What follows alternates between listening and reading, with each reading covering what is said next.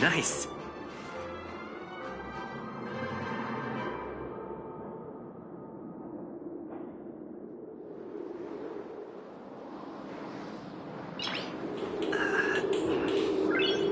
Nice.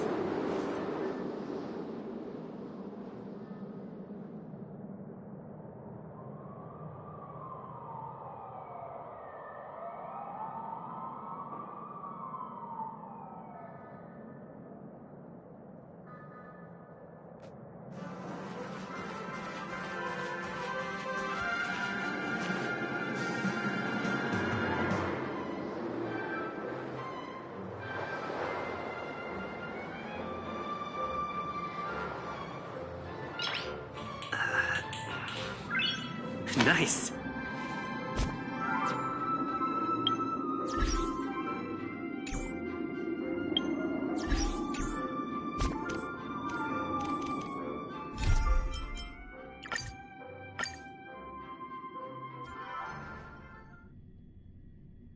So many people talking about it. This commotion at the theme park definitely made waves.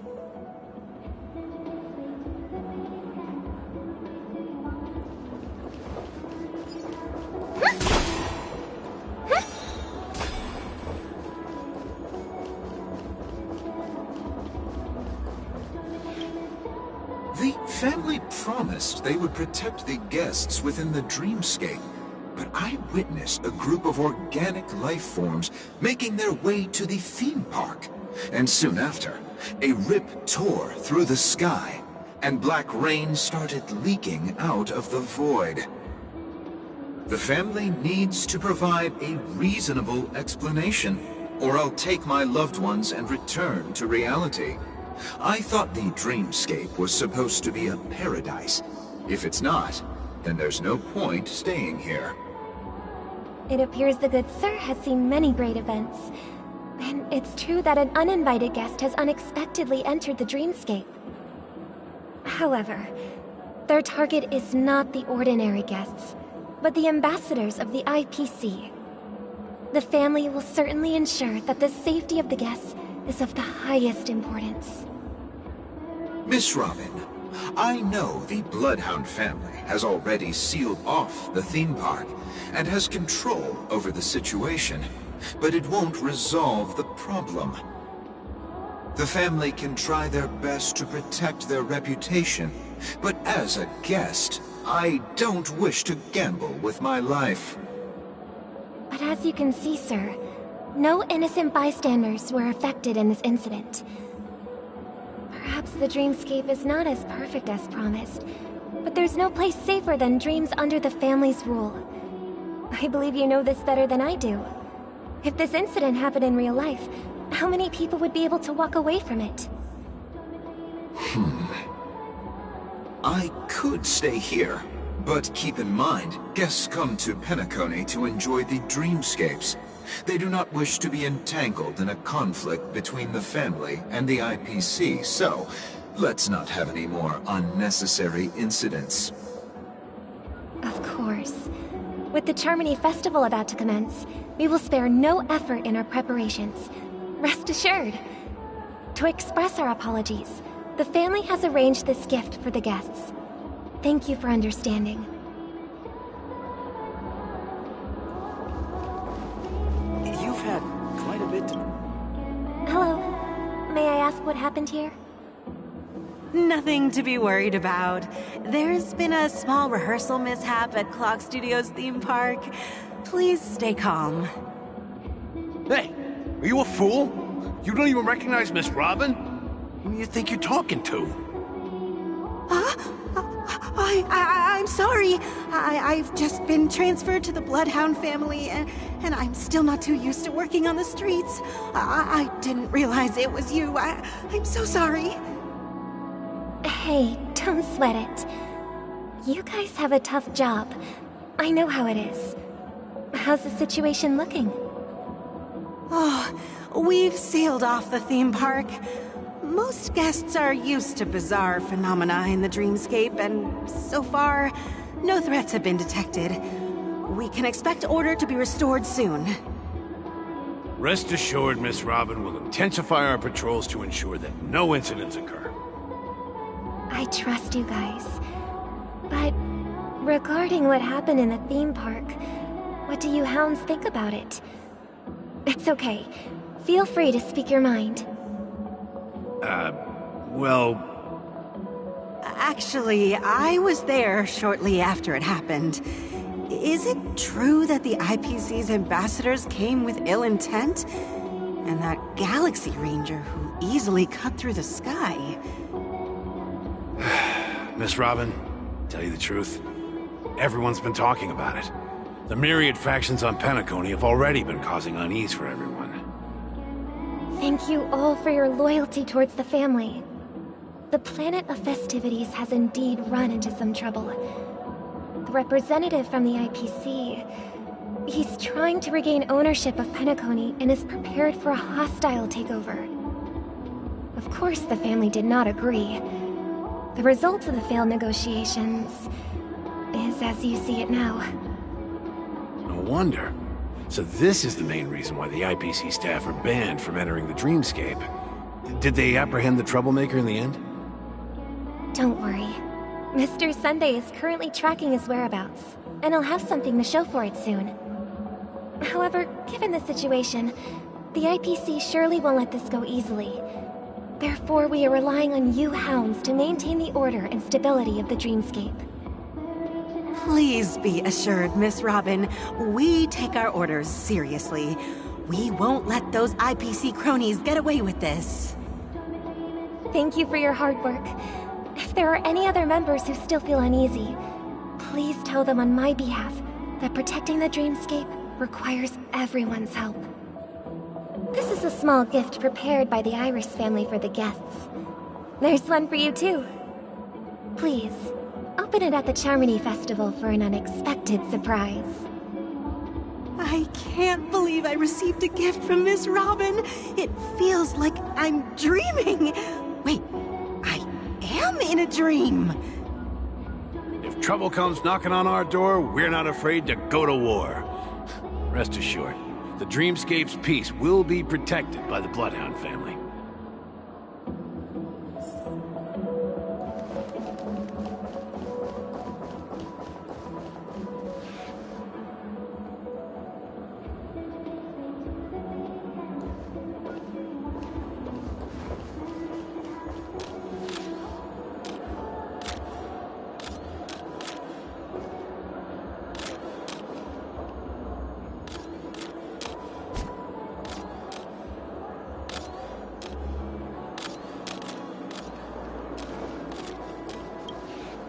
Miss Robin?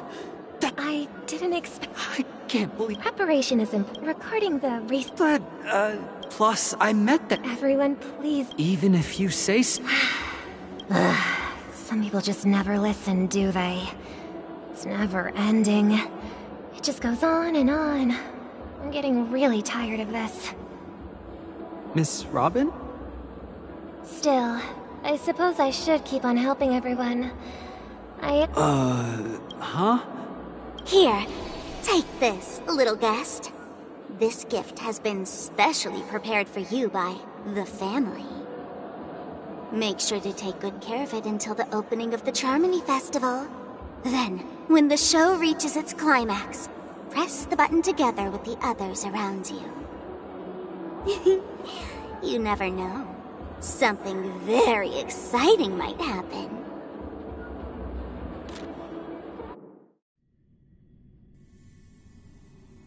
We're back to where it all began. You entered the golden hour from this place. And it is also from here where you will enter the true Penacony. It is a pleasure to journey alongside you once more. But it's time I laid bare the entire truth before you. As you might have heard, I also go by another name. Stellaron Hunter Sam.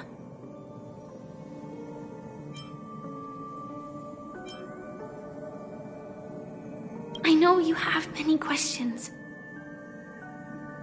Do you remember when we encountered death in that strange dreamscape? When I was caught by that meme? In that instant before it killed me? I saw the reflection of another dreamscape in its ghastly pupils. So, following the clues in the script, I came up with some theories about the meme. That's why I instructed Silverwolf to issue invitations, drawing everyone to the Dreams Hotel. I intended to call upon death before you arrived, to solve the riddle using more direct means, and then invite you to join. However, contrary to my wishes, I couldn't defy the script, and I didn't get a chance to explain it to you. It is how you see now. I was impaled by the bladed wings of death.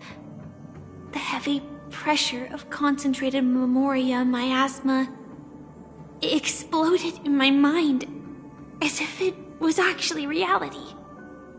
But after the momentary numbness subsided, I found that my body was absolutely unscathed. I was still alive. And it was just as I thought. I had arrived at a place starkly different from this beautiful dream. Beneath the dreamscape of Penacony lies another, more chaotic, more primal memory zone. Its name? Land of the Exiles. And so, then I returned to the hotel in the dreamscape, hoping to tell you of its existence. Yet I could not reveal my own identity.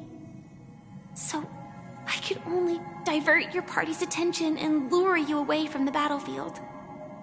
And after, all my attempts proved futile. It wasn't until not long ago, when a crimson blade of light shattered the high wall of the dream, causing you all to fall far into the abyssal depths of the dreamscape, that I was able to awaken you and your companions one by one. And that's it. That is all that's happened so far. I know it's tough to believe all this without reservations. I just want to say, you are very close to the final answer. Just one more thing needs to be done. And then I can prove it to you. Now, let's leave this place. Please close your eyes. Take a deep breath and visualize the dreamscape's outline in your heart. And remember, you must not open your eyes at all times. 3, 2, 1. Don't be afraid. The one who has come to greet us has arrived.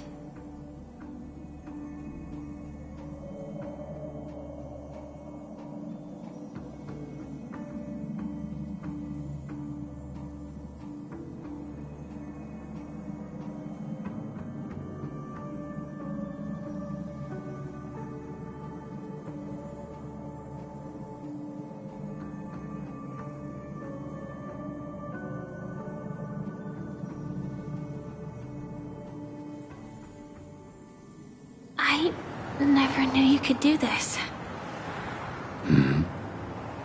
Do you have a driver's license? I do. That is surprising. Why? Because this is Japella, the city of sins? No, it's nothing. I'm just thinking that you haven't slept in 20 system hours. Are you sure you're okay? I'm fine. I'll survive. Same goes for you. I'm not so sure about that. Slow down a bit. Infiltration is over. Feel free to activate Sam anytime you like. There's still some time before the next part of the script unfolds. Let me stay a little longer in this body.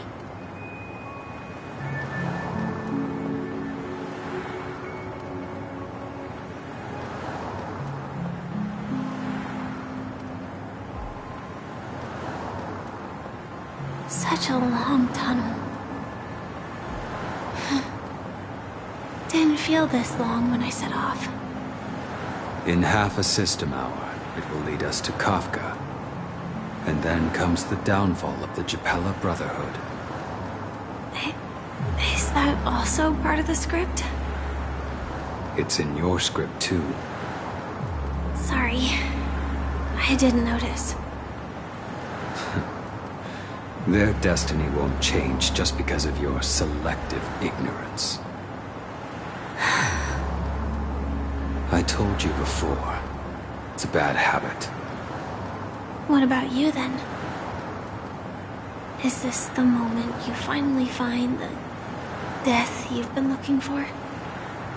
As always, it's a blank slate. It's not on this planet. Why the sudden inquiry? Because I'm currently in a car with a sleep-deprived driver.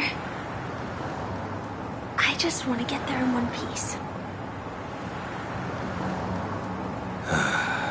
This car has full self-driving capabilities.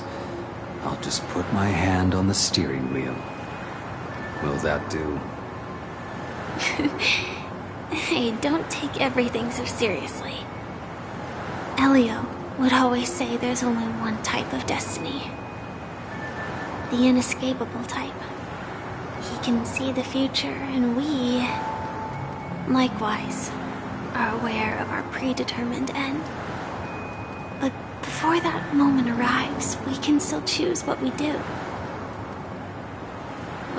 We all have this right, don't we?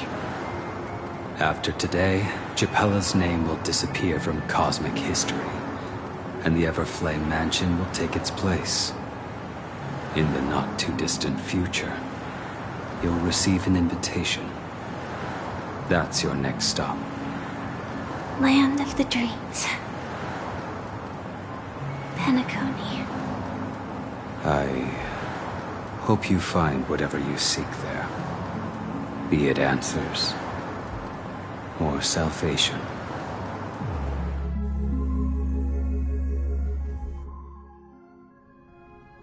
Yeah. Glad to see you're safe and sound.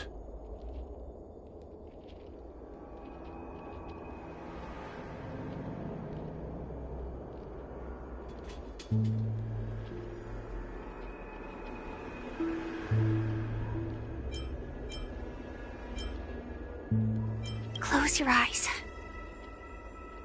This is the answer. Isn't it incredible? The monster that we have always known as Death is actually the guardian of the land of the exiles. It abides by a certain rule, abducting people from their dreams and bringing them here. The question that has been perplexing us, does death really exist in the dreamscape, appears to be a cognitive trap. It was laid by those orchestrating events from the shadows to cover up the truth behind the disappearances and the existence. Every emergence of that meme is related to the Watchmaker. Since Dreamflux Reef is where it brings its captives, it's likely that many of our long-standing questions will be answered in this place. The atmosphere here is starkly different from the beautiful dream. There are no regulators here like the family. And they all look like they're mildly dazed. But from the whispers of the residents, I've heard a familiar name. Gallagher. It's that man again. Always in the right place at the right time. Though that does save us the trouble of looking for him. Himiko and March have already made a move. Get ready. We're about to set off. The real dreamscape, the land of the exiles. Before we go, should we speak to everyone first?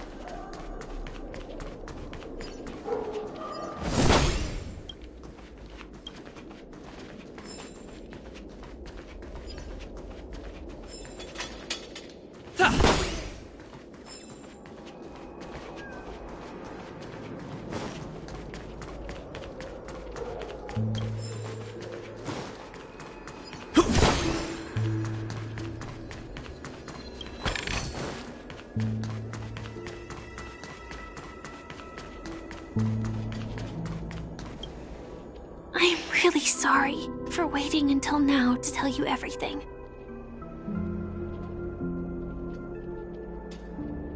Two reasons.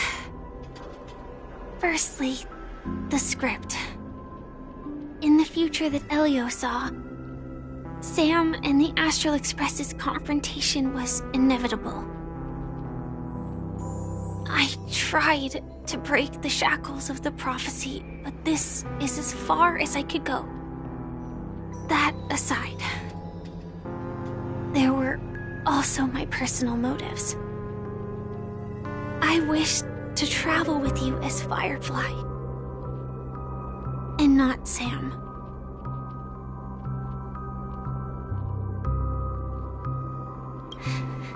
Thank you.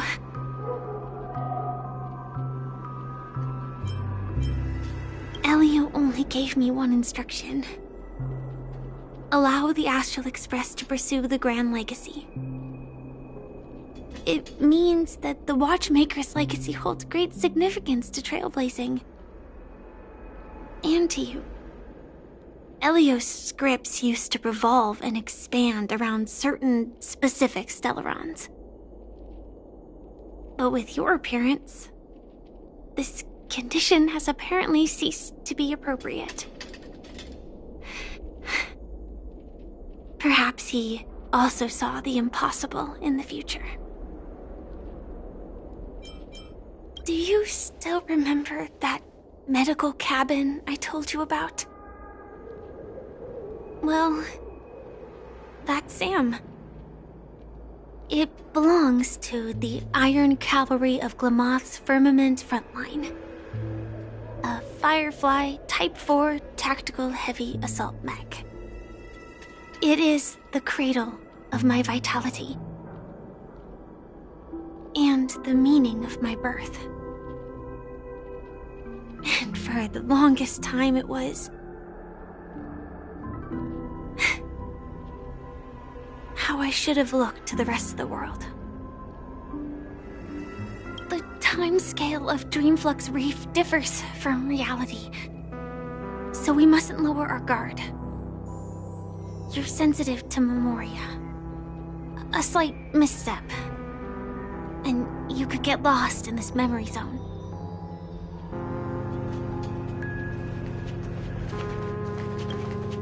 Something on your mind? Let's talk about it.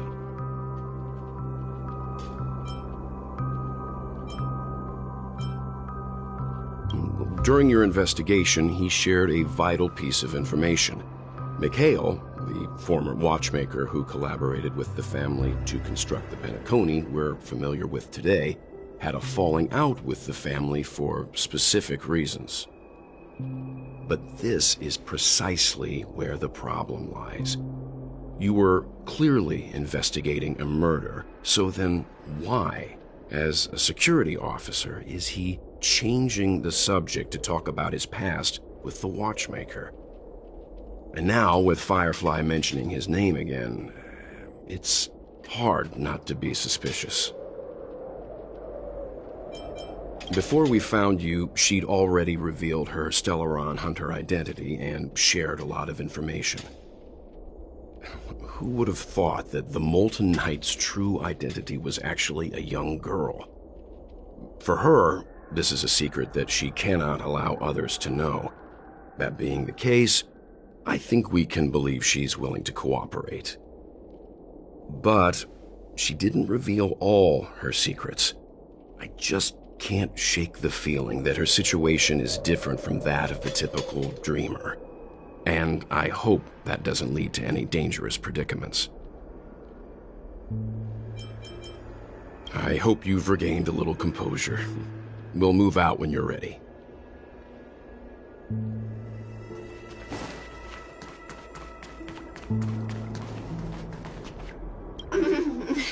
Welcome to heaven.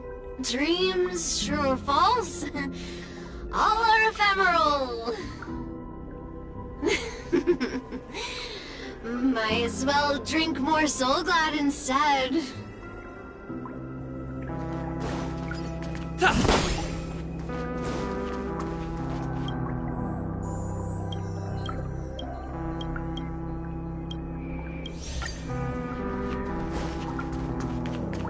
Keep going straight down this alley, and it'll lead to an elevator.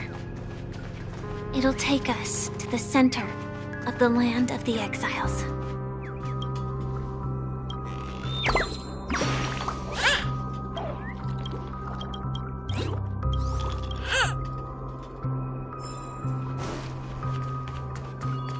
This place has more space inside than my own house.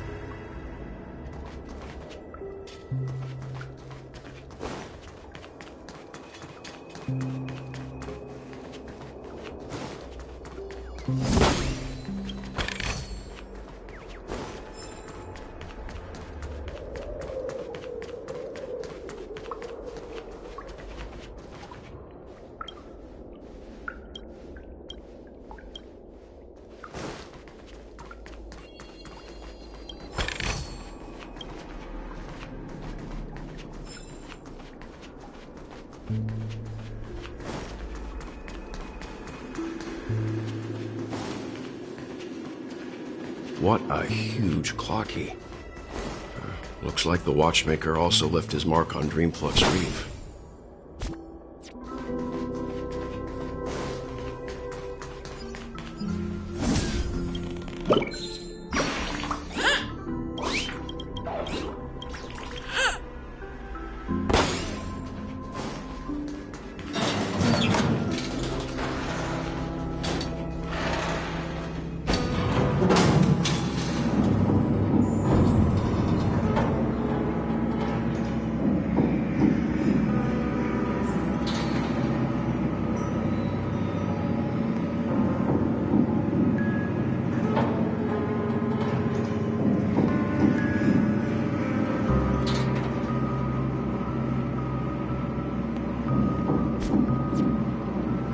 Unbelievable.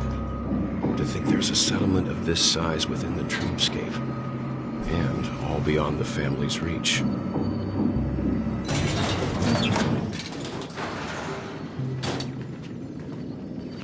The atmosphere in this fortress is pretty different from that in the beautiful dream. When I first saw it, I was in awe too.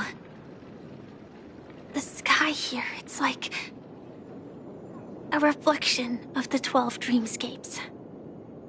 What's even more bizarre is that this place is also separated into trade and residential areas. The layout may be simple, but the facilities are very comprehensive. It seems that there are quite a number of people living here. Though both dreamscapes have distinct styles, the architectural designs are quite similar. Works of the same hand, perhaps. Hard not to speculate on the connection. But there's no point in overthinking things. Let's meet up with Himiko and the others first. Take a right turn at the end of this road and you'll reach the trade district.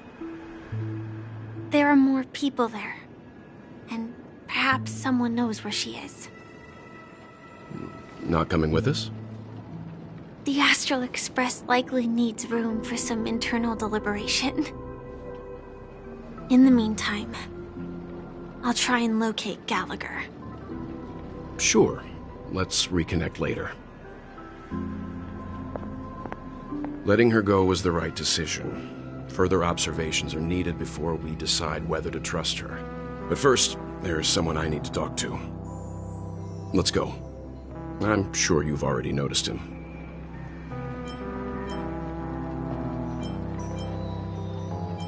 He's right over there. The Reverie Hotel's bellboy.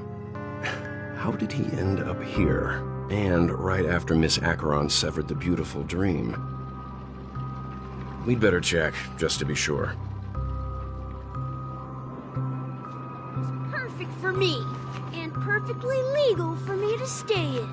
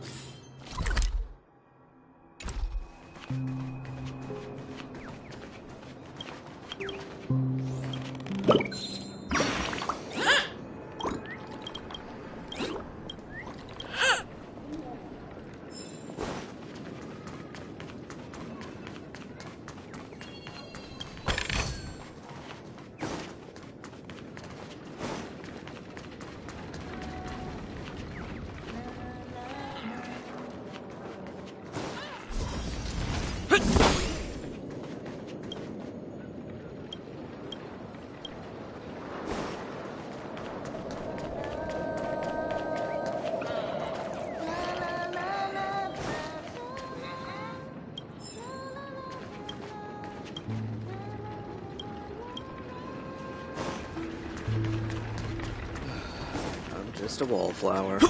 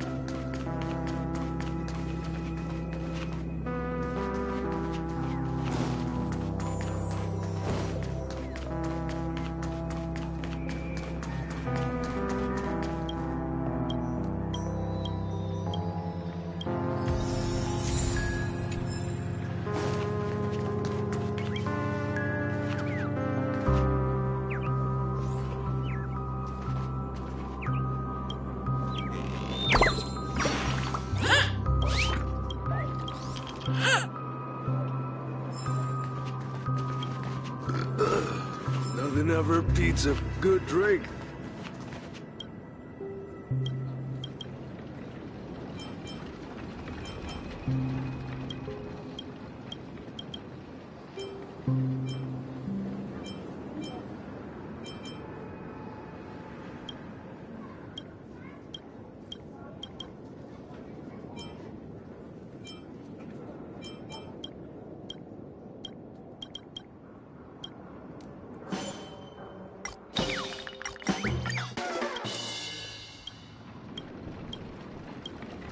Make sure you all eat well, drink.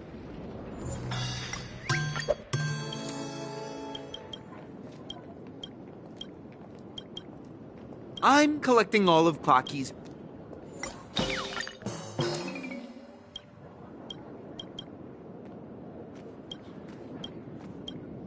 Make sure you all eat well.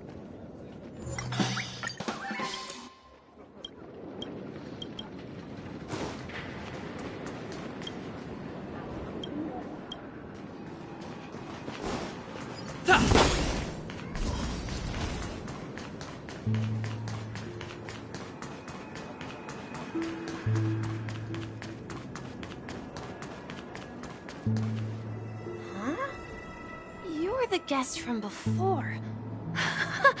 We meet again! And a new friend.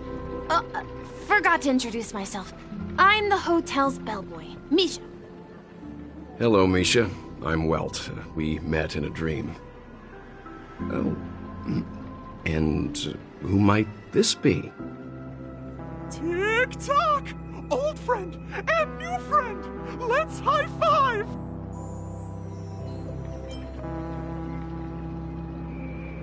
Your, memory zone mean?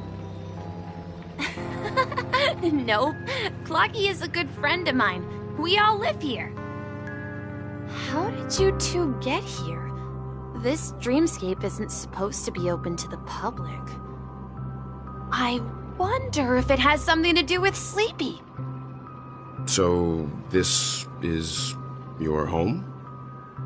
Yep. After my work in the beautiful dream ends, I'll go back home. Commuting used to be more convenient, but Ever since travel became cumbersome, Sleepy started ferrying people back and forth between the two dreamscapes. This Sleepy, can you describe what it looks like? Sleepy is a memory zone meme. Looks fierce and has many eyes. But it's actually really well behaved. Gallagher's been taking care of it. Based on the description, that meme is indisputably death. A nightmare for the family, but for the people who live here, well, that couldn't be further from the truth. Death? Not in a dream, surely. Sleepy's just a little aggressive, and sometimes messes up by fetching the wrong guess. But it would never hurt anyone. I see. Has it brought back any guests recently, say, in the last day or two? We're currently investigating a missing person case that occurred within the beautiful dream. I see.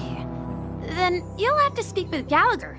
But he's currently busy hosting a visitor from the Oak family and specifically asked not to be disturbed.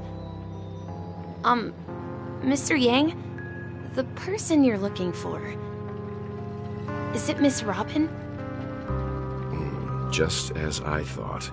Considering what happened with Miss Firefly, this doesn't come as a surprise. If you're looking for Miss Robin, I can lead the way. She told me that she'd be willing to meet with outside guests. If it's not too much trouble. Also, we're looking for our missing companions. A woman with red hair accompanied by a girl with pink hair. Have you seen them?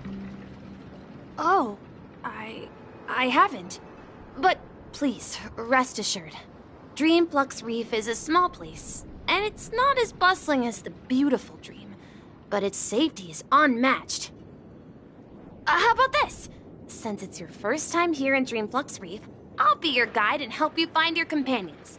And then we can all go visit Miss Robin together. She's gone to Mrs. Grace's to visit the children. She won't be leaving anytime soon, so there should be enough time. All right, then. We'll follow your plan. Well, we now know the answer to both murder cases that have caused such commotion in Penacony. As for the intentions of the mastermind behind it all, we're still none the wiser.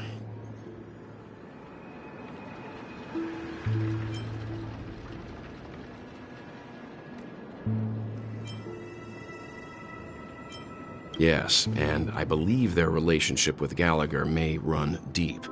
Why else would they be so clandestine about their discussion? Regardless, we have to find Gallagher. Say, you mentioned before that you saw Clocky that only you could see, right?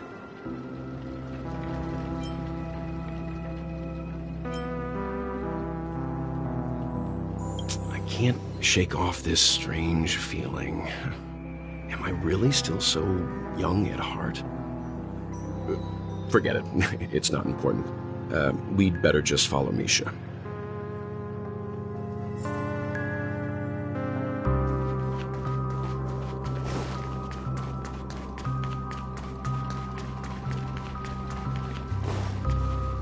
Everyone, look!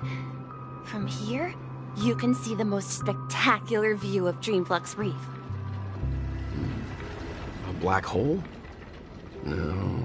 An accretion disk formed from consolidated memoria? Was Dreamflux Reef built on such unstable memoria? Oh, so Mr. Yang is also versed in memoria dynamics. I was just trying to figure out how to explain this huge hole to everyone. I bet you guys have a lot in common with Miss Kami.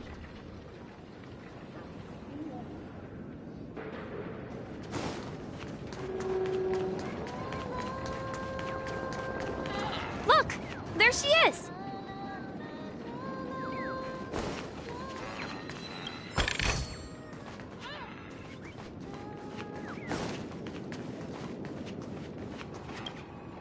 My calculations are finally done.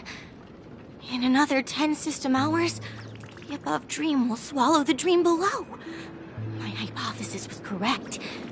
place will cease to exist as the dream devours everything.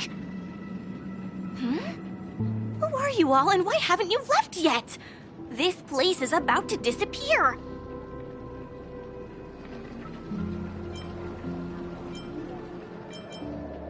I'm Kami, a dreamscape surveyor specializing in Memoria dynamics, and this is my life's work that I'm researching. See that huge gaping hole?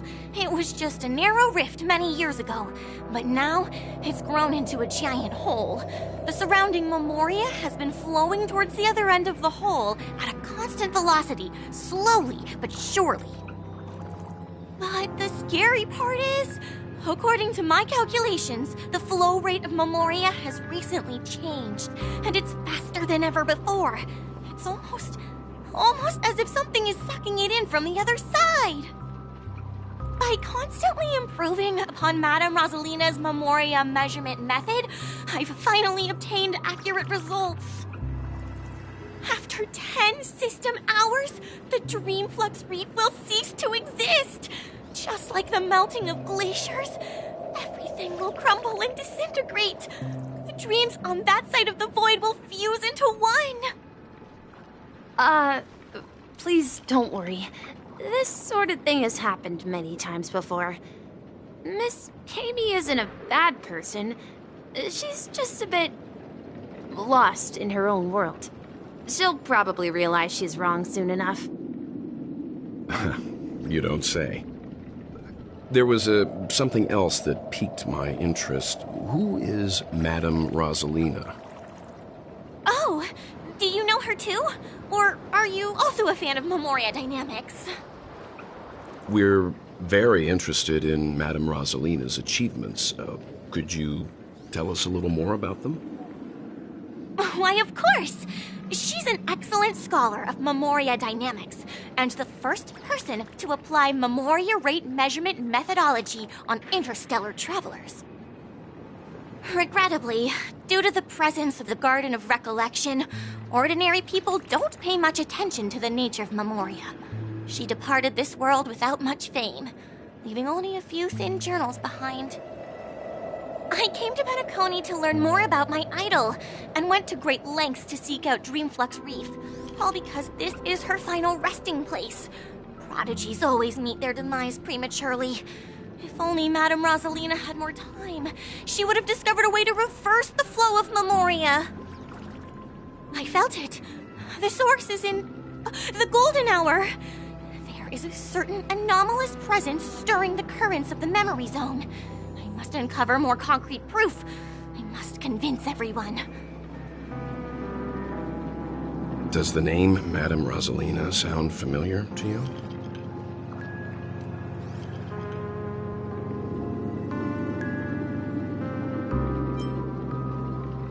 That's right. It seems like she did a great deal of research and calculations in Dreamflux Reef before abruptly passing away. Miss Kami regularly mentions her. I hear Madame Rosalina passed away during the prison war. She could see the Penacony of today. Its people building homes in the memory zone. I bet she'd be really happy. Perhaps. Our destination is the commercial district. That's where the largest crowds gather in Dreamflux Reef. We might be able to find the others there. Let me go! Please, come to your senses. I'm begging you.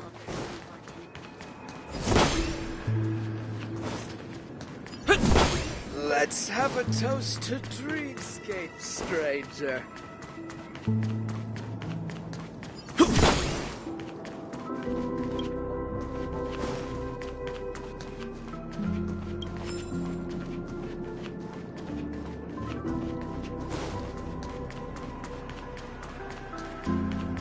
So this is the so-called freedom of organic life forms. I'm beginning to understand.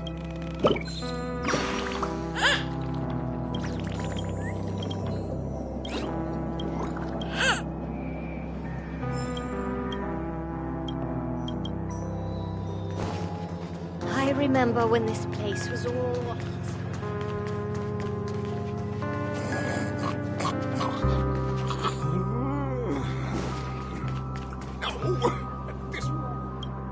Done for! Done for!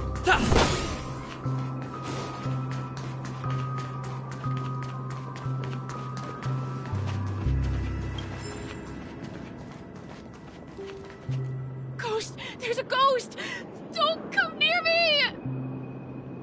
Oh my. I'm human and so are you. Can you get a grip?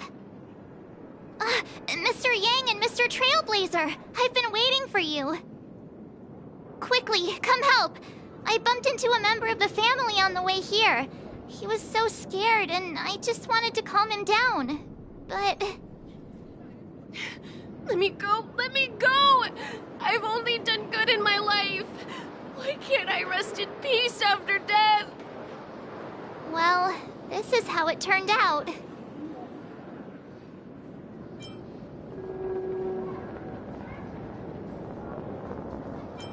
Ha ha, you're a regular comedian. He thinks he's dead. Although, when I first fell in, I also thought the same. Dear guest, this is not the afterlife.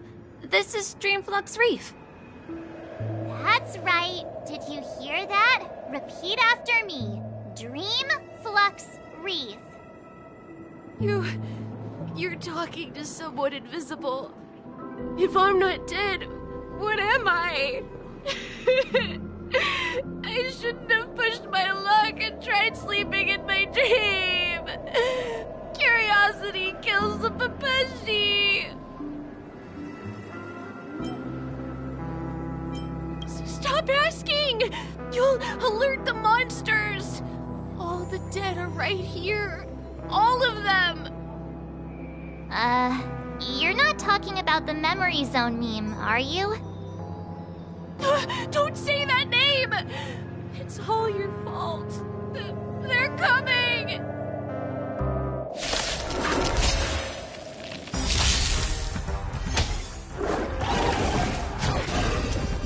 Destiny isn't chosen. Ill fate descends. Relax. I'm on guard. Stand still.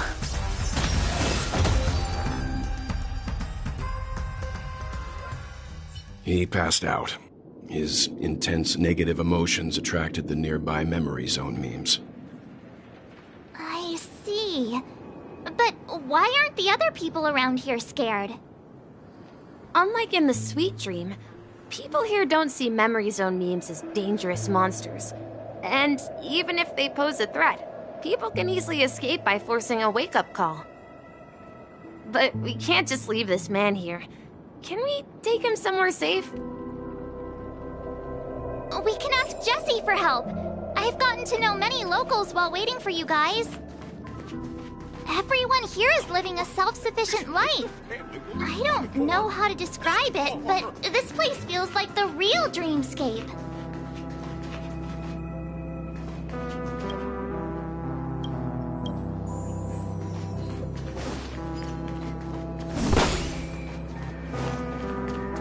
I knew you couldn't hold your liquor. Tried to warn you too.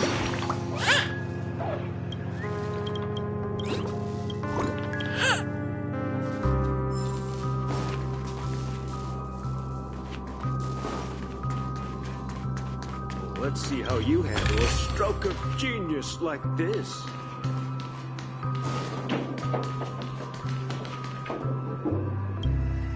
Evening, Jessie.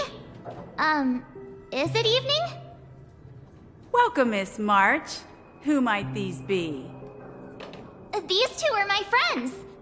As for the man lying on the ground, he's a scaredy cat who fainted from fright. I see. Another poor guy who accidentally ended up here. I'll take care of him. There have been a lot of new faces lately. Things must be tough in the beautiful dream. The few remaining havens of freedom in Asdana will soon face trouble. Do such things often happen here? Not really, but they're becoming more frequent now. Guess it's one of the signs of the Sweet Dreams collapse. This man has had quite the shock. Could you help me find a Halovian lady march? Her songs can heal mental wounds. A Halovian lady? That must be Robin. She's also here in Dreamflux Reef. Huh? Robin? But I thought she... Oh, right. If Firefly is here safe and sound, then it means Robin must be okay too. Misha is about to take us to her to find out what happened. But before that, let's meet up with Himiko. You were with her earlier, right? We met some stowaways in the residential area. Most of them came from neighboring star systems. I heard that places like Dreamflux Reef are scattered throughout the memory zone of Asdana, like islands in the ocean. They existed before the family arrived.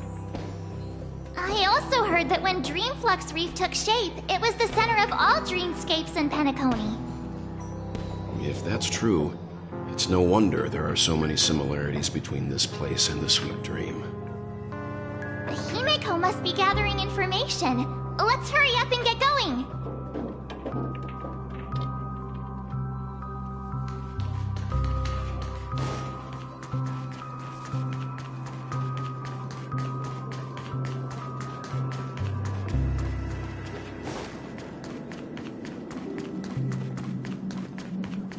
This is where we split up. She can't be too far away.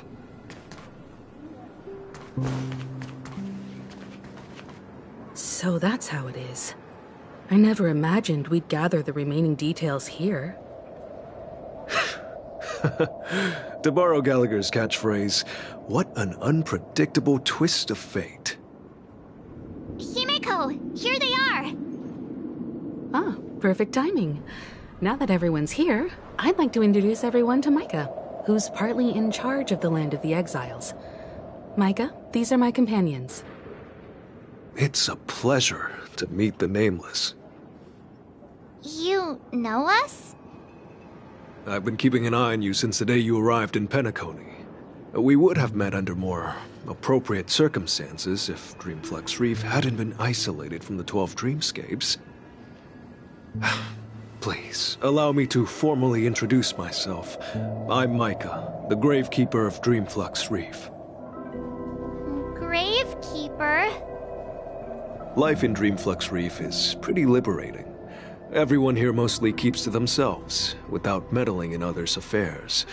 My daily task involves cleaning a few tombstones. You're too modest, Micah. When lost dream chasers stumble upon this place, you're the one who takes care of them, guiding them back to the Sweet Dream, or showing them how to survive the wild dream chaos. So, a guardian of sorts. Were you talking to me, Mr. Yang?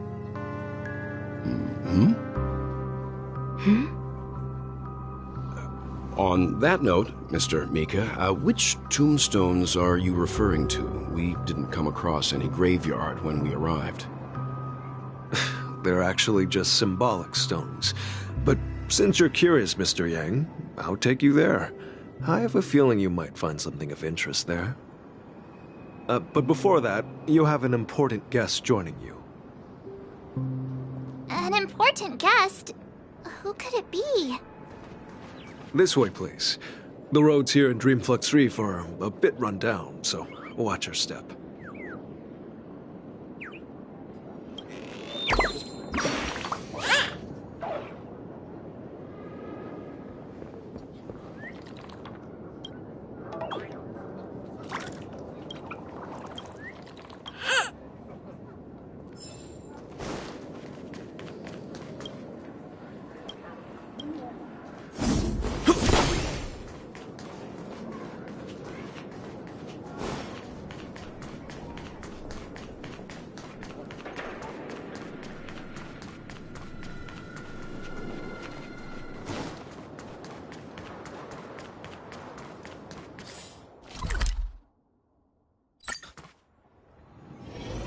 This trash can is perfect for me.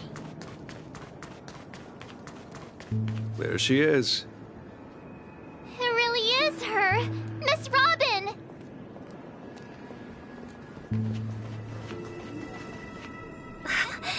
Everyone sang so wonderfully. It's not often that I tried this music style, but I've gained some valuable insights from it. Oh, I can't thank you enough, Robin. Well, these kids have made incredible progress in only a few days. It was nothing, Grace. I merely taught them how to sing. It was you who brought hope into their lives. Life must be quite difficult for them in reality, I imagine. That's right. Whenever it's time to say goodbye to these kids, they're reluctant to leave. But I've explored every corner of Dreamflux Reef, talked to everyone I met, and they all told me the same thing. This shattered dream is not worth clinging to. It seems you truly are a child of the Harmony. Emma and Andy are orphans I took under my wing. Carol there, with her blind eyes, used to work at a nutrition center in the outer ring of Penacony. And as for Gary, he's been living with autism since he was a child. They're not old enough to enter the sweet dream managed by the family. If we compare people to birds, these kids are like fledglings with impaired wings. But in this dream, well, they can fly freely.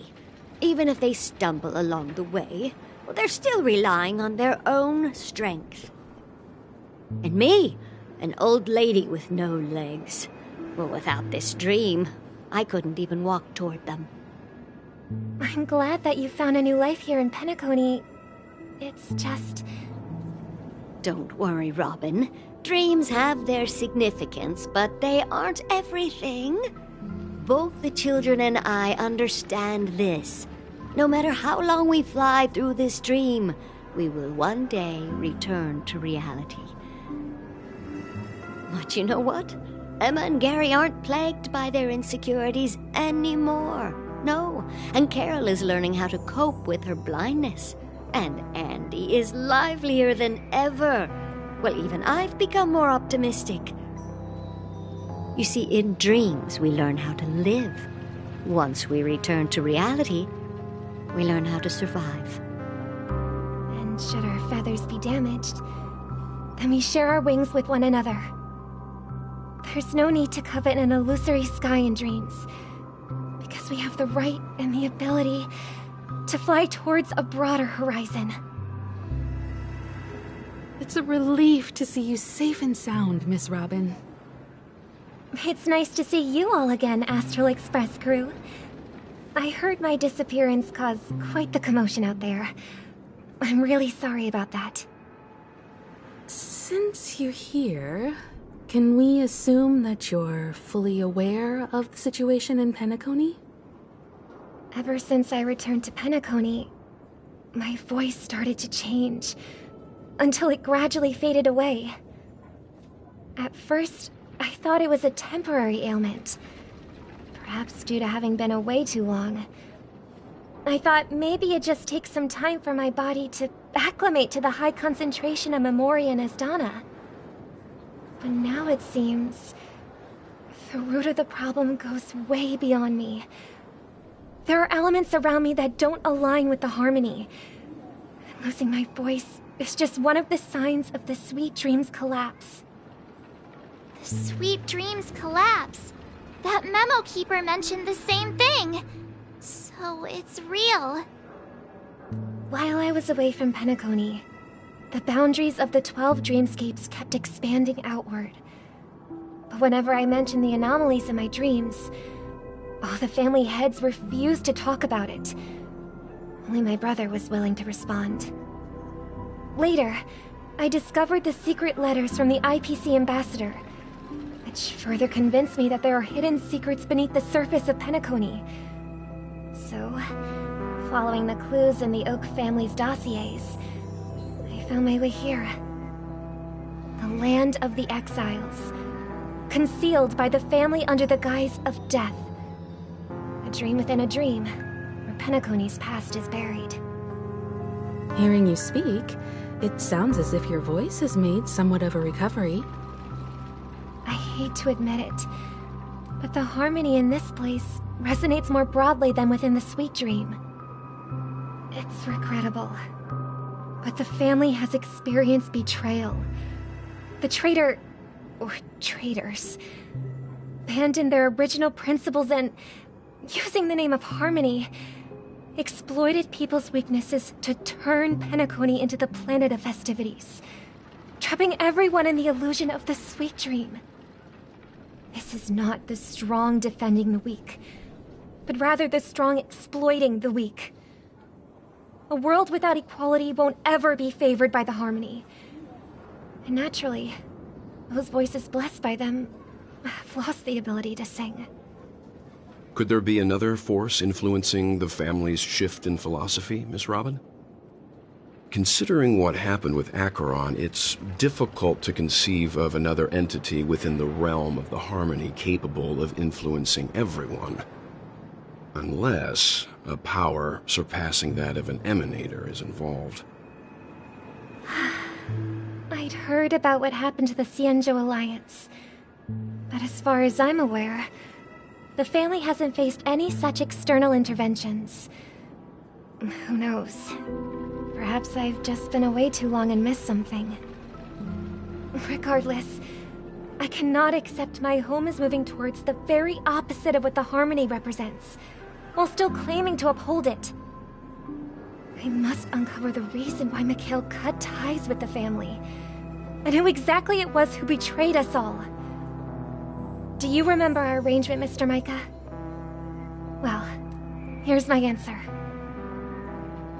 I've decided to forgo my role, and never step foot on the Charmony Festival stage again.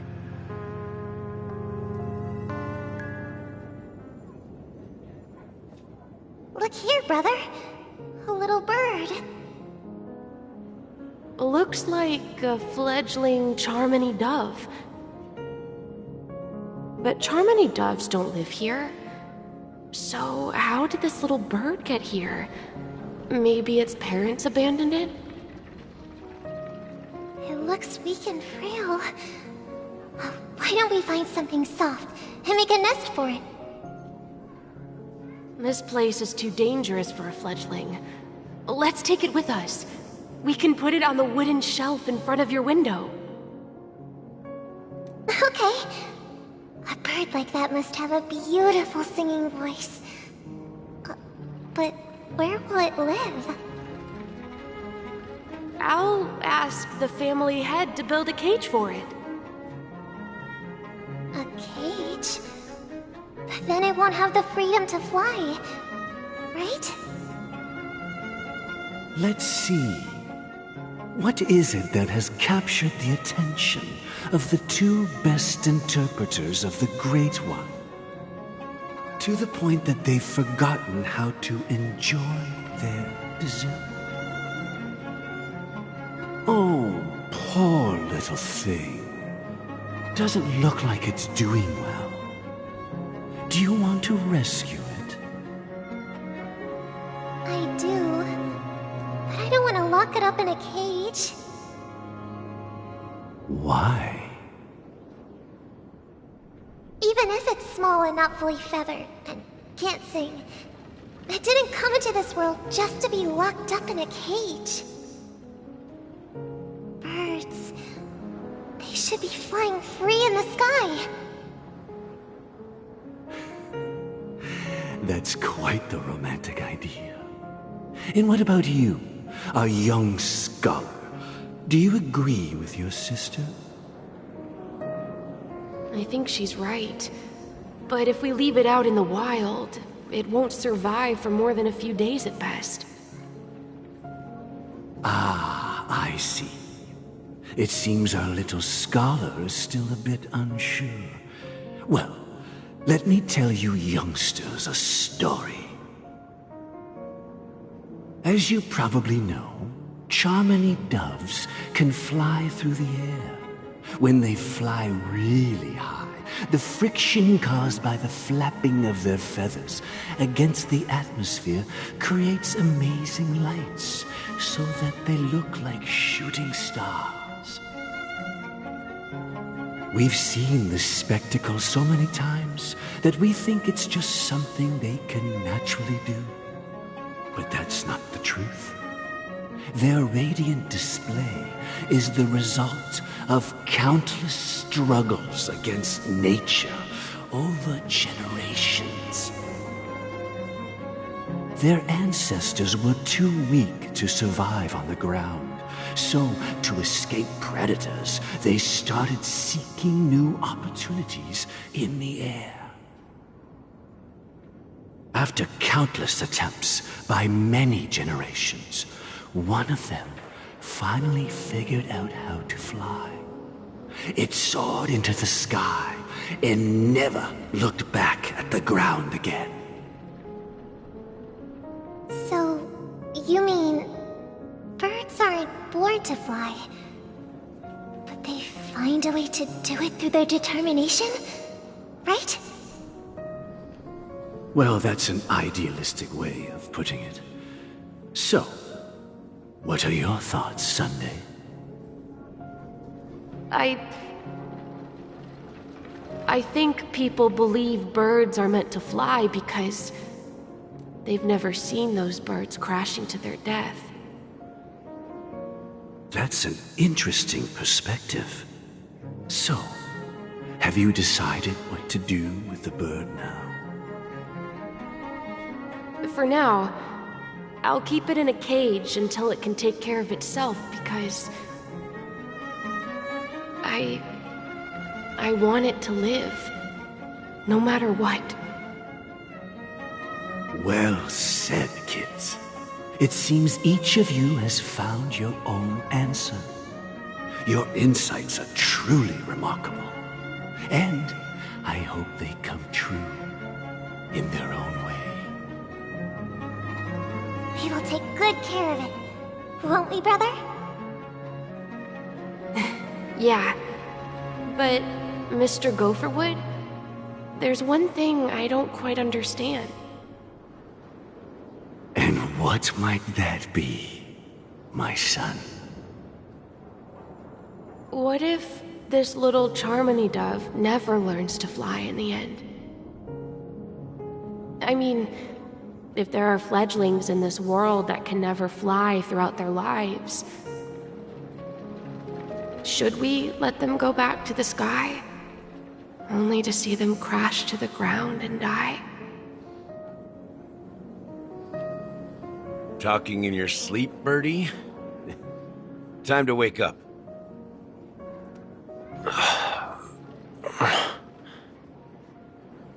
Huh? Need a hand? I'm still alive? Yeah. Happy about that. Where is Robin? Tell me. Now. I knew that was going to be the first thing you'd ask. Don't worry, your sister is here, safe and sound. She's probably walking around the streets now. If I were you, I'd be more worried about myself. After all, right in front of you is the guy who just stabbed you in the chest with a dagger.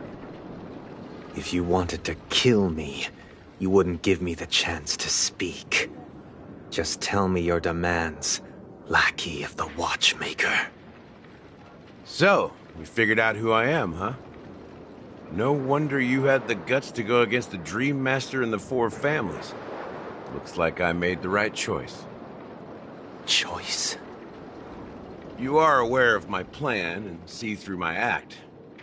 Time is running out, so let's drop the charades. I'm suggesting we cooperate. Cooperate? What makes you think I'd cooperate with you? The fact that the famous Robin has chosen my side. Plus, some clues about a traitor and a bright future for Penacony. Any of that catch your interest? I find it hard to believe a man who's full of deception. Fine. You don't have to trust me. What you should trust is the sense of justice inside of you. Show me Robin first. All right, as you wish. Here she is. Huh? What's your trick this time? Just kidding. I mean, this lady will lead us to Robin, right? And the crew, too. There are too many people who you owe an explanation. That'd be great. Please follow me, Honorable Oak Family Head. Now, all the actors are on the stage.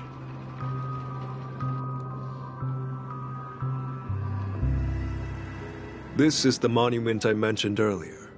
The names inscribed on it should be familiar to all of you. Rosalina and Tiernan. When Penacony was known as a frontier prison, it was the Trailblazers who connected it with the stars. They were the heroes who saved Astana, and their names deserve to be immortalized. Not just on this small stone tablet, but in the annals of history for all of time. However, today, the planet of festivities is nothing but sweet dreams. That heavy piece of history is all a distant memory. Just like that prison. If their names are inscribed here, then that means... According to Micah, they died long ago. Rosalina was killed during the War of Independence. She ventured alone into the heart of the star system to investigate the flow of Memoria, but she never returned. Tiernan was a skilled gunslinger, strong and reliable. He led the people through countless battles, but he didn't live long enough to witness the arrival of true peace. In the decade following the war, Penacony faced challenges internal and external. To protect Astana, Tiernan took up the way of the Trailblaze and led the Lampmoth family to explore beyond the system, only to be surrounded and wiped out by the swarm. Though I had expected as much, the tales of these heroes truly are sorrowful. True to the title of Trailblazer, they spent their lives venturing into the unknown. But what about this tablet? There are no names carved on it. When Dreamflux Reef was created, its owner was still alive. However, he insisted on erecting a monument for himself, saying that it will happen someday. Here we meet again. Everyone from the Astral Express. Robin.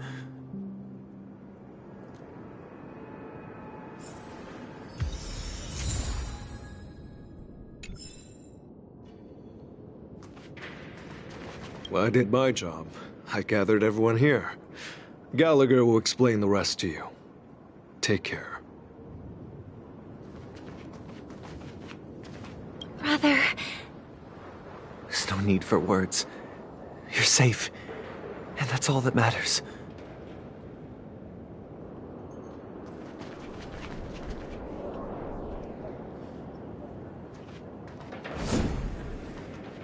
Brother... There's no need for words. You're safe, and that's all that matters.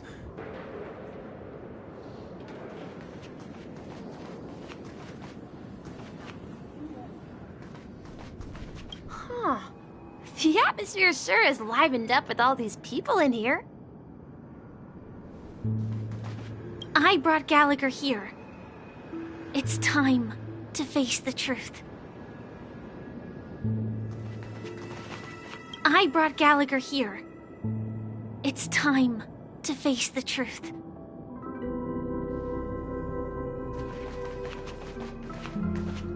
I brought Gallagher here.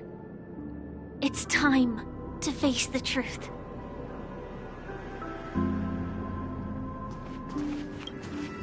I promised to give the siblings some privacy, so let's talk about our business first. What do you say? That sounds sensible enough. Since you went through the trouble of gathering the family head, the crew, and the Stellaron hunters, I'm guessing you have something important to say, Mr. Gallagher? Oh? Is it that obvious? The look on your face is practically screaming, I'm the one behind all this. You're right, Mr. Yang. It is indeed time to come clean on everything. The siblings already know what they need to, and they've made their choice. But you, Nameless, arrived a bit late. So it's only fair that I answer your questions. Before we begin, let me reintroduce myself. I'm the founder of Dreamflux Reef, the deputy of the Watchmaker, and the one who sent out that invitation. As Gallagher, the history fictionologist, I humbly extend my greetings to you all. History fictionologist? So what, everything you told us was made up? Well, don't worry. Almost everything I shared was true. Well, except for the part about the family accepting me back. I double-checked with Micah, and everything he said about the family, the Watchmaker, and Mikhail is true. Thank you for your understanding. Now let's get down to business. I'm sure you're all wondering why I went through the trouble of setting up this battle for the legacy, inviting different factions and stirring up a ruckus all over Penacony. Well, it all boils down to something very familiar to all of you. The Stellaron. The Stellaron? But how is that possible? Penacony is a free-flowing interstellar hub. There are no signs of contamination whatsoever. You're totally correct. So, care to take a guess at what that means?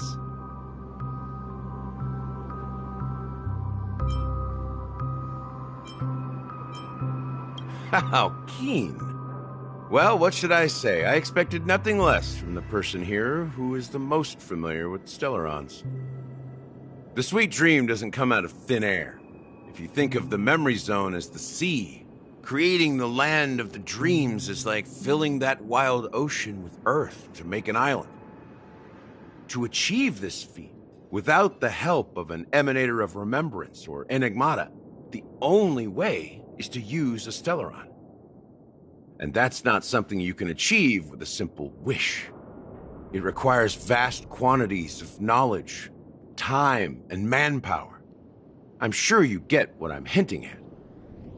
In Azdana, the planet of festivities itself is a Stellaron disaster. The planet of festivities itself is a Stellaron disaster? It all started a long time ago, back when the Watchmaker and his crew liberated the frontier prison. They faced countless challenges as they began building Penacony from the ground up. That's when the idea of using the Stellaron came into play. The Stellaron first entered the Azdana system during the war. The Nameless warned everyone against the folly of attempting to tamper with such a power, and most heeded their words. But there are always people in the shadows with ulterior motives. The turning point came after Tiernan's death. With two of the Nameless gone, the Watchmaker had to go to the front lines.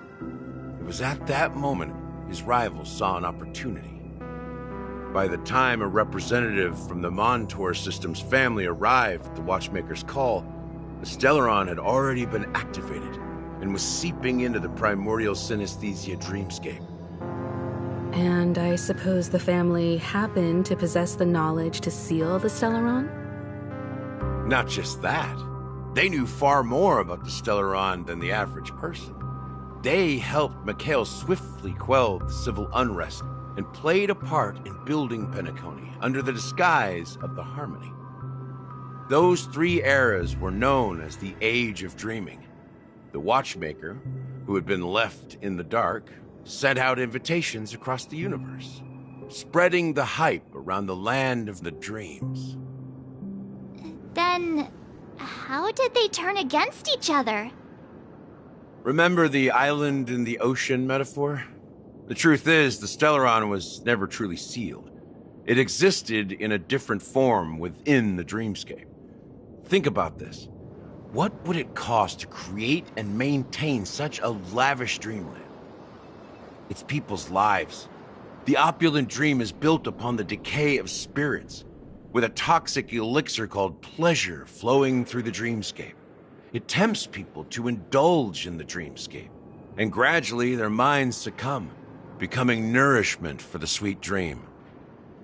Confusion, laziness, and cowardice, weaknesses that plague humanity, were magnified and nourished by the family. Penacony became a new kind of prison, even more impenetrable than the previous one. Sadly, we realized this far too late. By then, the family had a firm grip on Penacony, swiftly quelling any opposition that arose.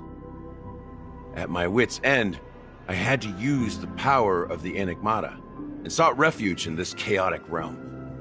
Over the years, I created a meme within this dream for our use. Dormancy. That's its real name. We exploited a loophole. You see, regular people can't fall asleep again while they are inside the dreamscape.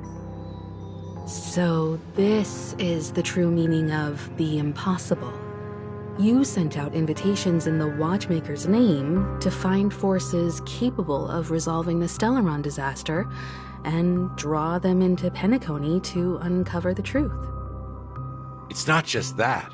Above all, I wanted to see what happens when the major factions engage in a struggle for the legacy.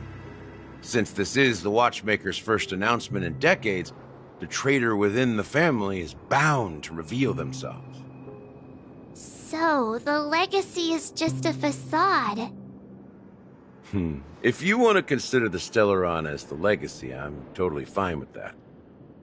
If that's the case, where is the Stellaron now? That's a question for Mr. Wings. The Stellaron is still under the family's control, and as the head of the Oak family, I'm sure he holds all the answers.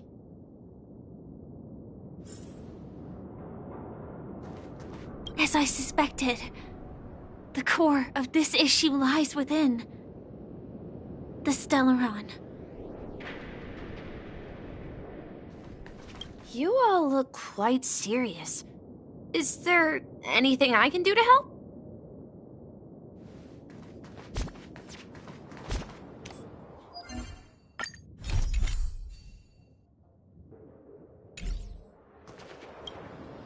Are you done talking? So, will you tell us where the Stellaron is? It is the Penacony Grand Theater itself. As I suspected, it's the embodiment of the family. The edifice that first materialized within the sweet dream. That's what turned Penacony into its current state. As for the person who employed its power, it is in fact Mr. Gopherwood, the current Dream Master. Well, that was easier than I thought. Did you conduct your own investigation already? Correct. When I was trying to track down the person who murdered my sister, apart from you, Gopherwood was my second suspect. Confronting me first turned out to be a smart move on your part. I didn't have other options. The Dream Master has been elusive, and even the heads of the families can hardly get an audience with him. Moreover, Mr. Gopherwood has been kind to my sister and me. And I didn't want it all to end like this. What do you mean by that? To be honest, my brother and I are also victims of the cancer of all worlds. We grew up as orphans, and were adopted by the family when they came to help. Mr. Gopherwood recognized our potential and brought us to Penacony. But I can't just stand by and watch Mr. Gopherwood become an enemy of the Harmony. I won't use my voice to support an evil cause. I won't step on that stage and sing, no matter who the traitor is, or what orders they give me. I won't let the Charmony Festival become an event that destroys Harmony itself, or the paradise in our dreams. Indeed. For the paradise in our dreams. As the head of the Oak family, I'm responsible for ensuring Penacony's promising future. Robin and I will head into the sweet dream and confront the Dream Master. And if it turns out that the family has truly strayed from the harmony, I'll fight alongside you. We'll put the Charmony Festival on hold and make sure Mr. Gopherwood pays for his blood debt. The enemies you are about to face aren't like this old dog here, who can barely even bark. Since our interests are aligned, why don't we team up? Maybe, just maybe, we'll have a shot at success. We have always been following in the footsteps of our nameless predecessors, and there's no reason to stop now. Yeah, we Nameless won't back down from a challenge. Isn't that right, Mr. Trailblazer?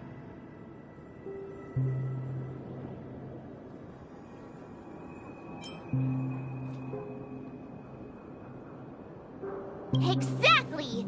It's time for the crew to save the world once more!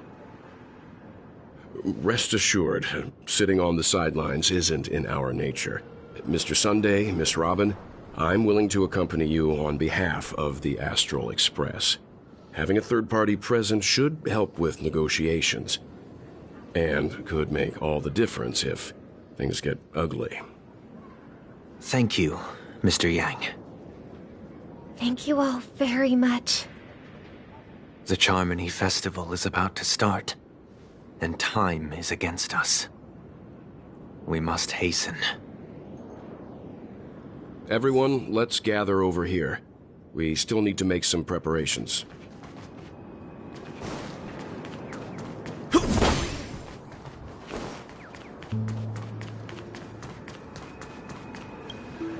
I may have been quick to step up to the plate, but confronting the Dream Master could be a very dangerous affair.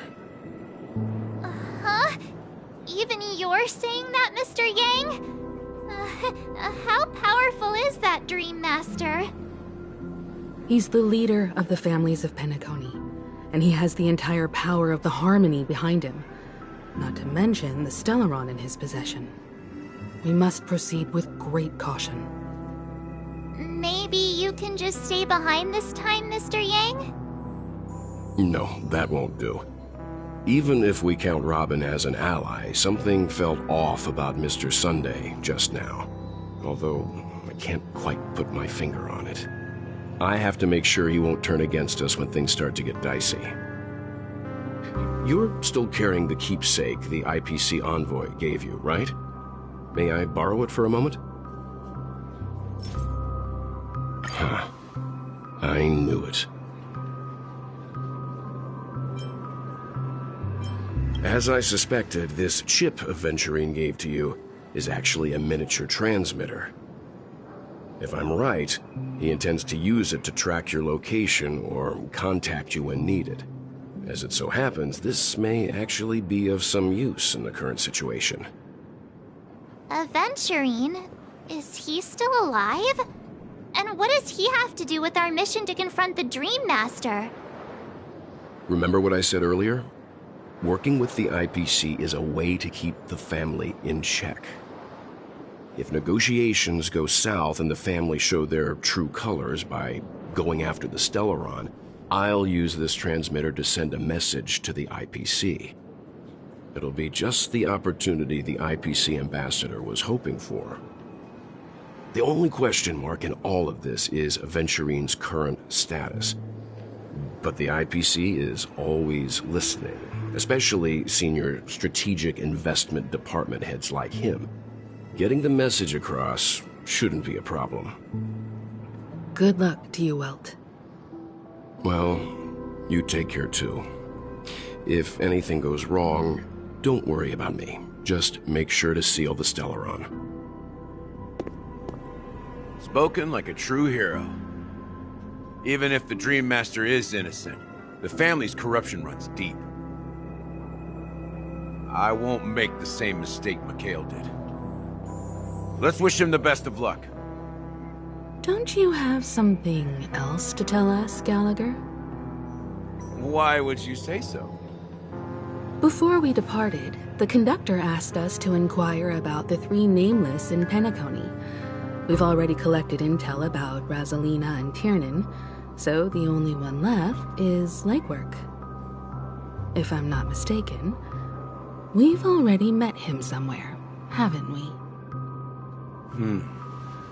It's not enough to say meet, but the answer is pretty obvious. After all, I've hinted at it in quite an evident way. I've been watching over you ever since I received the reply from the Astral Express, and I've seen the great effort you all put into linking different realms together across the cosmos. And now, after getting this far all in one piece, you have truly proven yourselves. Miss Himiko, were you the one who repaired the Express and got it sailing through the cosmos again? Yes. And you two, young Nameless, you have very interesting life stories and extraordinary skills.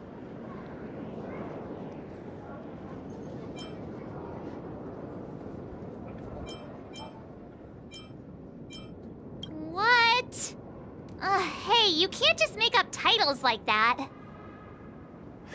You're full of energy. Please send my regards to the conductor, Pom Pom. Please let them know that their friend had fond memories from his time aboard the Express, which he reminisced on every time he had a good drink. As for the last Nameless, he embarked, disembarked, and embarked again, traveling in a great circle, ending up back where he started. On his deathbed, he told me to find the Astral Express and deliver an invitation to the future Nameless. He left behind a special gift, a true legacy. Something that belongs only to the successors of the Trailblaze. Come with me. Now is the time to reveal it.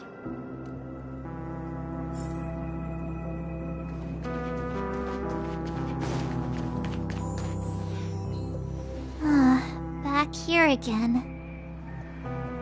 Sometimes I feel like you're still alive, old friend. Like you've still got so much to say and do. I've kept my promise, brought the future Trailblazers you've waited so long for. I don't know why you were so obsessed with that train, but I remember your last words. Don't let us down, old man.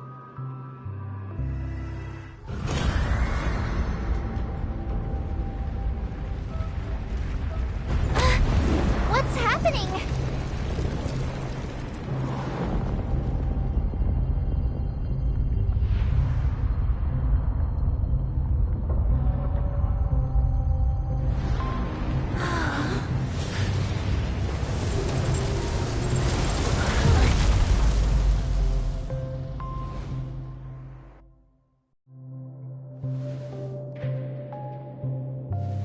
Go ahead. His resting place lies in the garden up ahead. The first and last Nameless of Penacony. Mikhail Char Legward, the Watchmaker.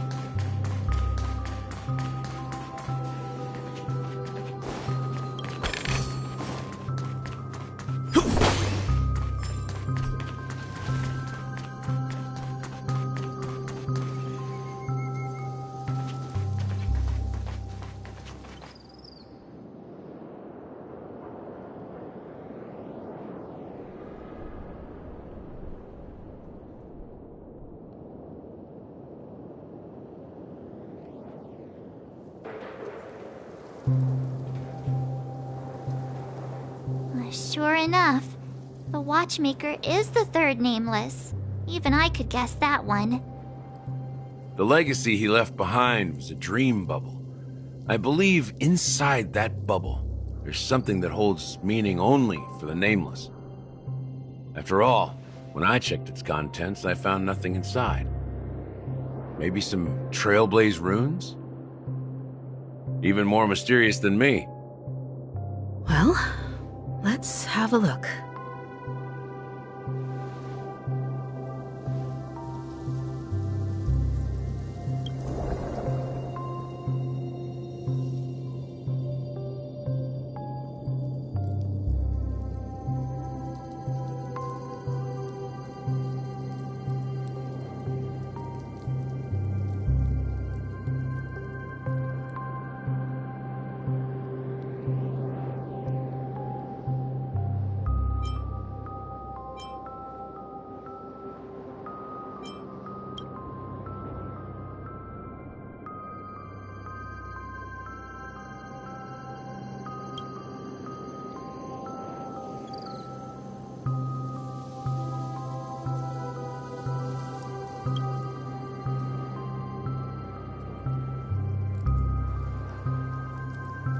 Wait, what's going on?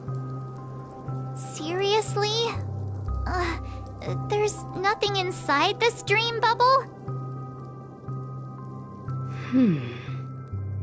How could a dream bubble be empty? Just as I suspected.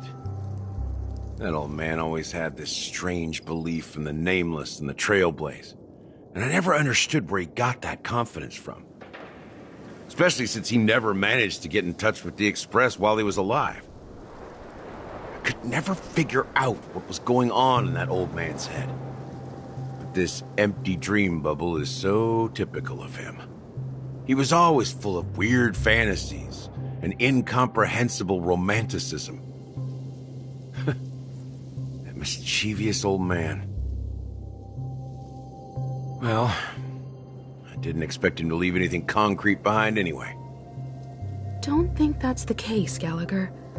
I'm sure Mikhail has left us the most precious thing of all. Don't start getting all philosophical on me, all right? Just as Mikhail believes in the nameless of the future, we unconditionally believe in the nameless of the past. How could they leave with regrets for the future when they were ready to dedicate their lives to the land they loved? There must be something contained in this dream bubble. It's just we haven't figured it out yet. You also have faith in the Watchmaker, don't you, Gallagher? Well, I'm a follower of the Enigmata. My philosophy forbids me to have faith in anything. That's why I understand what faith means in the path of Trailblaze. And I also want to know what he left behind. I'll leave it to you guys then. Can I borrow your pet? I need to make a trip back to Golden Hour and check something at the Dreamscape sales store. It's for Mikhail, and for the future of Penacony.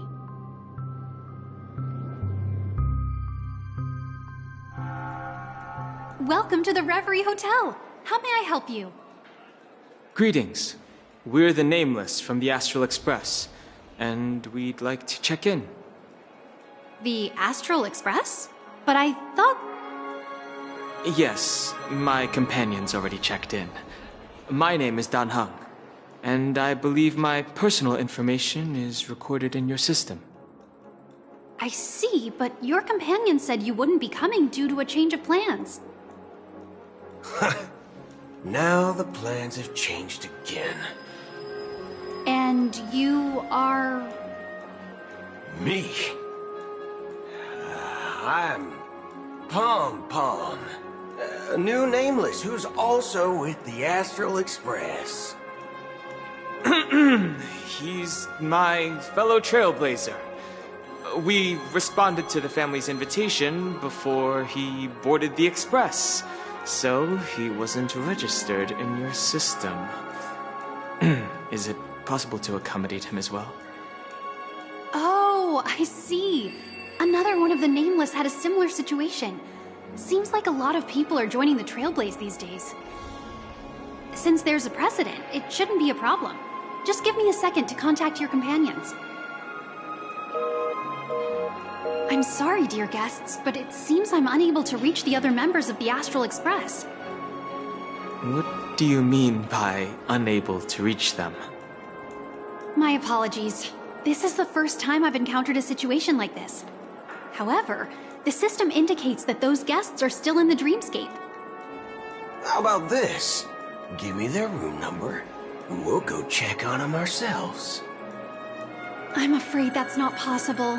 I need to verify both of your identities before I can share any guest information.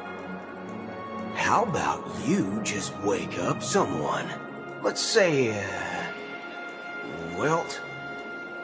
I'm sorry, but there are strict rules regarding forced awakening. It cannot be done without the proper clearance.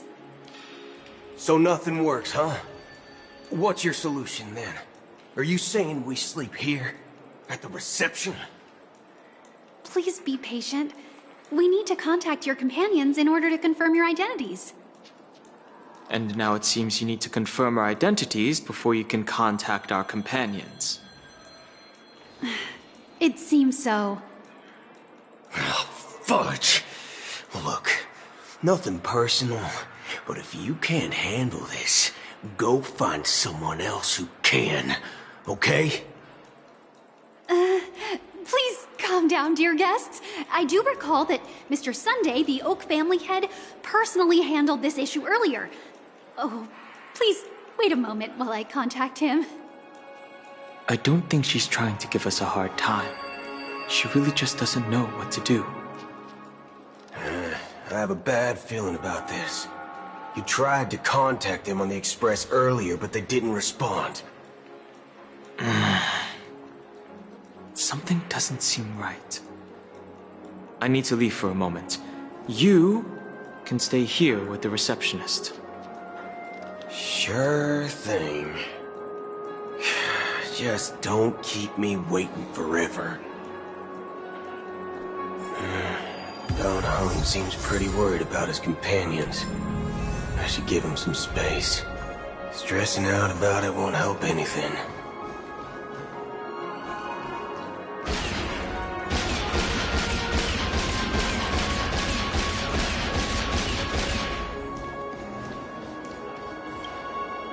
The Charmony Festival is about to start! I'm so excited!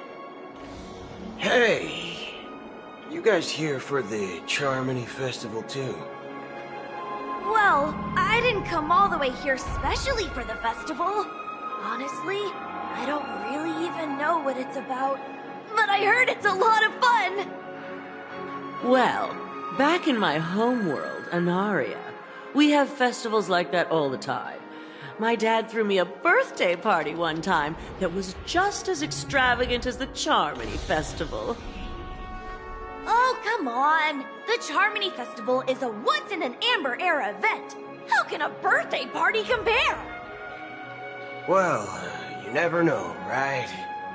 Maybe on her world, birthdays only happen once in Amber Era. Anyway, let's forget about that. Have you heard about the, unsettling things happening in the dreamscape? Unsettling things? What could possibly go wrong? It better not ruin the Charmony Festival! I've been looking forward to it! Relax. With a big event like this, there's bound to be lots of gossip and rumors. Don't worry. If anything does happen, the family will be on top of it. Oh, that's a relief. I didn't come all this way to see the festival go down the drain. Well, looks like I won't get any fudging clues out of these two. They're clueless.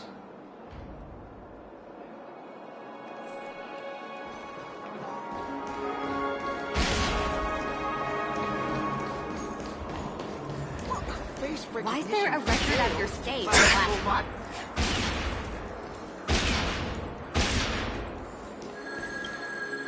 Greetings. I'm Cody of the Bloodhound family, head of security for the hotel. How may I assist you? Hello. So, there's something I wanted to ask about. I've been hearing some unsettling rumors about certain incidents that might affect the Charmony Festival. Do you think there's anything to be worried about? I've traveled all the way from the Hayaii Federation, and I don't want my trip to be ruined. What do you mean? Wait. You haven't heard? I'm not sure where you heard those rumors, but they're completely baseless.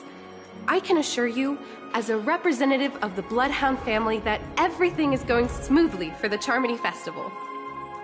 At present, all of the families are focused on making sure the festival starts on time.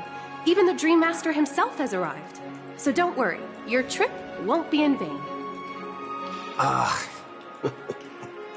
That's a relief to hear. She doesn't appear to be acting. So, it seems that even the hotel staff are out of the loop. Back already? Hasn't she returned yet? Nope. I'm starting to wonder if sending her to contact Sunday was a good idea. Neither the staff nor the guests seem to know anything about what's happening in the dreamscape, and wherever we go, all we see is people enjoying themselves. Definitely not a good sign. I agree. Another unusual thing is that the Oak family is supposed to be in charge of organizing the council and managing everything inside and outside the dreamscape. However, I walked around the hotel, but didn't meet a single member of the Oak family on such an important day. Well, I'll be forked. If I remember correctly, the head of the Oak family is that Sunday guy, right? We shouldn't linger here too long. Let's go back to the Express for now. Not so fast. Have you ever robbed the IPC, bro? If you run away now, everyone will be chasing after you. Are you suggesting we sit here and do nothing? I wouldn't say do nothing. But let's stay put for now. Even if the family has ulterior motives, they couldn't have anticipated us showing up here. We're the surprise factor for them. They don't want to attract unwanted attention from certain outsiders, so they won't do anything reckless. See? The IPC lackeys are keeping a close eye on this hotel. If I were a family member, I'd find an official excuse and keep the surprise factors here. If we just wait here, that would be like walking into their trap. Of course, we don't need to walk into their trap. I gave a backup plan to the memo keeper. If it turns out we won't be allowed to enter the dreamscape, she'll order a drink for me in the VIP lounge at the hotel. In reality... a secret signal.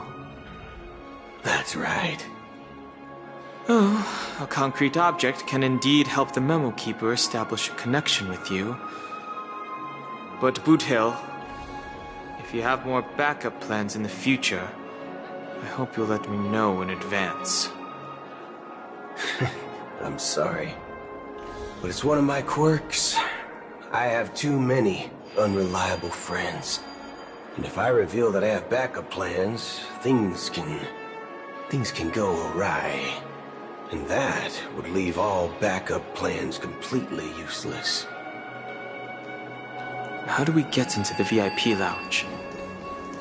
This is where my street smarts come into play. You're the lobby manager, right? Yes, I am. How may I assist you?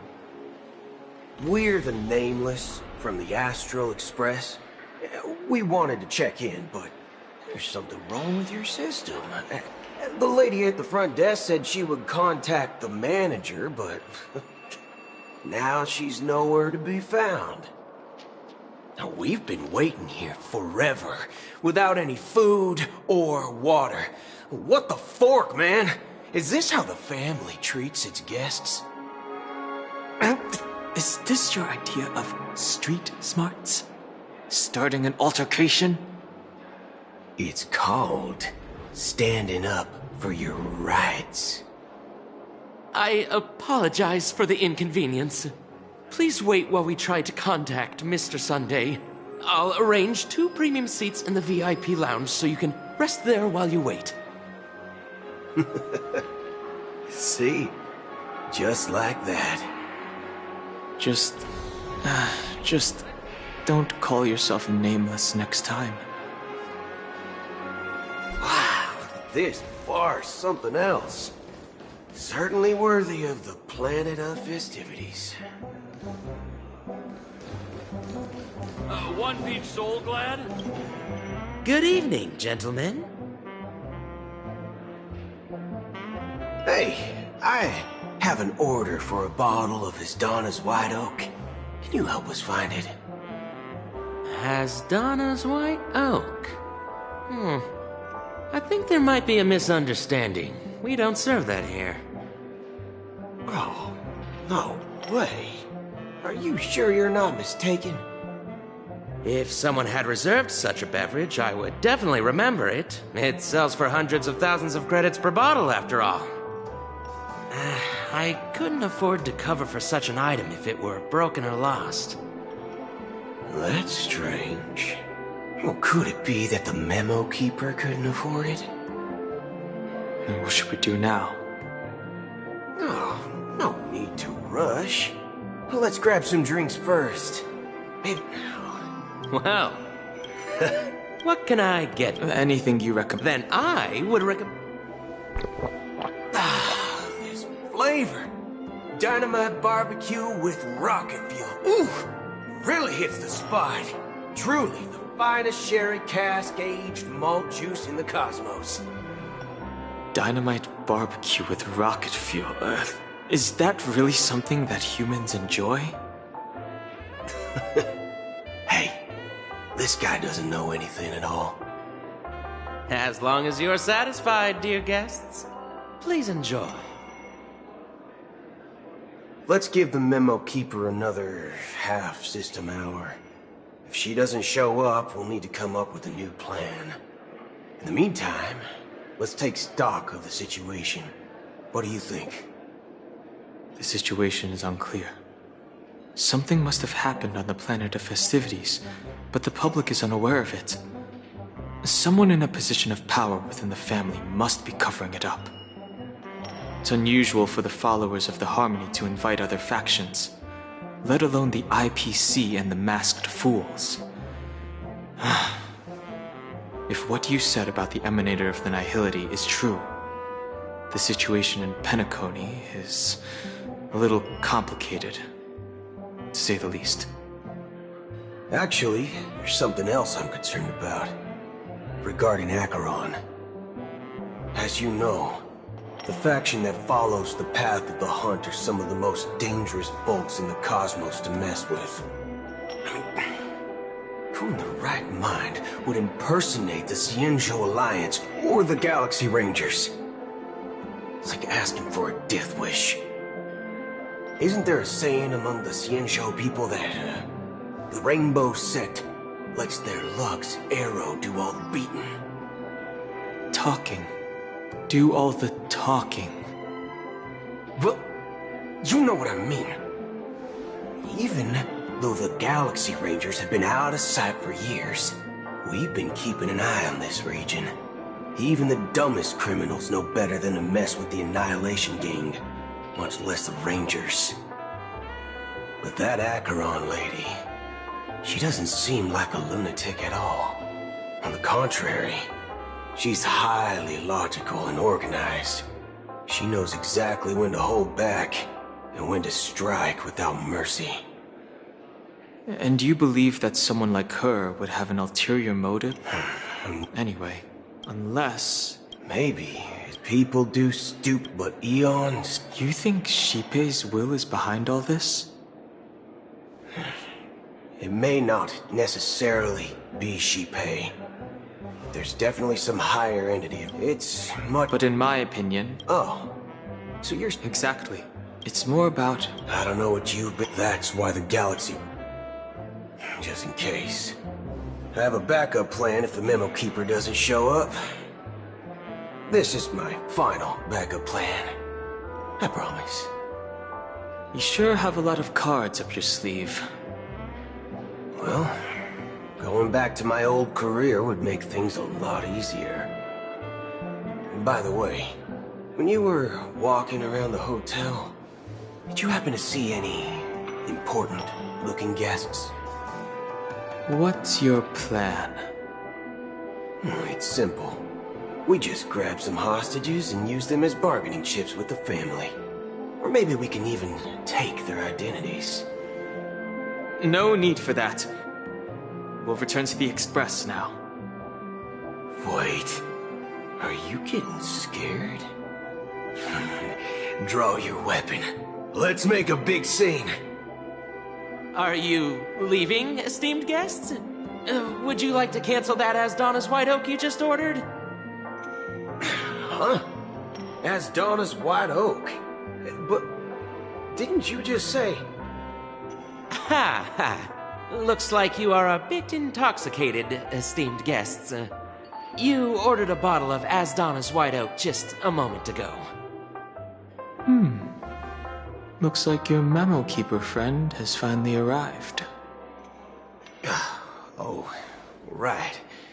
Sorry, my memory's not the best. You know, too many modifications and all. Anyway, let me check. Well, fork me. It says Donna's White Oak, all right. And there's a note. I'll be waiting for you on the Astral Express. No mistake. That's her message to you. She knew the hotel wasn't safe, so she suggested we... Well... You're back? 2 guests just boarded saying they were looking for Boot Hill, so I told them to wait in the parlor car. Oh, just in time. 2 guests? Yeah, or 2. Look, we welcome all passengers on the Astral Express, but sneaking in like that, you have no regard for etiquette. My apologies, conductor. It was an oversight on my part. I assumed you were already acquainted with the garden. Given the chaotic situation in Penacony, the Nameless are the only ones we can truly trust right now. You are the Memo Keeper. Pleased to meet you, Dan Hung. I've seen you in others' memories. And as for Boot Hill, this is our first face-to-face meeting. I hope you enjoyed that bottle of Astana's White Oak. You sure have a refined taste. Finally, Memo Keeper. Well, let's cut to the chase. Spill everything you know. That's precisely what I intend to do. But before that, please allow me to introduce myself. My name is Black Swan, and I serve the Garden of Recollection as a Memo Keeper. As for Acheron's story, I'm sure she knows it better than I do. Greetings. I'm Acheron. What? You Garden of Recollection shirtbag! You betrayed me! I apologize, but she did that at my request. Due to certain reasons, I have been exiled by the family.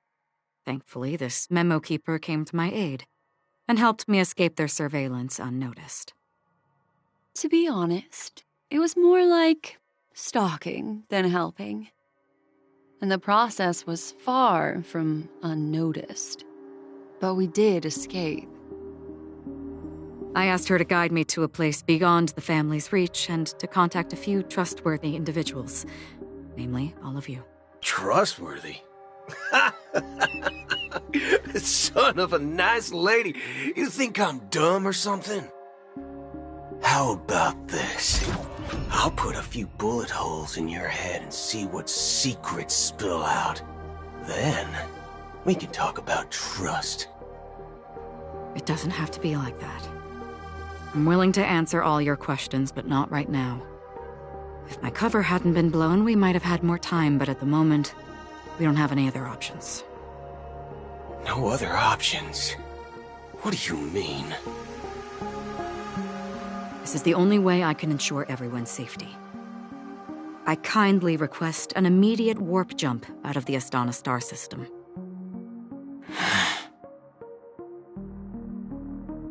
This passenger is requesting... As far as I can tell, she's not a threat, and seems to be telling the truth. I've briefly traveled with your companions and know their whereabouts, Danheng. Please rest assured, your nameless companions are safe. As for Boot Hill, you may have guessed. I've been waiting for you. Galaxy Rangers are known for their elusive nature and limited contact with each other, so this was the only way I could reach out to you. Only by doing this can I find a true Galaxy Ranger and fulfill a long-standing promise. To return his relics to their rightful owner. Someone once told me that every rainfall is like a gift from the heavens, a sign of their mercy upon the world. Raindrops are said to be the tears of the gods, shed in response to the sorrows of the world. Their constant pouring is a reminder that the gods haven't abandoned us yet. So, how long has this rain been going on for? I used to believe looks like the god. Well, mortals, and for some, like sin-thirsters, they emerged. They were once my... Are you watching over them? Watching over them? It was. The unwavering is for me. But you know these... Does this, or some tasks... I can help you. For what? For the meaning of... I see. Thank you, Strength. Before we part ways, it is true that if... A good question. What I do know, someone...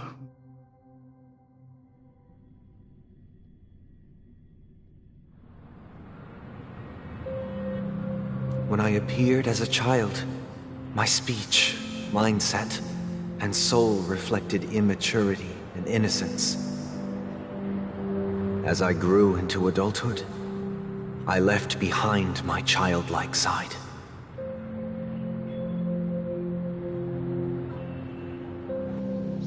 I humbly request your blessings, esteemed advocate of Shipe. Come to me, my kinship. I have sought their presence with us. As you wish. I have faithfully served the Alfalfa family for nearly a decade, promoting the path of the harmony to the best of my ability. However, I made a mistake yesterday. While I was preparing dinner for the family head, I accidentally dropped a prepared dish on the floor. Out of laziness, I lied and claimed that everything was ready. Although the head has dismissed me as punishment, it has been tough to sleep with the guilt still gnawing at me, as I worried that the seeds of evilness may have taken root in my soul. So, I confess to you now, to seek atonement for my sins. Do you sincerely repent and vow to change your ways? Yes. Have you examined your soul and confessed all your sins? Oh, yes. Are you willing to accept the process of atonement? Yes. Very well. Show your dedication and goodwill to the family, and you shall be reinstated among them. Now, please, leave in peace. Oh, praise Sheepy. And thank you, esteemed advocate. Next, please step forward. I wholeheartedly confess to you. Please, pardon my sins. Rest assured, I have implored their presence to be with us. As long as you are sincere, absolution will be granted. Oh, great. You know, I arrived in Penacony as a stowaway. I sold everything to get a ticket. My house, my land, and my 2 children. I see. Please, go on. My children were starving, and I hoped they'd have a chance at survival if they became slaves here. If I can strike it rich here, I'll lift them out of that situation and give them the life they deserve. But the Bloodhound family got wind of it. They're on my tail, hunting me down. I thought I could bring my kids here. It was all my fault. All my fault. The family is ready to forgive all sinners. I'll ask the Bloodhound family to cease their pursuit. You don't need to live in fear anymore. Oh, thank you. Thank you. I'll work my hardest to redeem my children and make them part of the family. Praise the harmony! Next, please step forward. Hey, long time. I have sought this. Sure, but that's it. Do you? My sin. You think nobody knows before you start? Well, I'm. Oh, revered triple-faced soul, hear my doubts. Who can judge the strong when their power hides their crimes? Who can vouch for the weak when they will pay any price to survive? Who can comfort the purest souls when even they get led astray? If the strong defending the weak is truly the foundation of paradise, then who is responsible for the suffering and anguish in this wretched world?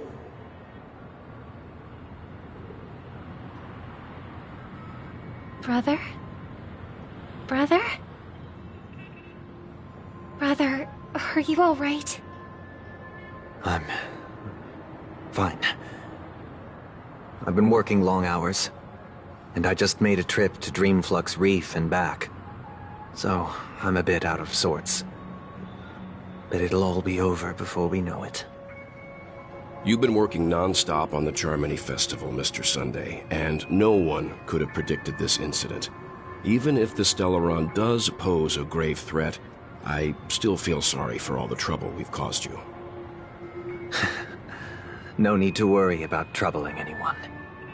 The Charmony Festival was meant to spread joy and harmony across the cosmos. But now that we know the truth, I'm afraid we'll have to cancel it. It has always been our wish to make everyone happy, so... we'll do our best to explain everything to the Dream Master. I'm sure he'll understand. Even if the negotiation does not go smoothly, I'll refuse to go on stage. Without the Chord Master, the Harmonious Choir would not arrive, and the Charmony Festival would be just a grand performance, and nothing more. I'm relieved to see your determination. You know, since arriving in Penacony, we haven't had any contact with this Dream Master himself. I'd heard of the heads of the 5 major lineages, but the Dream Master is a mystery to me. The Dream Master rarely grants an audience, even for us. But, given the urgency of the situation, he's agreed to meet us in person. Perhaps you'll be the first guest to meet the Dream Master in years, Mr. Yang. Let's hope we can reach a consensus that satisfies everyone. Indeed. Let us hope so. It's about time. We'll have to get ready for the meeting. I apologize for any inconvenience caused by the urgency. Don't worry. I'll be waiting here. It's Mr. Sunday! Hey, come over here! Looks like someone needs help. Let's go check it out. Thank you for everything you've done. I'll be waiting here.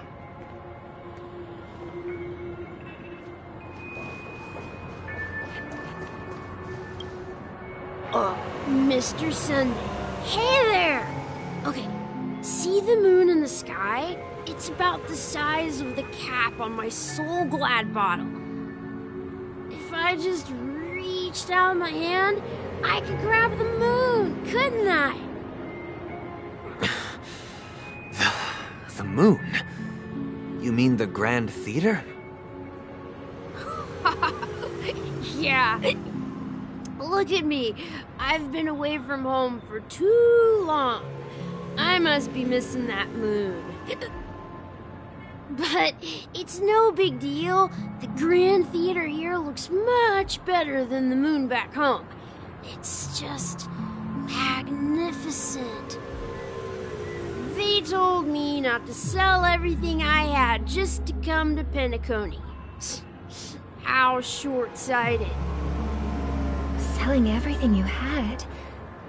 Why would you go to such lengths? Why? Can't you see? Life back home is miserable. It's not really living at all. It's better to be here at Penacony. No pain, no worries about tomorrow, just sweet dreams. You can do whatever you want. That's what I call living. Yeah, now this is the life. Is this truly living? Huh? What did you say, young lady? I didn't quite catch that. Oh, it's nothing, sir. You see, the traffic on Glock's Avenue can be dangerous. How about I ask a Bloodhound family member to escort you to Ideen Park over there, so you can continue enjoying your sweet dream? Oh, yeah, that's a great idea. Wow, no wonder you were the leader of this sweet dream. You're totally a lifesaver. See you around, Mr. Sunday, and it was nice chatting with you.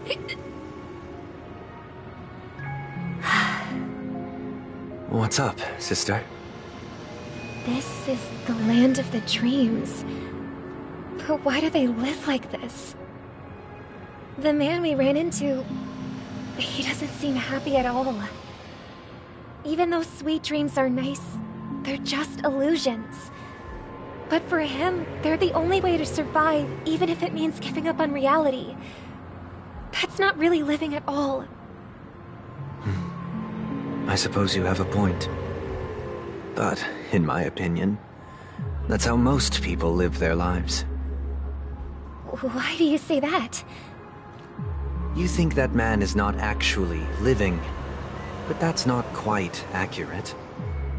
Even without Penacony, people create their own illusions called self-value. People believe they have a predetermined value to fulfill. Gaining value means gaining power, and those deemed worthless are seen as the weak. However, value doesn't come out of thin air. And there's a limit to it. To accumulate value, people have to take from others. So, the weak get exploited and oppressed. Are you suggesting that this is not how things should be? Exactly. But, ironically, people don't think there's anything wrong with it. Because they uphold the illusory notion of self-value. And even the weak believe in it. The survival of the fittest. That's where all the tragedies in the world come from. People come to the sweet dream in Penacony to escape from that reality and find solace. No tragedies exist here, only happiness, although in its nascent form. Isn't that the same paradise we yearn for in our dreams? Perhaps that man is just an exception. Let's not jump to conclusions. We should experience the dreamscape ourselves. Just as I did at Dreamflux Reef. Yes, seeing is believing. I'll accompany you. The Dream Master hasn't shown up yet, so we have some time for a stroll.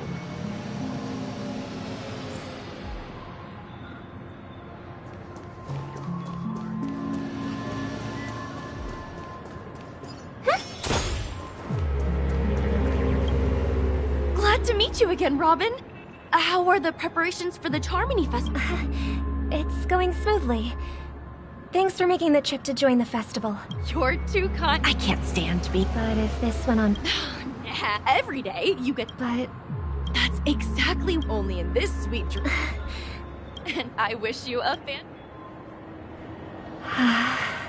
Seems like that... She had a valid... What you're trying to... Well... However... No.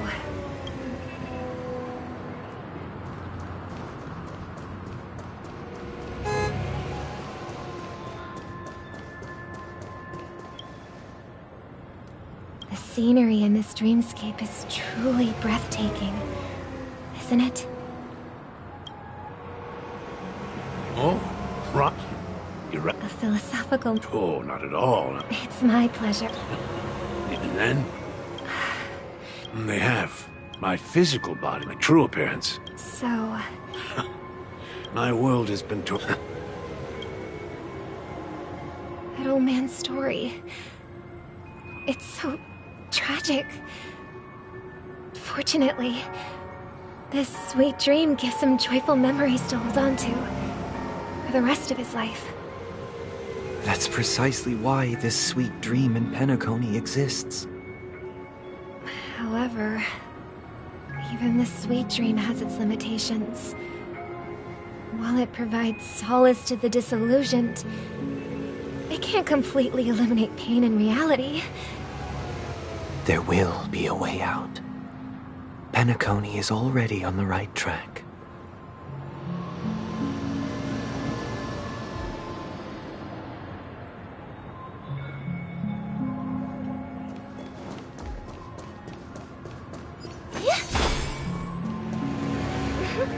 Look what we have here. A lovely young lady. Wait, is that me?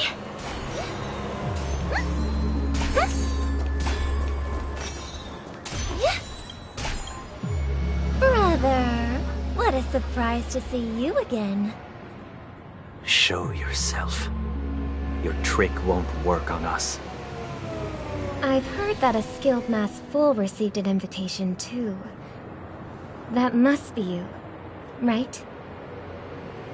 Did you enjoy yourself? Barely. The people here are way too gullible. A little bait is all it takes for them to bite. And they run away at the slightest hint of danger. In other words, they're naive and cowardly. Now that you've had your fill, it'd be wise to leave before it's too late. The music of the harmony doesn't tolerate discord. What? Now that you have the real Robin, I'm useless? Oh, how disheartening. I've done so much for the family. You should be thanking me, because if it weren't for me cleaning up this mess, Penacony would still be in shambles. Don't you think? That was a personal request from the head of the Iris family, and it has nothing to do with us. Step aside and stop causing trouble for the Charmony Festival. The Charmony Festival? You think you can scare me? You think I've no idea what you're planning? I don't care what you're thinking, Chicken Wing Boy. But I'm pretty sure our lovely Robin won't be appearing on stage. After all, you're well aware of what a sorry state this dreamscape is in under the banner of harmony. Penacony, the land of the dreams. Is this truly the paradise you desire? Stop it. What's the rush, Chicken Wing Boy? Did I get to you? Our paradise is none of your concern, masked fool. Leave now, or the family won't tolerate you anymore. All right. I'll go. But Robin, I suggest you seriously consider this. Do you really believe those living in dreams can escape pain and find true happiness? Well, I've done my part, and now I'm simply waiting for the fireworks to begin. Here, the last 2 gifts for both of you. And don't lose them. If by some unfortunate chance the Charmony Festival starts against all odds, remember to use them during the show. And it'll be thrilling. Bang! I heard a raven cawing in the distance. It seems the Dream Master will arrive soon. Let's wait here for the Dream Master to arrive. Okay. By the way, brother, I heard you no longer have a sweet tooth. Back when we were kids, you used to steal my desserts. Seems like a lot has changed during my absence. What exactly happened? Well, someone has to stay awake even in this sweet dream. But that someone doesn't have to be you, or anyone in particular. You're carrying too much on your shoulders, brother. The paradise in our dreams... It shouldn't be like this. Penacony is nothing more than a dream. It can't erase the worries and pain of reality, or bring true happiness. It only offers an escape from reality. Nothing more. Remember the old man we met earlier? Without this dream, he might have completely lost himself. That might be true, but... even without Penacony, he could have chosen another path. As far as I know, the Intelligentsia Guild has been promoting their rehabilitation techniques for a long time now. That path may have been more ordinary and challenging, but now he is receiving hospice care in a comatose state, and his fate is sealed. Is Penacony granting these people a future? Or is it taking it away from them? Well, don't forget this. Not everyone really has a future. The future for humanity is like the sky for birds. People mistakenly believe that flight is inherent to birds because they've never witnessed those birds crashing to their death. Do you remember how we took in that little Charmony dove when we were young? Yeah. We took care of it. Provided food and water, groomed its feathers. And later, when I decided to leave Penacony, I opened the cage and set it free. Well, I didn't mention what happened to it in my letters, because I didn't want to upset you. Shortly after you left, it crashed to its death right in front of your window. I had surmised as much. I knew you wouldn't have avoided mentioning the bird for no reason. Despite that unfortunate outcome, I still believe it was the right decision. Birds aren't meant to spend their lives in cages. They belong in the sky, even if they can't fly. But here's the thing. If there are birds in this world that can never fly, can we really assert that they belong in the sky? Are you implying that the same goes for humans too? Let's take the Astral Express as an example. The Nameless made tremendous efforts to bridge worlds, gaining fame across the universe. However, only a few extraordinary individuals can endure such a perilous journey. That's because the pursuit of the Trailblaze exceeds the capabilities of ordinary humans. Otherwise, why would this path be filled with broken rails, an abandoned express, and even a fallen Eon? That's just sophistry. If that were true, then only the powerful would have the right to determine the future. Unfortunately, that's exactly what happens. Another name for the future is self-value. While this world has its fair share of heroes who inspire people and garner admiration for their heroic deeds, the majority of ordinary people will never become heroes in their lifetime. Some are born weak and vulnerable. Some find themselves trapped in unfortunate circumstances. Some fall victim to malice and cowardice. When it comes to survival, everyone is equal. And the weak can only watch as their value gets constantly diminished by external forces. That's why we should care for the weak and support them as if their suffering were our own. That's what the Odes of Harmony have always taught us. While the Harmony holds noble aspirations, the strong will always be strong, and the weak will always be weak. Even in this carefree dream. Human nature contains greatness, but it also harbors inherent weaknesses that can't be eradicated. In the end, if people can't even secure their own survival, they won't care about the illusory future of equality. As long as the law of survival of the fittest prevails, there will always be fledglings crashing to their death. But if people don't live for the future, do they merely exist for survival? If even you, my brother, don't believe that the Harmony will save the weak, then which Eon can make our dreams come true?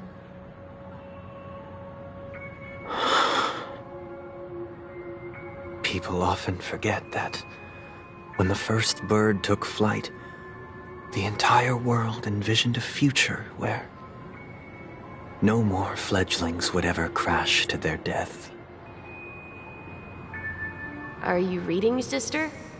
What are you reading? Mr. Gopherwood gave me a picture book. It's about the story of the harmonic strings. If I could become a chord master, I'd like to summon Dominicus, the harmonious choir. I want to sing with everyone and spread our wishes so that all can feel happiness and joy. I see. Then I would summon the harmonious choir too. Don't you have a wish of your own, brother? Of course I do. It's just that it includes your wish and everyone else's. I long for a true paradise where everyone can find peace. Then let's build a stage there and invite everyone to our performance so that both our wishes come true through the power of the harmonious choir. It's a deal then. Yeah, it's a deal. But how can I become a chord master?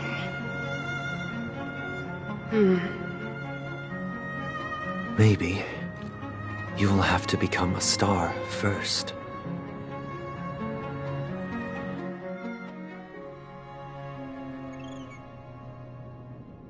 You're back sooner than I thought. Any results? Yes. And now, it's up to us to forge ahead. Since he's already carried out his last wish, my final mission is complete. But pardon me if I sound curt. It's good to have determination. The path Mikhail left for you is not an easy one to tread. Why else would he have chosen to sleep in solitude, staking everything on some nameless in the future? But you have the numbers, and in numbers comes strength. So that might just delay your inevitable a little more. Got any more encouraging words? As I see it, relying on Welt's negotiations alone is far from enough. Regardless of whether the other party will be compliant, negotiating simply allows us to meet them as equals and won't grant us an upper hand. Penacony is our rival's home turf, and we already have very few chips left to play with. Rather than idly sit around while the family's got us blocked off, an offensive approach might be a wiser course of action. We're more familiar with the Stellaron's properties than most, and since it's the key to stabilizing the Sweet Dream, it's vital to the family's interests. By attacking their core interests, they're bound to retaliate hastily. And as the saying goes, haste makes waste. That's right. As long as we pose a threat to the Stellaron, either with words or otherwise, we have a chance at gaining the upper hand.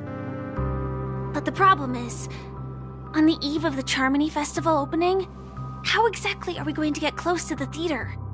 Family security will be airtight, and if we brute force it, even if we succeed, it's too risky. So, no one's gonna say anything?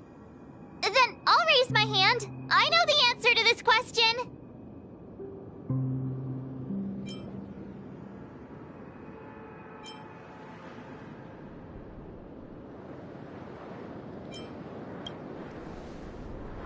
The Express crew would have been disbanded long ago if it weren't for me. So, I heard that before the Charmony Festival begins, there'll be a pageant to kick off the festival. It's called the Soul Glad TM Festivity Auditions, or something, and it's going to be held in the moment of Scorch Sand. As long as we clinch the top spot, we'll be able to attain the title of Festive Superstar, and be able to personally bask in the graces of Miss Robin. Not that that's important. What's crucial is that we can enter the Grand Theater before the audience arrives. So, how do we go about participating in these festivity auditions? I've already procured special invite tickets from Miss Robin's fan club. To tell you the truth, I had been preparing to join the auditions all along, but now it looks like even if I scrape through, I probably still won't have the chance to shake Miss Robin's hand. So they're still running this thing, huh? It was originally just a publicity stunt, set up by Mikhail to drum up attention. But it looks like it might be worth a shot. We'll follow Marge's plan. Mr. Gallagher, will you be joining us? I'm afraid I won't have the time. As a virtual character, I've already completed my final mission. Whether Penacony can awaken from this dream is all down to you. Should we ever cross paths again? I'd love for you to visit the Express. All right. I'll have to add to that databank of yours you've got on the Express.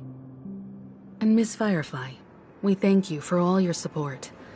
We're faced with a formidable enemy. As long as the Astral Express and Stellaron Hunter's objectives are aligned, we're willing to cooperate with you. We've already come this far together. I'd like to join you for the rest of your journey on Penacony. I'm pleased that we can finally fight shoulder to shoulder. I couldn't ask for a better ending. This is also the spirit of the Trailblaze. Now, everyone, let's prepare to move out.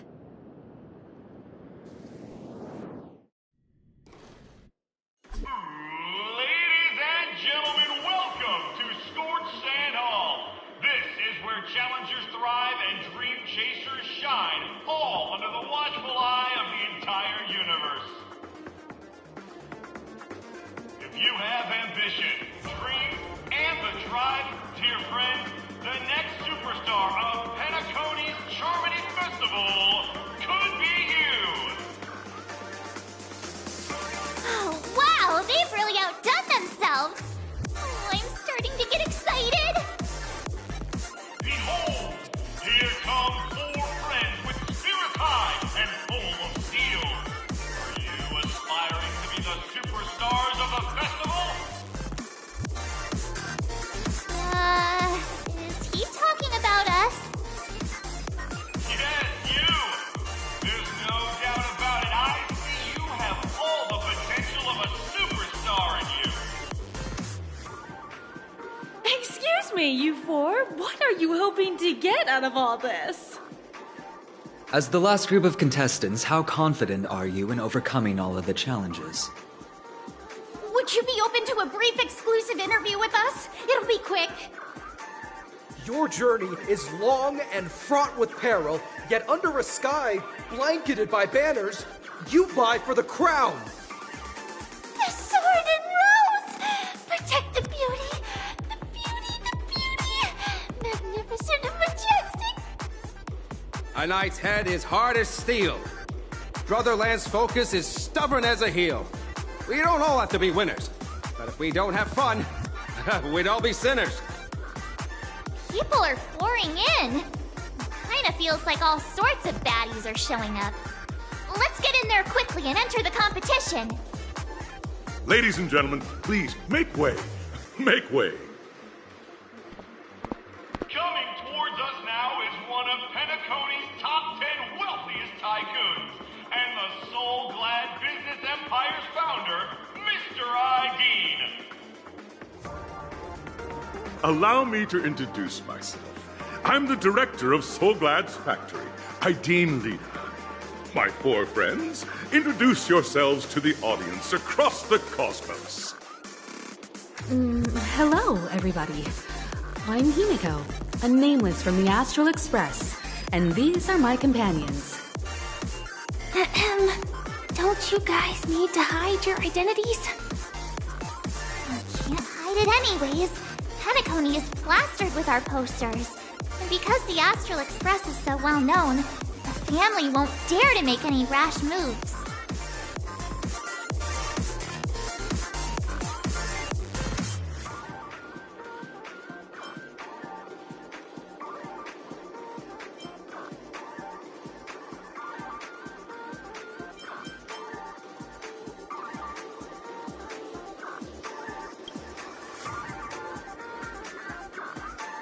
Hello, everyone! I'm March 7th. I'm an ordinary girl who loves adventures. Hello, everyone. I'm Firefly. I am also an ordinary girl who enjoys adventures. So it's a bunch of nameless guests.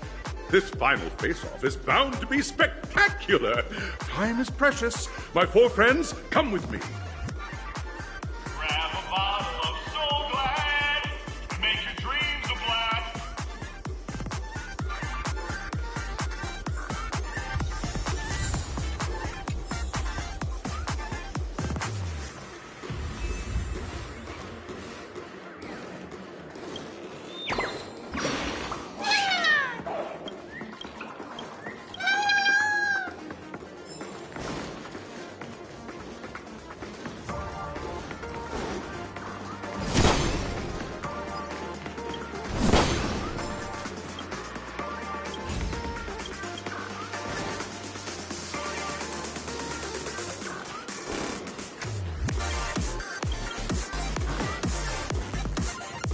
This place is buzzing.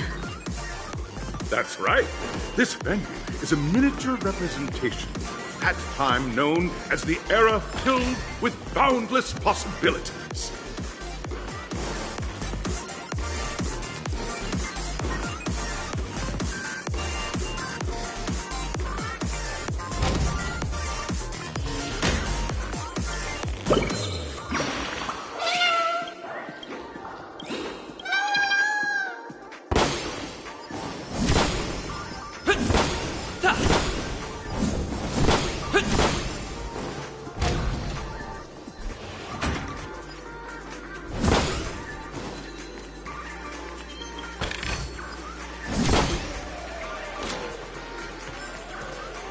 Grab a bottle of Soul Glad and make your dreams a blast.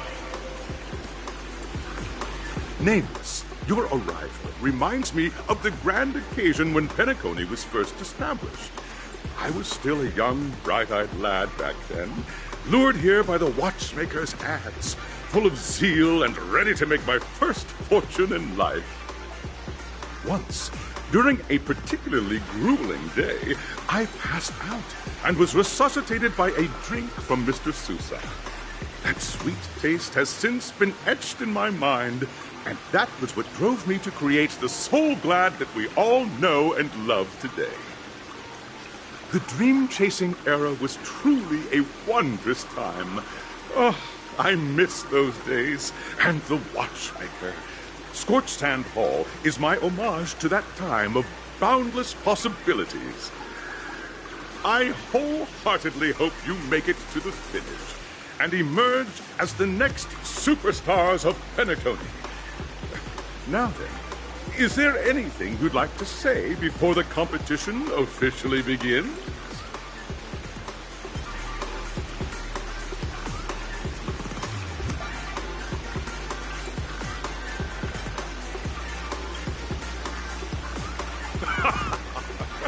There's that swift and decisive trailblazing spirit.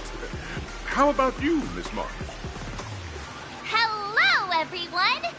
Next up, get ready for the Mega March 7th Adventure, where I'm going to break the speedrun world record! Trailblazing into the uncharted and challenging the limits. That's Miss March 7th for you. How about Miss Firefly? I hope that by the end of this journey, everyone will have achieved the outcome that they hoped for. Ah, a wonderful wish! Miss Himiko, what are you expecting from your team? Safety first, everyone. Simple words, but full of warmth. Waiting for you are 3 stages, each connected to that era. The first 2 stages offer 2 distinct paths to choose from, with unique challenges on each route.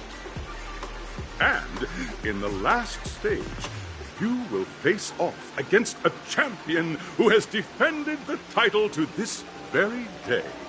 A beloved contender whose noble virtues are unrivaled.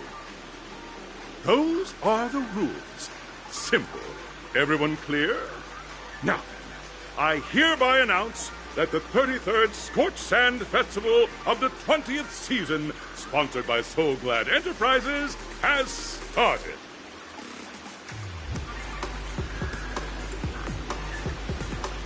Everyone, as the Charmony Festival is drawing closer, we must reach the end as quickly as possible. Factoring in efficiency and safety, splitting up into 2 groups is the best choice. March and I haven't known Miss Firefly for too long and aren't overly familiar with her. It'd probably be better if the 2 of you paired up. Fine by me. Let's do it. All right. I don't have a problem with that.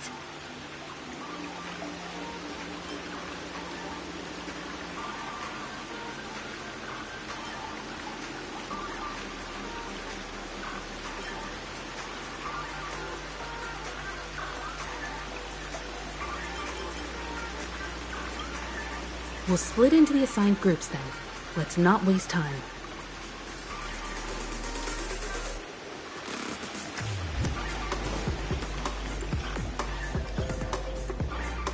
welcome to the first stage of Soul Glad Enterprises' 33rd Scorched Sand Festival of the 20th season, Dream Play Fantasia. In this stage, you can choose between two challenges, the School of Acting or School of Action. In the School of Acting challenge, you have to complete 3 performances from 3 scripts and move the panel judges. In the School of Action challenge, you have to defeat 3 groups of enemies convincingly and reach the end. Now, make your choice.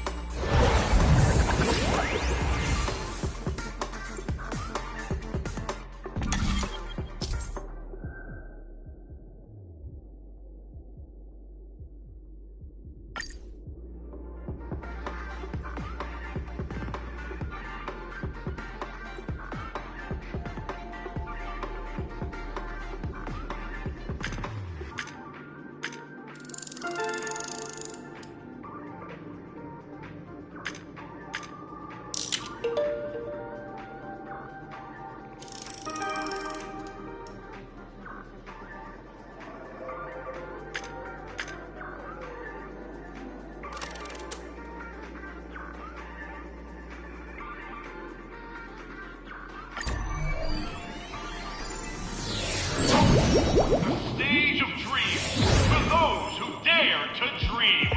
Welcome to the School of Acting stage. Step onto the stage and move the judges with your heartfelt performance. The next cosmic... Competitors, allow me to introduce the rules of this challenge to you.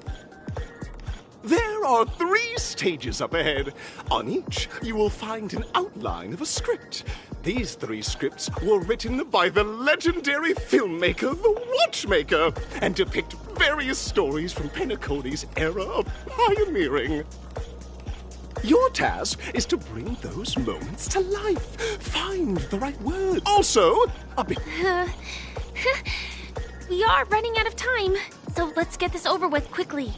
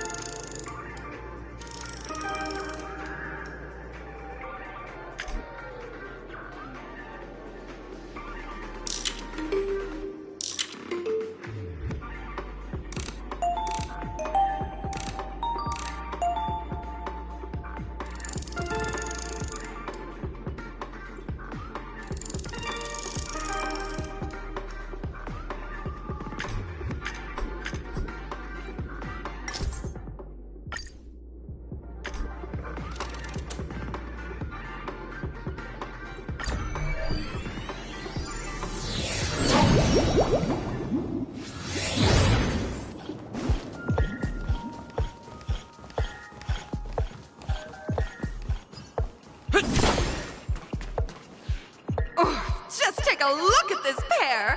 Such star quality! Since you come as a pair, I'll prep a 2-person scene for you! You two, are you ready? Envision that you both, driven by the spirit of exploration, are arriving at the land of dreams that is Penacony for the first time. But instead of lush lands, you find yourselves amidst swirling sands and desolation, far from the paradise the Watchmaker described. You're driving an old clunker through the wilderness of the dreamscape, braving the cold wind, choking on the dust, and suddenly, a fierce memory zone meme blocks your path. Now, Mr. Greyhair, what line would you deliver to express your disappointment in Penacony?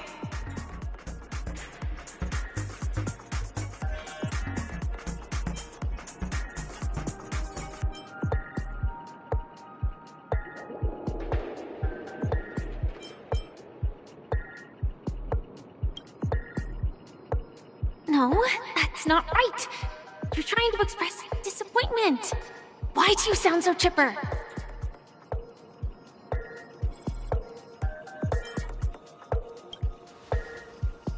Very good! Now, though you're disappointed, your screen partner is conversely very enthusiastic. Now, young lady, you will say... This is great! I love living on the wild side! Very good! Very intense! And then we cut to the story's next scene. You find a job mending the rails, but the days are long and your endurance can't keep up, and you finally collapse in the endless expanse of desert. Suddenly, sweet rain falls from the sky, wetting your lips and rousing your spirits. Now, Mr. Greyhair, what line will best express your surprise at this moment?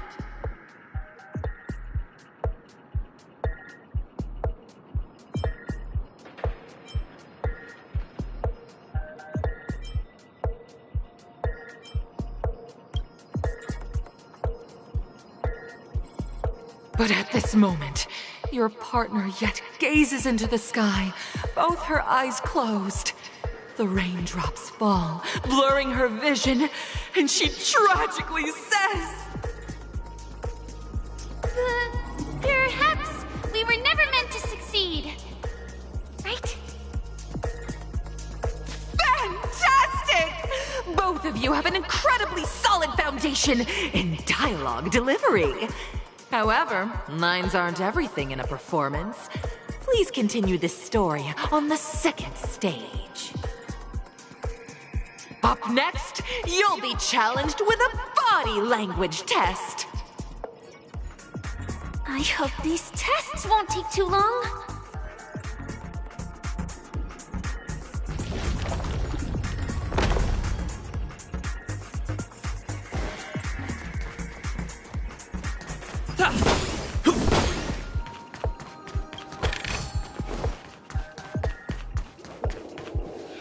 Here, you two are required to skillfully utilize body language to portray the story context I've laid out for you. Picking up from where we left off, a heavy downpour saves you both stranded in the desert. This rain quenches the anger in your heart. You look to your companion, now completely devoid of fighting spirit, wanting to comfort her. At this moment, what should you do to make her laugh?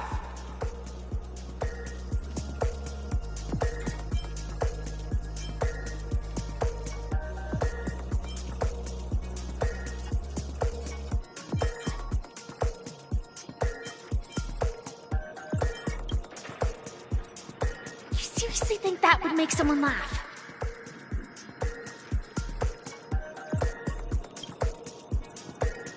The test now is about body language.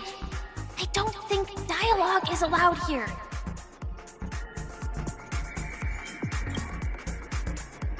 What? What?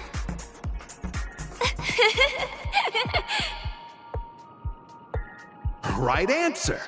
Your companion sees you rolling about in the sand and thinks about the arduous obstacles along this journey. She can't help but let loose a laugh, rekindling hope in her heart. And so this girl... I'm gonna get back on my feet and keep moving forward. A tug at the heartstrings! The story continues to develop. The heavy rain leads you both to sense a business opportunity. So you start venturing into the umbrella industry. But just as the business begins to pick up, competitors start flooding the market with low-priced goods, squeezing your market share. You have no choice. The goods you stockpiled at high prices have to be sold at a loss. This is a pretty self-destructive move, which drives your business to the brink of bankruptcy. At this moment, what would you, who refuses to admit defeat, decide to do?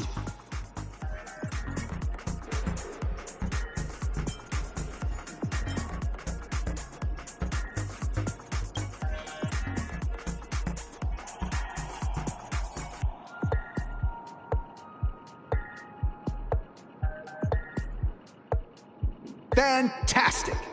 But it's a pity your friend does not agree. Seeing that you're up to your eyeballs in debt, she sees nothing but despair in her future. And then... I leave Penacony in utter disappointment! Is that okay?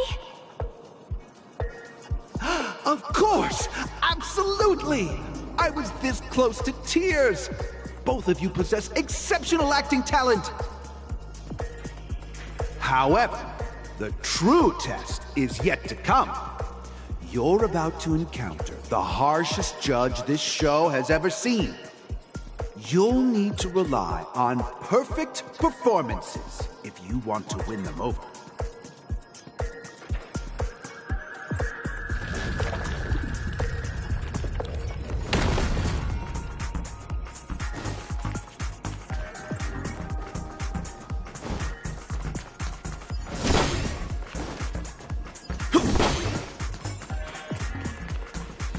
Welcome to the final stage. Actually, all the scenarios that you previously encountered were all from the film Once Upon a Time in Dreams. Two companions arrive on Penacony with nothing but a dream. Their desire for achievement is met with continuous setbacks. Ultimately, one continues on, despite spiraling into debt, while the other concedes defeat and leaves. Many years later, their paths cross once more in the thriving Penacony. Yet, they refuse to acknowledge each other because...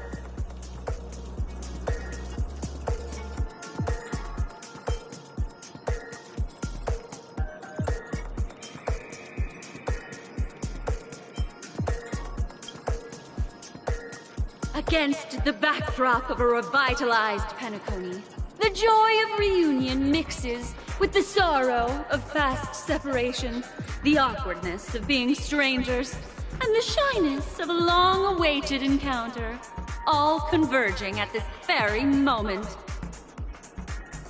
Give it a shot. Try and convey this bittersweet scene to me. Bring it to life with precise and emotive acting. Is this ever going to end? I know! Why don't you try that clockwork thing you used before?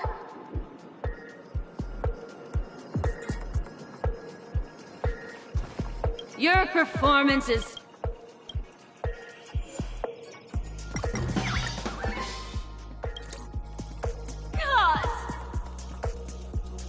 I never imagined that such a sad scene could be portrayed by you two in such a joyful and heartwarming way.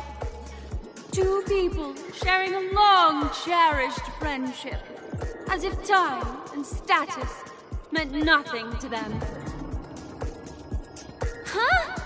But we haven't even done anything! Is his imagination running wild again? Brilliant! Your portrayal outdoes the original. It's simply beautiful.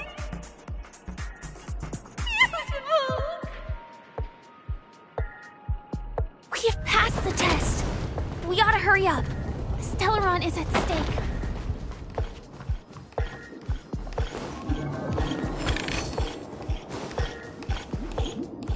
Congrats to both of you for clearing the stage. But more importantly, are you having fun? Fun is more important than success. Look at the time! You finished much faster than that red-haired contestant did. That red-haired contestant. Who is that exactly? You'll find out eventually, but only if you clear the next test first. Welcome to the second stage of the 33rd Scorched Sand Festival in the 20th season, sponsored by Soul Glad Enterprises. Gunfire time! You have the option to choose gunfire and undergo Brother Hanu's trial, or time, where you'll face Clucky's trial. And now, make your choice!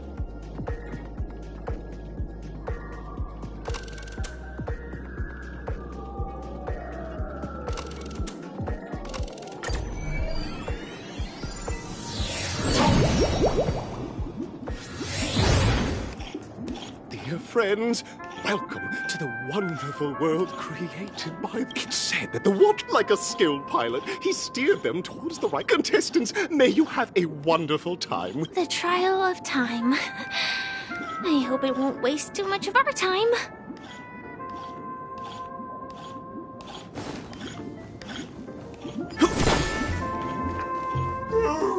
Am I just a failed experiment? That statue. Did it just speak?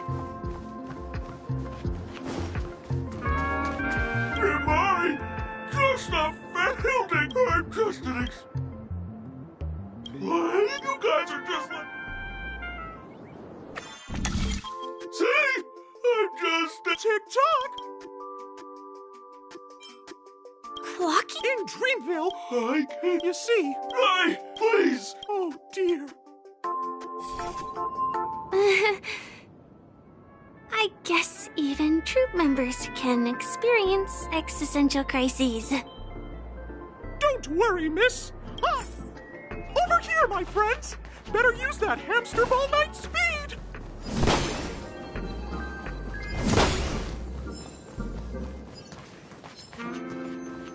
We're here. There's a missing part on the up. This must be one of the missing parts that Big Tinker needs. That's great.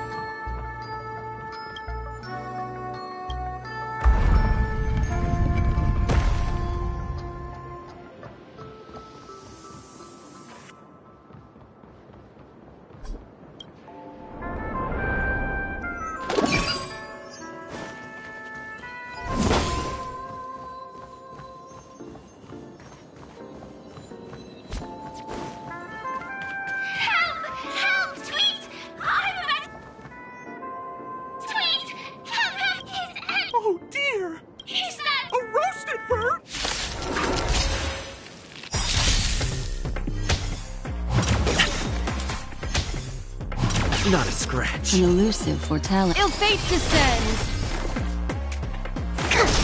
Relax.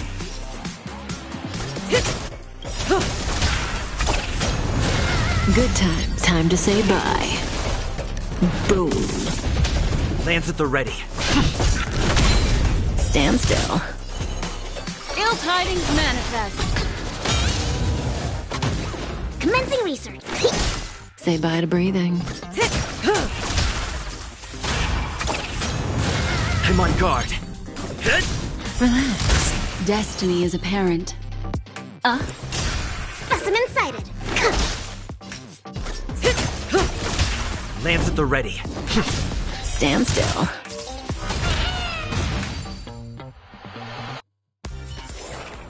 Reach the end of the story in your own way.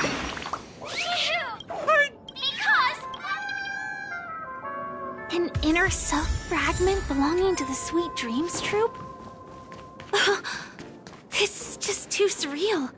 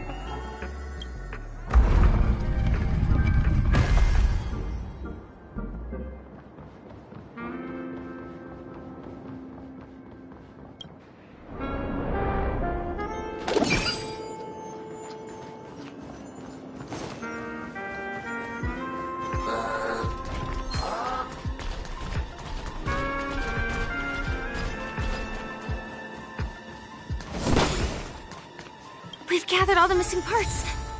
Let's hurry back. We don't want to keep Big Ticker waiting.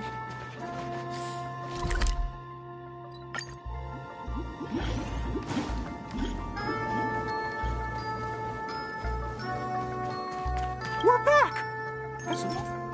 Wow! It's working!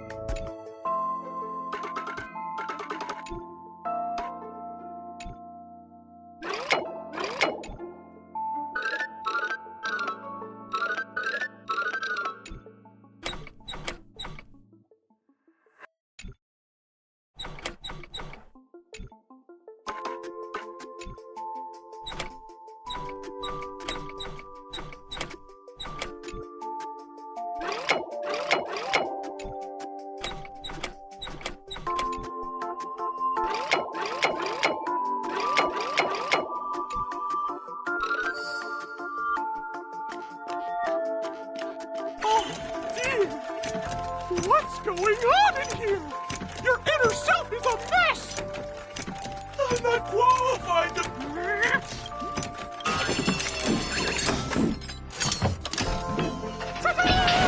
Success!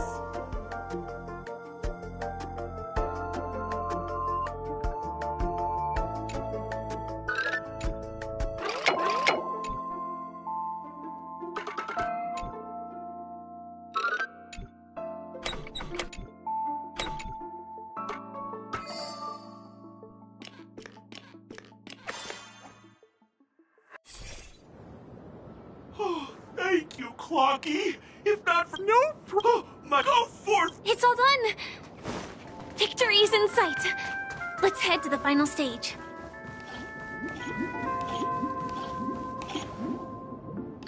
Congratulations to both of you! Oh, you've in the final stage. Welcome to the 30th...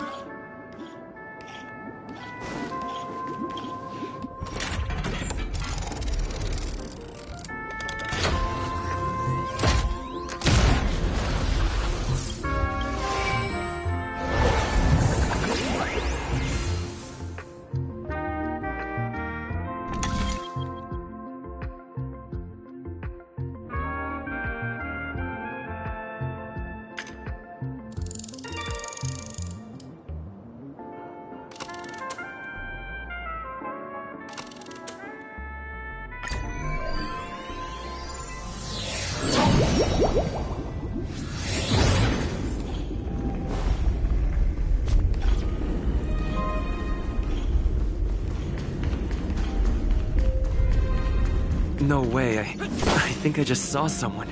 Someone extraordinary.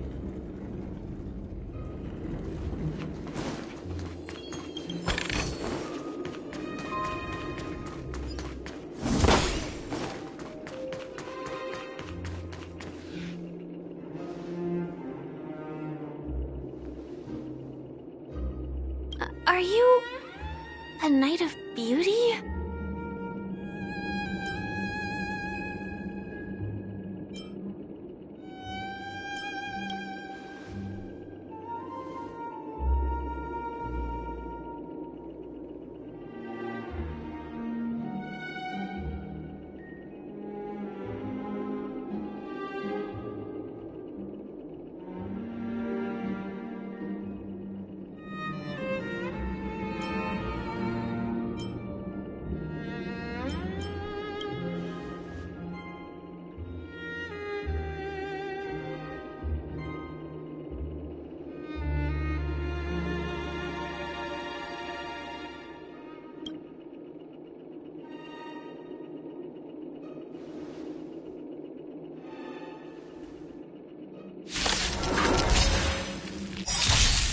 Behold, this symbol of pure... An elusive foretelling. Ill fate descends! Stand still. Rise to the challenge. Good time. Time to say bye. Boom. Lance at the ready. Relax. Lance ablaze. Lance! Forward!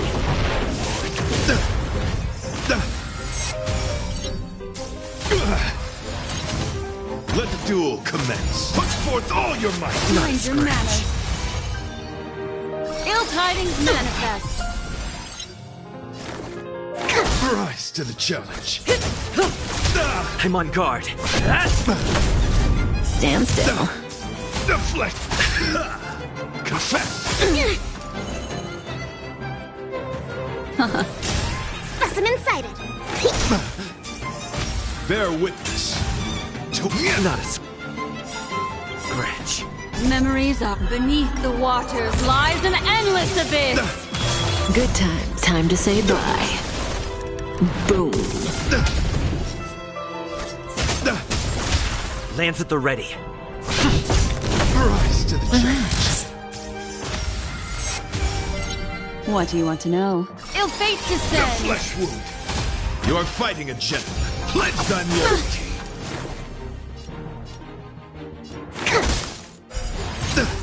May as well kill them all. Rise to the challenge. Stand still. To travel. Thanks. You're too good to me. Put forth all your might. Not a scratch. Destiny isn't chosen. Rise to the Specimen challenge. sighted.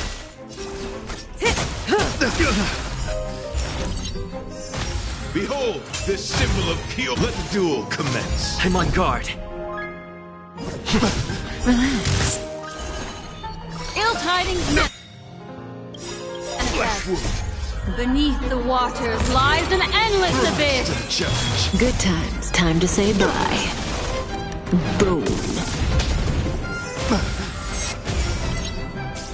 Rise to the challenge.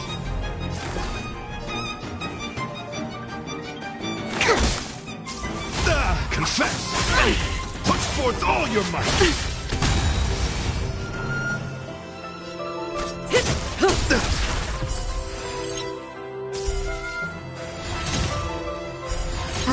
to the challenge.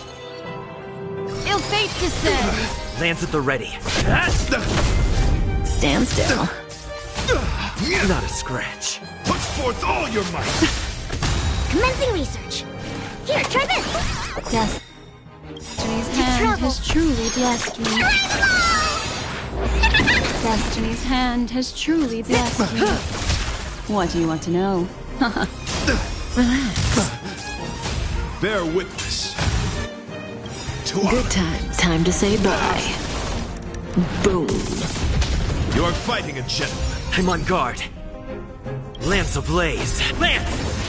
Forward!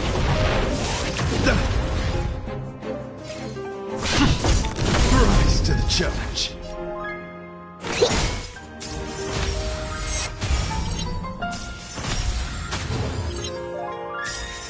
Pledge thy loyalty.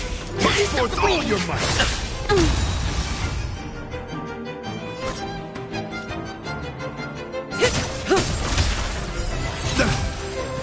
Rise to the challenge. Stand still. Lance at the ready. Deep breath. Thanks. You're too good to me. Put forth all your might. Mind your manners. Ill tidings manifest. To travel. Destiny's Say bye to hand breathing. has truly blessed me. The flesh. I'm on guard. Rise to the challenge.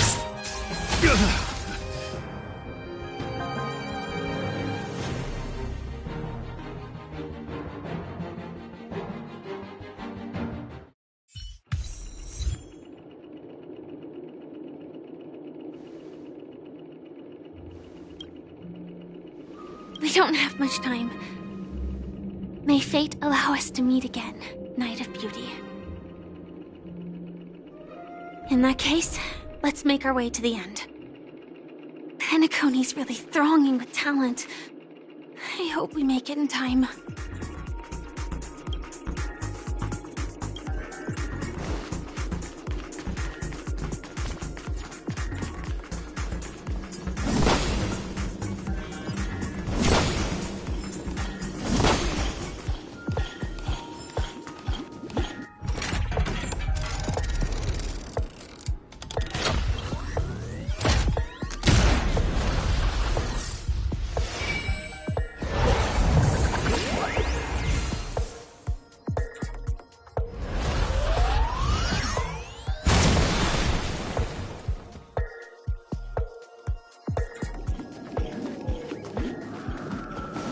Congratulations to the Galactic Baseballer and Firefly on becoming this Scorched Sand Festival's champions! We look forward to their amazing entrance in the Charmony Festival! Let's give a round of applause to our aspiring young guests!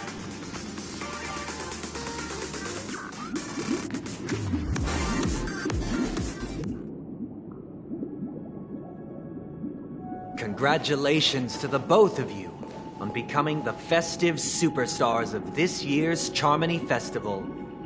Before entering the Grand Theater, I, on behalf of the organizers, extend my sincere congratulations to you, wishing you joy under their radiance.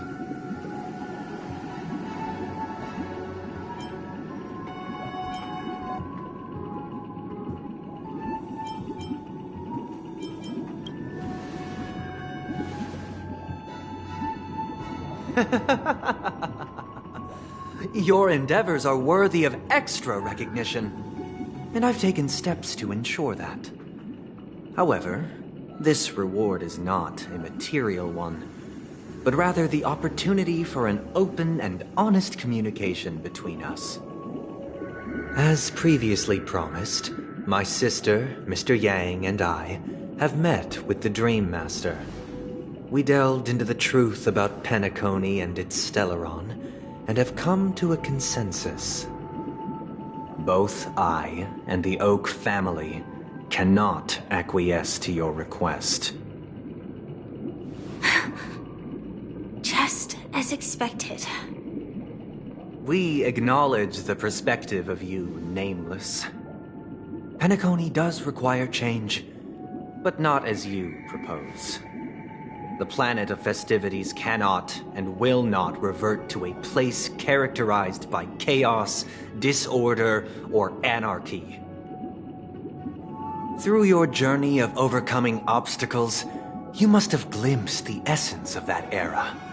The vulnerable ruthlessly eliminated, equality non-existent, common folk living precarious lives, eking out a dreary existence. Ultimately, only heroes like yourselves manage to achieve success.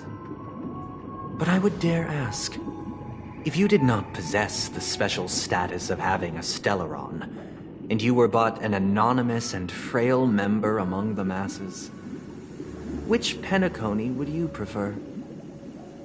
A dystopia for the survival of the fittest, or a sweet dream paradise for all?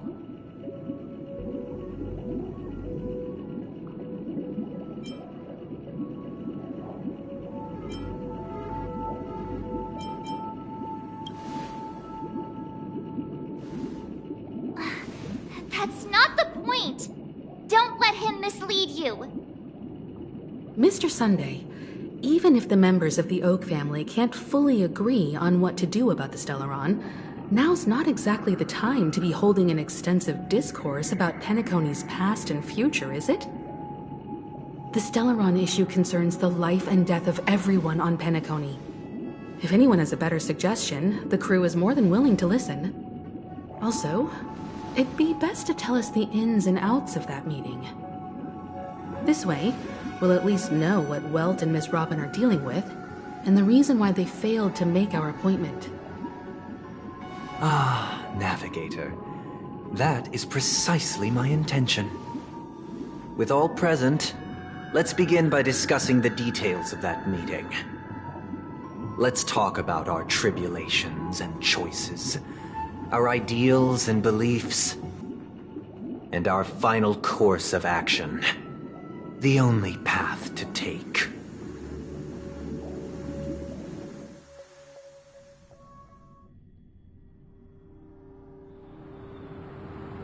You mean to say that for the longest time, there have been scoundrels who would use the Charmity Festival that I have bequeathed? Indeed, Dream Master. Once the Charmony Festival begins, the Stellaron's powers, along with the song, will be broadcast across the entire planet of Penacony. And then everyone in their dreams will be unable to awaken. This is indeed surprising to me. Do you have... I'd like to ask, did you really not know of the Stellaron's existence? If I have offended, the Astral Express extends its sincere apologies. But the current circumstances are dire, and... Dream Master. Sunday. Robin. The magnitude of Sunday. I will do as you command. Robin.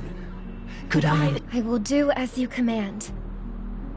May thy will be carried out on earth, just as it is in the heavens. Oh, triple-faced soul. Please sear his tongue and palms with a hot iron. Let us begin.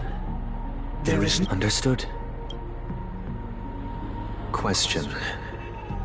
Naturally. Do you love your god? Naturally. Have you strayed from... Never. Have you ever been inordinate with your asks? Never. Then, a final question. Do you swear to fulfill all vows, past, present, and future? With the Eon as my witness, if I do not deliver on my words... They have seen... Just a moment. What is it, Mr. Yang? I have another question I hope to have answered. To my understanding, the family's harmony and prosperity have never relied on so-called divine laws. The god you both mentioned, are they truly Shipe? Mr. Yang should know that those belonging to the family toil together as if they were such a delicate... Perfectly harmonize. Therein lies the problem. It isn't an outsider lurking in the shadows who changed the harmony, but a dissonance that has surreptitiously emerged from within this very symphony itself. In the distant past, there existed an Eon. With one flick of the wrist, they crafted the laws of the cosmos. Their followers formed the Beyond the Sky Choir, spreading solemn and reverent hymns throughout the universe. Later, they fell. The route traversed by this Eon clashed with the harmony, ultimately being absorbed and fused into it. The chorus that once reverberated across worlds fell silent, and when it echoed anew, it was transformed into the hymn of harmony. Though an Eon may perish, paths with no masters still linger. In the all-forgiving harmony, echoes of bygone dissonance may subtly arise. Mr. Yang. Being overly astute can be a detriment. Especially when you find yourself alone and without allies. So this is how it is. For the sake of our grand cause, Sunday, please afford these two an opportunity to rest. What?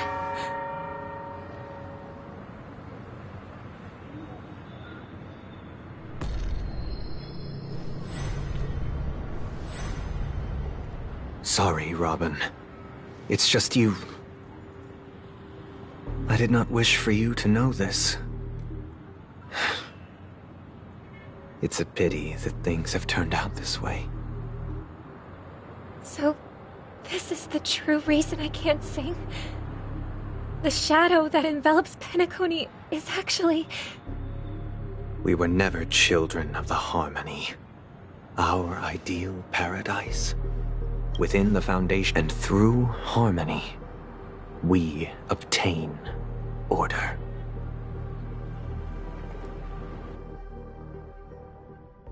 Unbelievable. To think that there would be remnants of the Order on Penacony. What have you done with Mr. Yang and Miss Robin? Don't worry. I just gave them some time alone to ponder their fates. You should know that these actions make you an enemy of the Astral Express. Should we need to stand against the Nameless, it would only be myself and the Oak family involved. But we haven't reached that point yet, have we? Your efforts for the justice of Penacony are evident to everyone, and have been widely observed.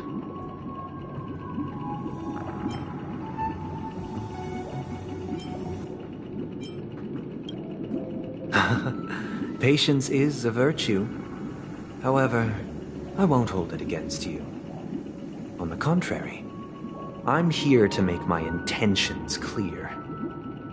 If it is the Order that drove you to imprison Welt and Robin, and you're using them to coerce our compliance, then there'll be no point in entertaining any type of discussion. You're mistaken, Miss Himiko. They are in very safe hands, and just as the family has always proclaimed, no one can be harmed in the dreamscape, least of all in the beautiful new world belonging to the Order. Penacony and the entire universe have witnessed far too much innocent bloodshed. The strong wield their blades against the weak, and the victors push the vanquished to the brink of life. Natural selection. The world abides by this principle, establishing the well-being of humanity atop the corpses of the downtrodden. Only we, or rather, I, possess the power to put an end to this farce. So you've decided to resurrect a dead Eon? No one's ever done such a thing. If Miss Himiko is interested, let's draw back the veil and speak candidly. I've always firmly believed that people can understand one another through peaceful means. I'm willing to divulge the unembellished truth as to the intentions of the Order's Pathstriders, so that you will make better judgment for the Astral Express, for Penacony, and for this stretch of the universe. Words can hardly do justice to the beauty of that ideal. So, come with me, everyone. Let us retrace our steps and see once again where this road leads. Huh? Where'd he go? Welcome. This isn't any location in Penacony's dreamscape. It's my inner world. The reason the scenery before you remains unchanged is because your consciousness has drawn on similar concepts to fill in the gaps.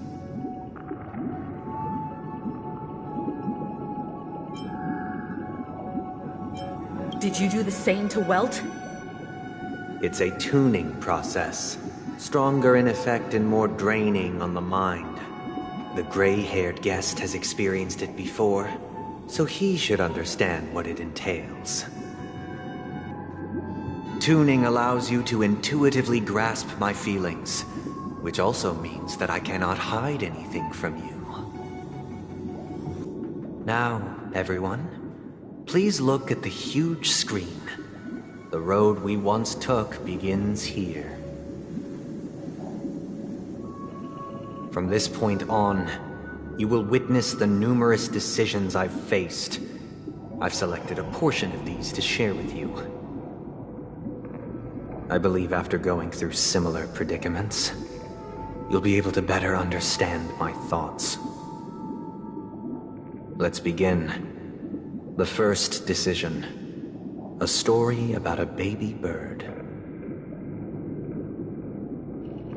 This story happened when Robin and I were very young. We were victims of the Stellaron disaster, and the family's Mr. Gopher Wood, who would later become the Dream Master of Penacony, saw that we siblings had no one to turn to and took us in. Later on, Robin and I lived a time with nary a care in the world. One day, after dinner, while my younger sister and I were lounging about in Mr. Gopher Wood's yard, we spotted a fledgling Charmony dove all on its own. That baby bird was tiny. It didn't even have all of its feathers, and it couldn't sing. When we found it, it was already on its last breath, having fallen into a shrub, probably abandoned by its parents. We decided to build a nest for it right there and then. However, thinking back, that winter was unusually cold, with fierce winds at night in the yard, not to mention the many poisonous bugs and wild beasts in the vicinity. It was clear that if we left the fledgling in the yard, it stood no chance of surviving until spring. So, I suggested we take it inside, place it on the shelf by the window, and asked the adults to fashion a cage for it. We decided that when it regained its strength enough to spread its wings, we would release it back into the wild. The tragic part, something that we'd never considered, was that this bird's fate had already been determined long before this moment. Its destiny was determined by our momentary whim. Now, I pass the power of choice to you all. Faced with this situation, what choice would you make? Stick to the original plan and build a nest with soft net where the Charmony dove fell. Or build a cage for it and feed it, giving it the utmost care from within the warmth of a home. I eagerly await your answer.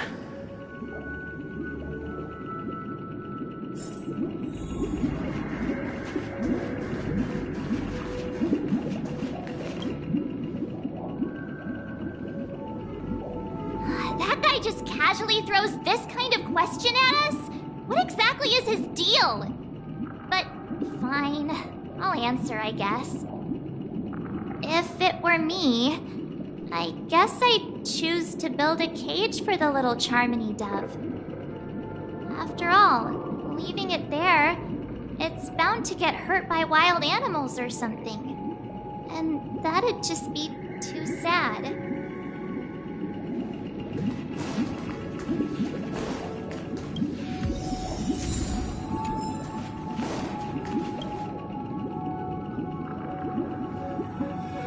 I can't decipher his intentions right now, but based solely on that question, I would probably choose to build that dove a cage.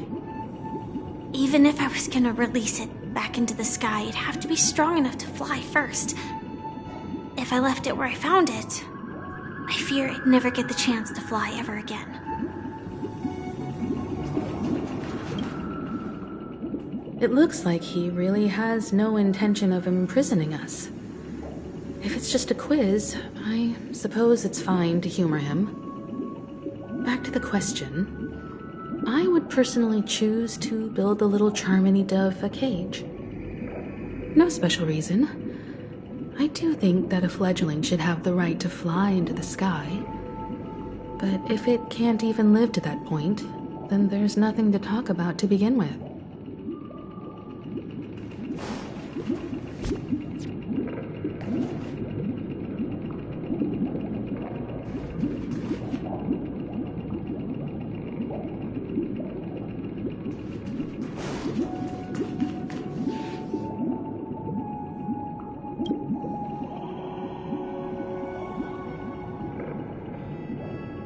I'm happy to see that you made a choice similar to ours. If your mind is made up, let me reveal the outcome of this choice. We passionately nursed it back to health, preparing only the best food for it every day. We even preened its feathers. Later, on the day that Robin left Penacony, we opened the cage door and let it fly back into the sky. I watched it for a long while by the window, probably about 3 or so days. In those 3 long days, the little Charmony dove tried again and again to spread its wings to fly into the sky, but fell to the ground, only to keep trying. Finally, on the 137th attempt, it succeeded. But its attempt did not go perfectly. After flying unsteadily for a while, it fell to the ground, unable to grasp the direction of the air currents. The fall shattered its wings. It writhed helplessly in my embrace. But it was all for naught, finally succumbing to a painful demise. And in that instant, our tender care, our given love and hopes, they all became the inevitable push that sent it to its death. I deeply regret the choices we made. Next, let us head to the second decision. This time, it's the story of a dream chaser. This story happened when I was appointed as Bronze Melodia, a position exclusive to the Oak family, charged with listening to the problems and vexations of Dreamscape residents, and providing them with the relevant guidance. It was during that period that I had the opportunity to hear voices from all corners of the Dreamscape. Joy, sorrow, arrogance, regret. The complex tapestry of human nature that formed the world. And I was fortunate to catch a glimpse of it. He was a dream chaser, and an illegal stowaway. Just like the rest of them, he came to Penacony in search of a better life, except that, to most people, the price he paid, I suppose you could say it was everything. He told me I sold everything I could at home. The house, the land, even his 2 children. He said he could not afford to raise them, and that at least they could eat if they lived as slaves. He had a plan in place. He would buy back his children once he had made his fortune, and enjoy Penacony's beautiful dream with them. Alas, his plan to smuggle himself was somewhat clumsy, and he was sniffed out by those pig-headed hounds. After hearing the Dream Chaser's story, I immediately appealed to the Bloodhound family to cease their pursuit. That way, at least he could live peacefully. But I was still too naive to the ways of the world. I did not anticipate that what I thought was a kind gesture would later lead to dire consequences. I'll tell you the outcome soon. For now, I'd like you all to make a choice. Will you do as I did, and try to convince the Bloodhound family to stop their pursuit, so that the Dream Chaser may live peacefully and realize his wishes? Or will you remain silent, leaving him to languish while the hounds are hot on his heels, until his inevitable judgment arrives? I look forward to everyone's decisions. Who knows? Perhaps they might even alter the outcome of this tragedy.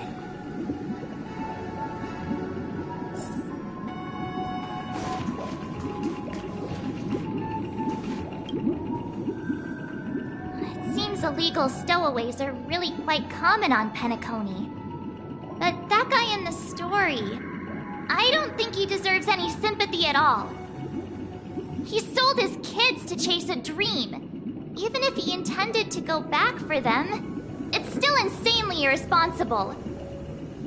With that thought, there's only one choice. Let the Bloodhound send him back home. This person deserves to be punished.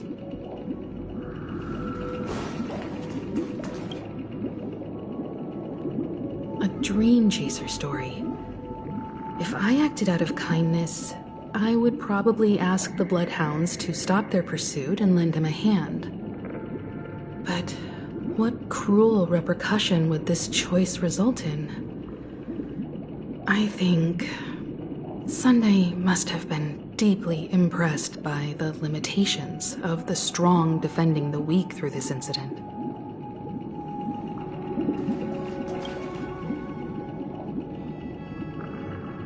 This question... Surely it has some connection to the baby bird story. And this connection is precisely the breakthrough Sunday aims to use to persuade us. I'd probably choose to ask the Bloodhounds to cease their pursuit.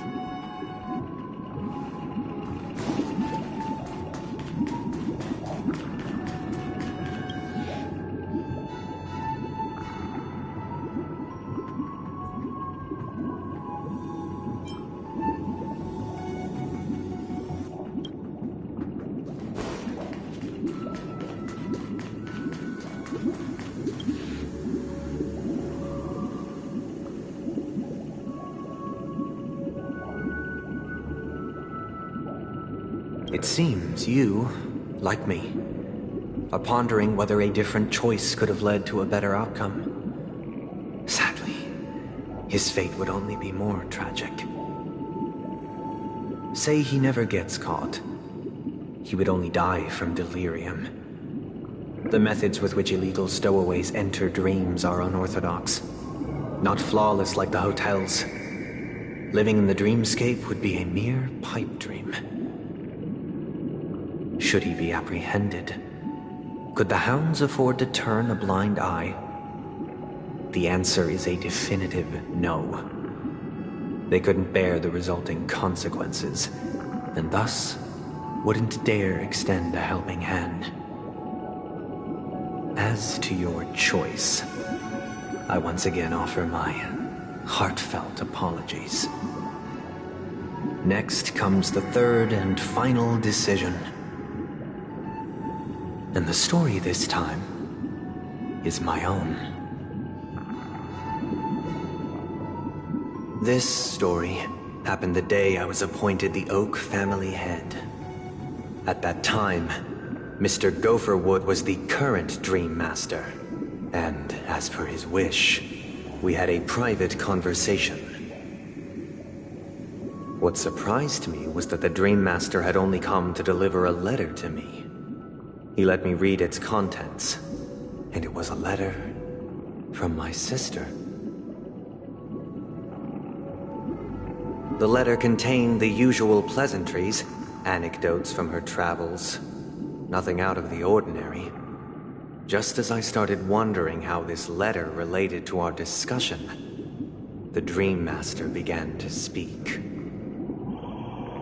Do you know who wrote this letter? My sister, of course. But why would you personally visit me to hand me a letter from my sister containing mere trivialities? To help you grasp the full scope of this issue.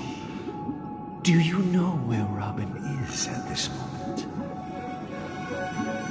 From what the letter indicates, she must be in Caspelina 8, correct? She's touring there right now. Correct. Has she mentioned anything about a stray bullet? A stray bullet? What? A war has broken out on that planet.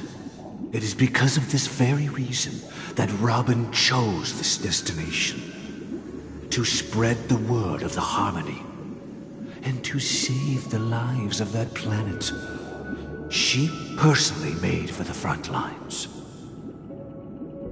She hoped to ease the people's suffering with song, and was willing to brave mortal danger to deliver the IPC's medical supplies. Unfortunately, stray bullets show no such compassion. Is she all right?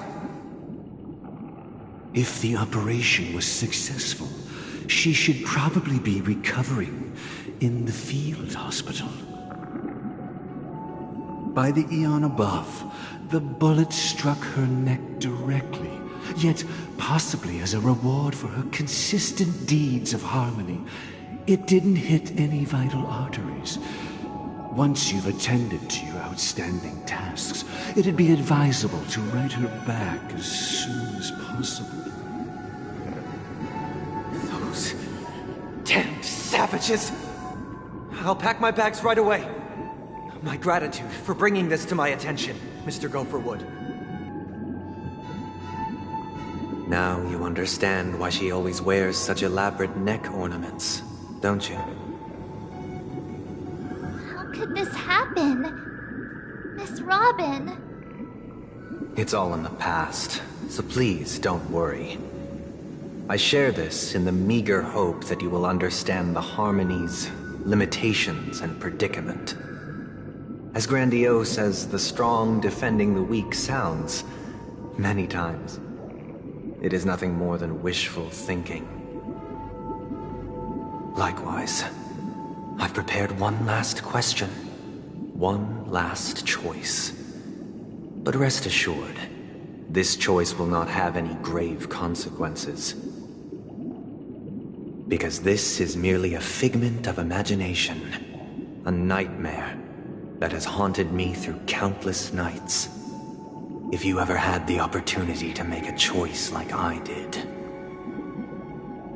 would you still support Robin's journey on the path of harmony?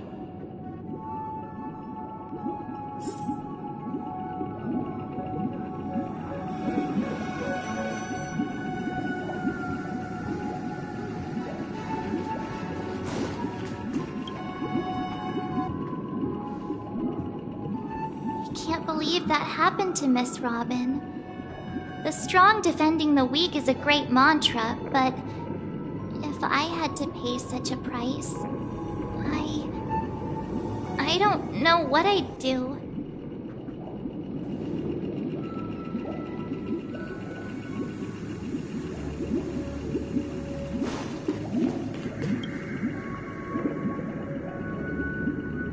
I often feel like I've dreamt of similar scenes on certain nights. In the dream, I see blurry faces.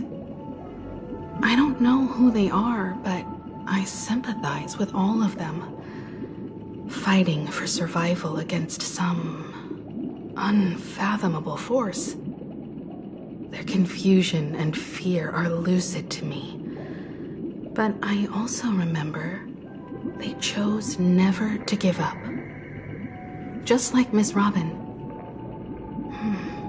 If Mr. Sunday's question leaves you puzzled, you should find the answer from your own experiences.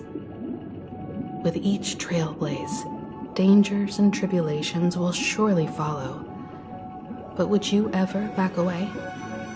Would you stop March and Don Hung from reaching their next destination? I believe you have an answer of your own in your heart.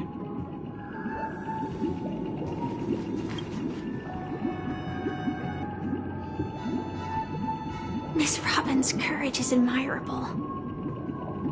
And here I was thinking she was just another superstar celebrity. But the fact that she's also Mr. Sunday's younger sister? No, I doubt he'd wish harm on his own flesh and blood, no matter how grand the ambition.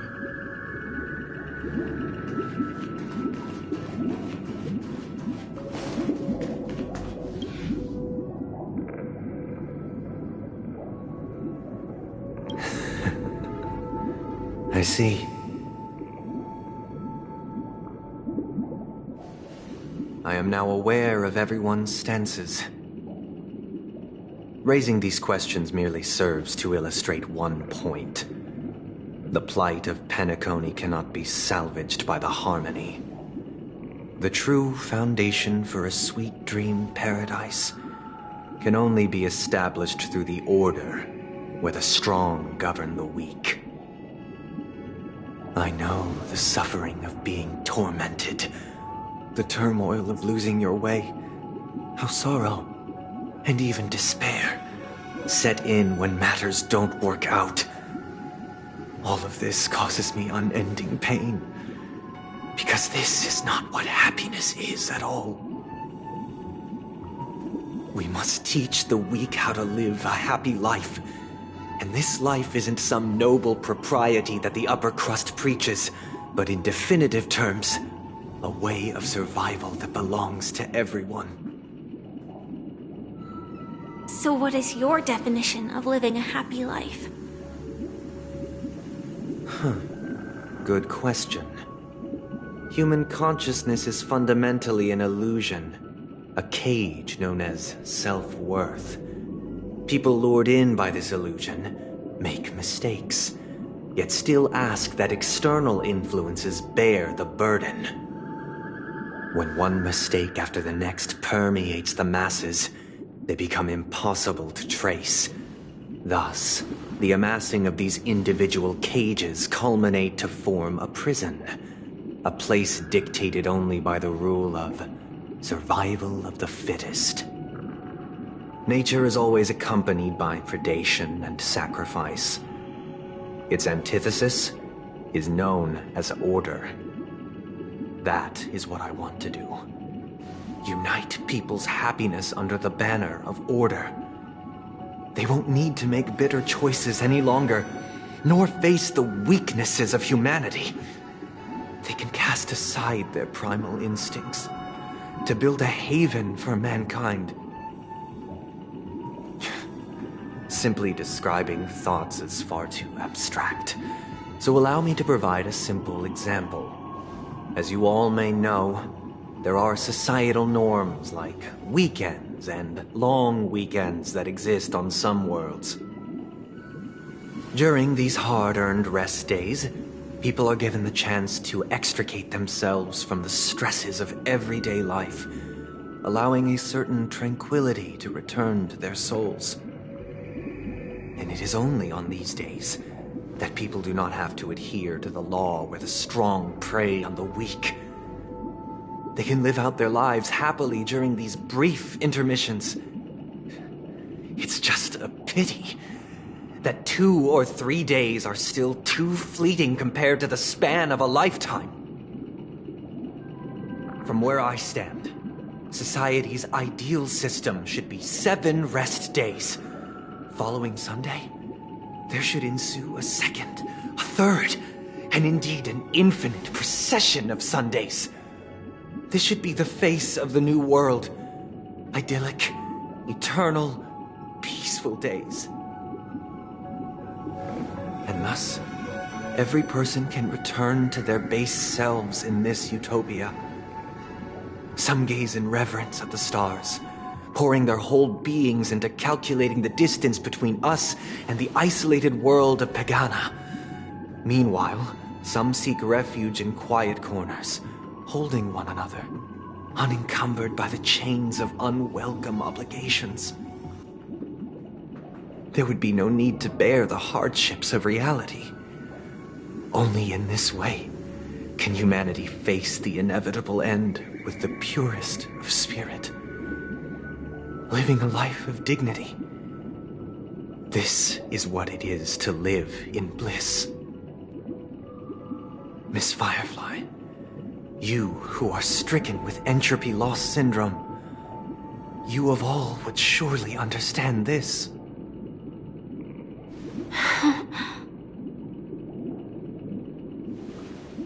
It sounds like a flawless theory.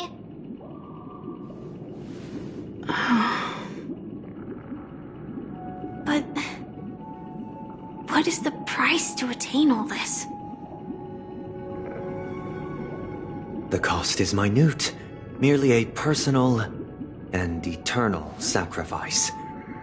If this paradise is to be maintained for everyone, someone must remain trapped in solitary awakening until the end of the cosmos. Awakening. Which means that this so-called paradise is still a dream. Stepping into this paradise means forsaking reality, correct? It is not forsaking, but transcending. Flesh, blood, sorrow, weakness.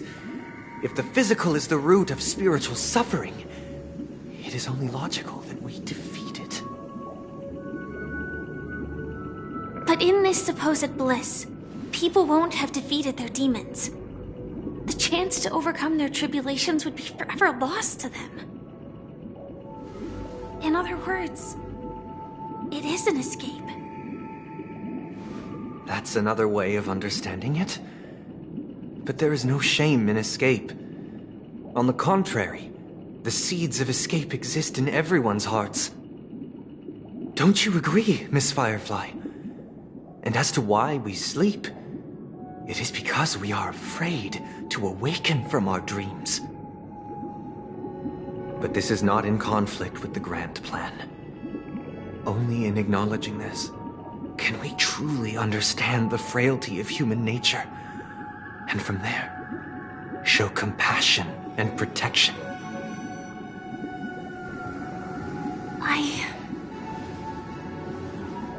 I admit that you are a born leader. Your perspective on humanity brims with pessimism. Yet you express compassion for all, even when your heart pities them. But unlike you, I live for the self. From my perspective, individuals making choices for themselves is their birthright. The want to escape may be innate in the weak. But whether they are weak or not, it is not up to another to decide. Perhaps in your mind, you also view me as weak?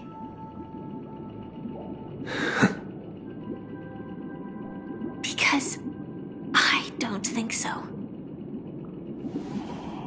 Since Miss Firefly has said her piece, the Astral Express will also naturally give you our answer. We'll leave it to you. Just as Mr. McHale instructed before. Tell him our choice.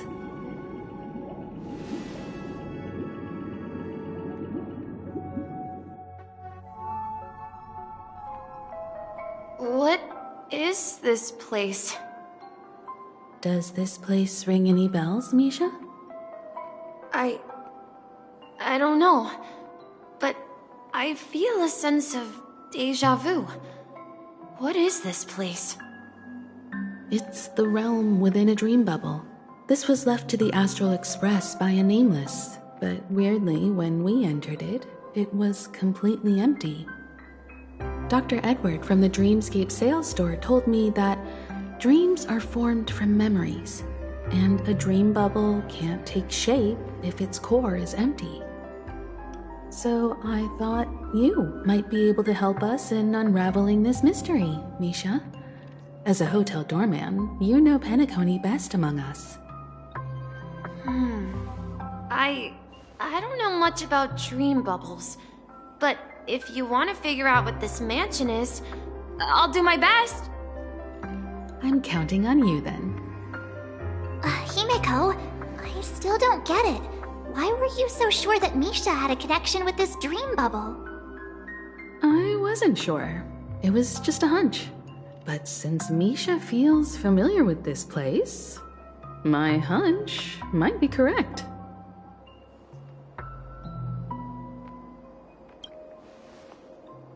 Exactly. This is where you and Firefly encountered death, which we now know as dormancy. Considering its connection to Dreamflux Reef, it's not surprising it appeared here. The question now is, who brought you here? Based on the clues we have so far, it's unlikely to be that masked fool. So identifying them is crucial to us. We're drawing closer to the truth once more. Let's give Misha some time, as I believe he'll unveil the secret of this dream bubble. All right, but there are doors all over the place. Which one should we choose? Do you have any idea, Misha? I guess... maybe this way?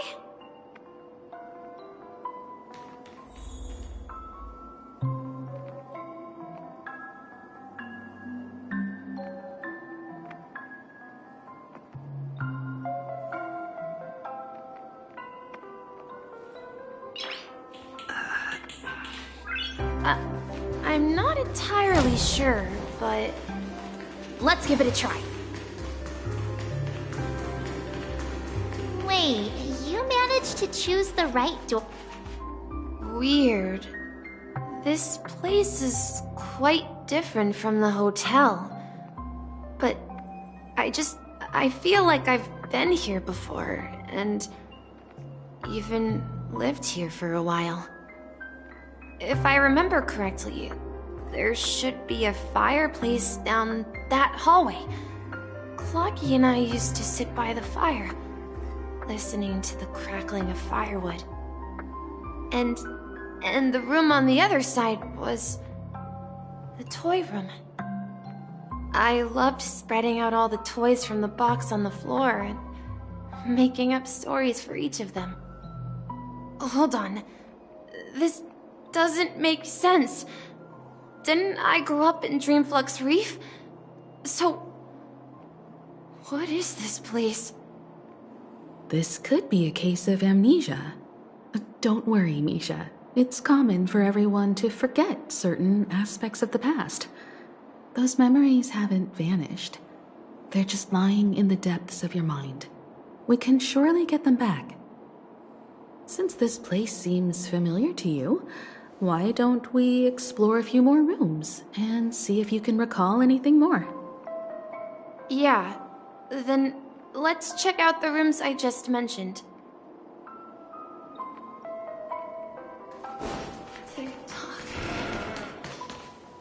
I heard some noises from the room.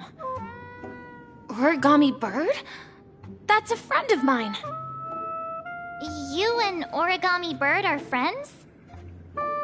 Yeah. It's a member of the Compass crew, just like Clocky and Miss Mirror. And there's more. They follow Miss Mirror. Sailors? Can Origami Birds be sailors? Could you tell us more about the compass, Misha? The Compass is a ship bound for the New World. Clarky and his partners travel through layers of fog to the depths of the sea. Whenever there is danger, Clarky will use a compass and guide the ship in the right direction. That's a great story. But in the Penacony cartoon, Clarky and his partners have always lived in Dreamville and never ventured out, right? Huh? Oh, that does seem to be the case. Weird. I clearly remember... Perhaps Clarky has a hidden past. So, where has Clarky gone? Did he leave to protect Dreamville? Mikhail, that's the name. Now we all know him as the Watchmaker. So, who is he talking to? Do you know anything about it, Misha? I'm sorry. I don't know much about the Watchmaker. Anything special about that name? Mikhail is Grandpa's name. Grandpa? Do you mean you're the Watchmaker's grandson? But we haven't heard anything about the Watchmaker having descendants. And the name Mikhail is not rare. Perhaps it's merely a coincidence. Could you tell us more about your grandpa, Mikhail? Yeah, sure. He was a seafarer who fearlessly ventured into mysterious seas and storms. He was always on the... He didn't want me to call him Grandpa, because that would make him sound... Every time he came back, he'd share his logbook with me and tell me about his adventures at sea.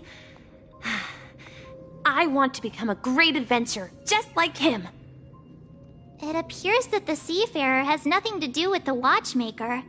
So, perhaps it's just a coincidence? So, where is your grandpa now? He went off on a new journey. And it's been... I think... I hear the sound of water. You once mentioned there's a magnificent fountain up ahead.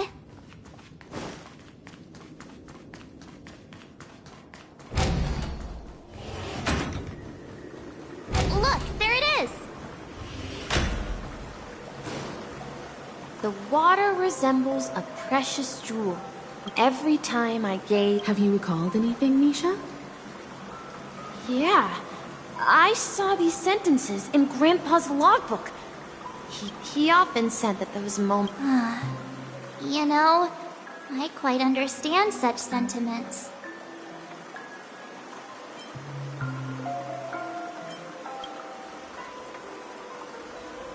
Hey, don't tease! I was just being a bit sentimental. Perhaps every adventurer far from home carries a fountain within their soul. Even though the other side of the sea remains shrouded in the unknown, the fountain in front of his house serves as a compass, leading him back to his cherished ones. Yeah. While Grandpa was at home, we would stand by the fountain and place the compass, a toy boat that I made, into the pool. Back then, I would ask him when I could go on adventures like him, and he would always laugh and say I was still too young. It seems this Mikhail is truly a seafarer and has nothing to do with the Watchmaker. Yeah. Based on Misha's recollections, the scenes in the dream bubble appear to be his childhood memories. But this raises more questions. According to Misha, he was clearly born on an oceanic planet and led an ordinary life, with no connection to Penacony at all. Could this be some sort of metaphor? Perhaps the sea refers to the memory zone. I'm sorry. I don't know, but my memories keep pouring out uncontrollably, like water flowing from a fountain. Perhaps I'll remember more things if we go further.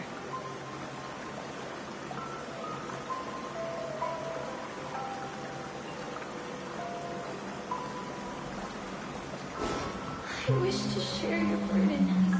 We're going to the opposite side, right? No, we should turn left here. Huh? Something feels different about this place. This is it. Up ahead is Grandpa's study. It was in that room. The atmosphere in this room feels totally different. Misha! You finally come! Clocky! You're here! Huh. Yeah. This is the room where we first met each other. Are those books on the bookshelf logbooks left behind by that seafarer? Yeah. Whenever he came back, he placed a logbook on the bookshelf in his room. They contain records of his expeditions to every corner of the world. He described our world as a fountain. At some point, the sea started to gradually swallow up the land where people lived. To ensure that everyone had land to settle on, he had to continue exploring the sea and search for the source of the rising seawater. On that day, he called me to his study, telling me that he was embarking on another journey. However, I could sense the gravity in his expression. It was the same look I had seen on my father's face before his final voyage. I asked him if I could go with him, but he said that my adventure lay elsewhere and told me to stay home and patiently await a certain sound at the door. What sound? He told me about a vast ocean in the sky.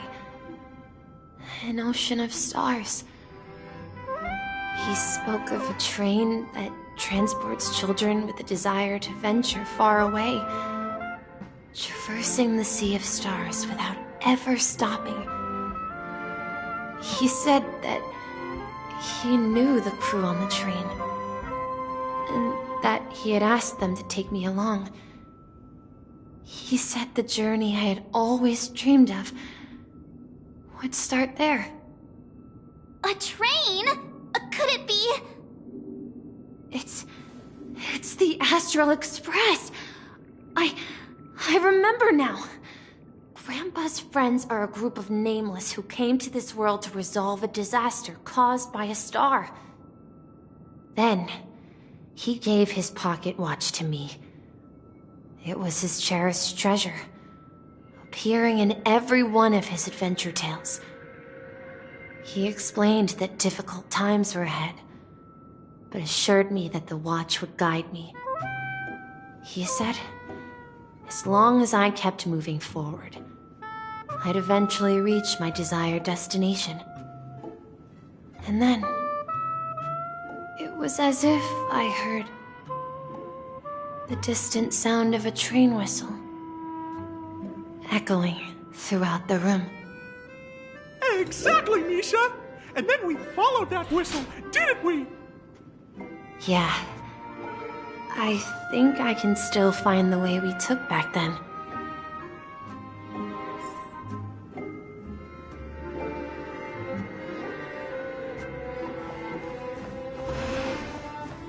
This is the dream jigsaw, right? So we're supposed to find the exit. But where can we find the last piece? Do you remember? You said you obtained a mysterious shard when you stumbled into this place. Hey, the shape seems to match. So this shard is also connected to Misha? Looks like we're just one step from revealing the truth. Let's get to the other side and investigate.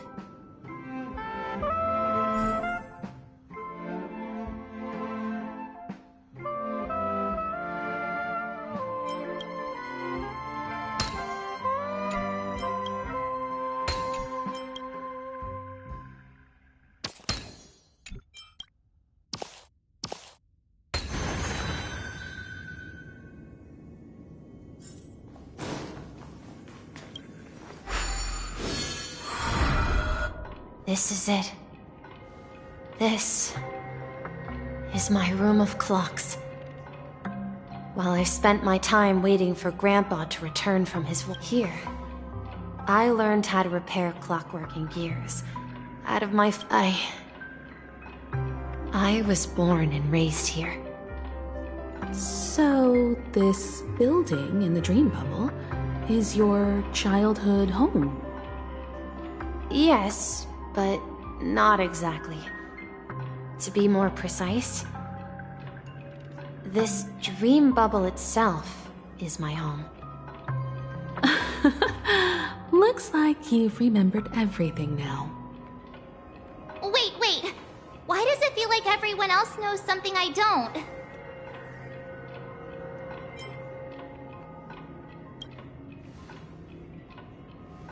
March, do you remember when he mentioned a clocky that only he could see? Yeah, the little guy here, right? But we all saw him in Dreamflux Reef, right? And Mr. Yang even greeted him. Looks like everyone on the Astral Express has a childlike spirit. The answer lies in the Astral Express. His experience shows that neither Firefly nor Acheron can see this clocky.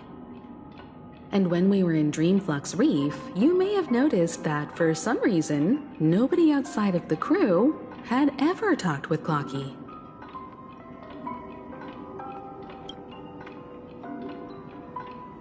A mimetic life that can only be seen by a select few. It's just like a hidden message left by someone for the nameless. But Misha can see Clocky too, right? They even grew up together. But Misha hasn't started the way of the Trailblaze yet. That's the key to the mystery, March. Now take a moment to recall. Have you ever seen anyone outside of the crew interact with Misha? Wait. No way! That's the answer, March 7th. This dream bubble is the place where I was born. And I'm a dweller in this dream. Just like a memory zone meme. I should have stayed here and waited for you. But when reality and memories merged, I unconsciously pushed open that door and left the bubble with Clocky. So it's not that the Watchmaker's dream bubble is empty, but rather the stuff inside ran away? And the whistle you heard was the sound of the express arriving at Penacony? That's one way to see it, but I believe there's a longer story behind all this. It's best for Misha himself to explain all the details. How about we start with your name? Now, should we call you Misha, or...? Thank you all for helping me rediscover my true self. Now, please allow me to reintroduce myself. I was born on Lushaka, in the Presmere system, adopted by seafarers Mikhail and Char. They gave me a treasure, a name that carried their hopes. Mikhail Char Legwork, or simply Misha. If you prefer, you can call me by a more familiar name, the Watchmaker. So, you're the Watchmaker himself? Unfortunately, that legendary figure is no more. I'm only a reflection of his life. As for the child who has been with you, he's the innocent protagonist of Misha's childhood dream. A friend of Clocky, a young apprentice, and a future mechanic on the Express. And this also marks the beginning of his journey, devoted to the Trailblaze. At the end of the journey, I left this little flame, which I so cherished. in my deepest dreams, hoping to pass it on to the nameless of future generations. However, he somehow left the dream bubble and forgot all about his task. I apologize for all the confusion this caused. Because he was born with a desire to trailblaze, wasn't he? I don't think Misha has forgotten his role as a guide. He remembered it, and that's why he mistakenly appeared as a hotel doorman in his dream from the very beginning. The one who brought our unconscious friend here must have been Misha. If that's the case, we encountered the Watchmaker's legacy from the beginning, didn't we? Well, I have a sarcastic friend who says I always take big detours and end up back where I started. Perhaps that's what every nameless has to go through. But in the end, you found me. I'm sure you're all wondering what my legacy is. I believe my hound has mentioned the Stellaron and my wealth. If I may apologize, the Stellaron part is real. As for my wealth, however, it's nothing more than a baseless rumor. I left my homeland as a child and embarked on the journey of Trailblaze. I traveled to various planets until finally reaching Asdana, where my friends and I built the original Penacony and fought for its future ever since.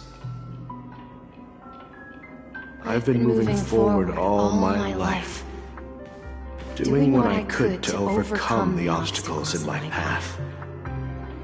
But ultimately, my journey reached its end, and I left behind no possessions worth entrusting.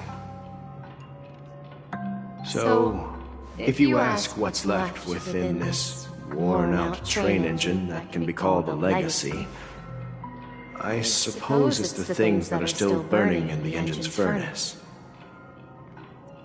Now that you're well aware of the current situation of Penacony, I certainly hope that you'll help me get this world back on track.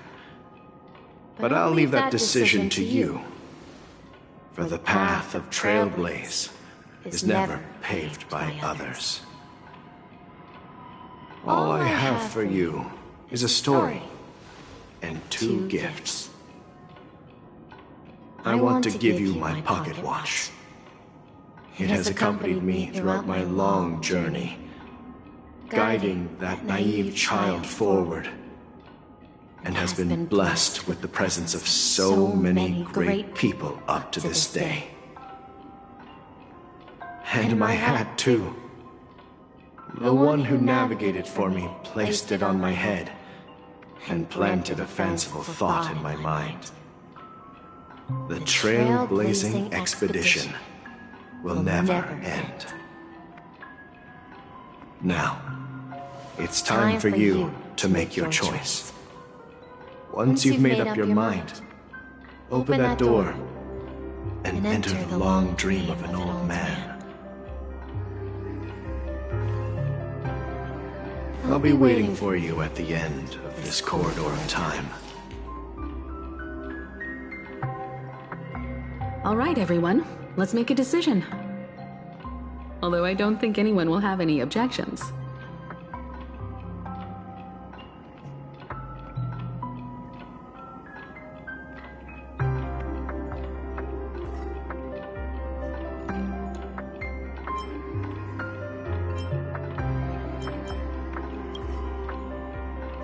Of course. We've come this far. Surely there's no other option than moving forward. In that case, it's unanimous. Then let's proceed together to the end of this stream and tell Mikhail our decision.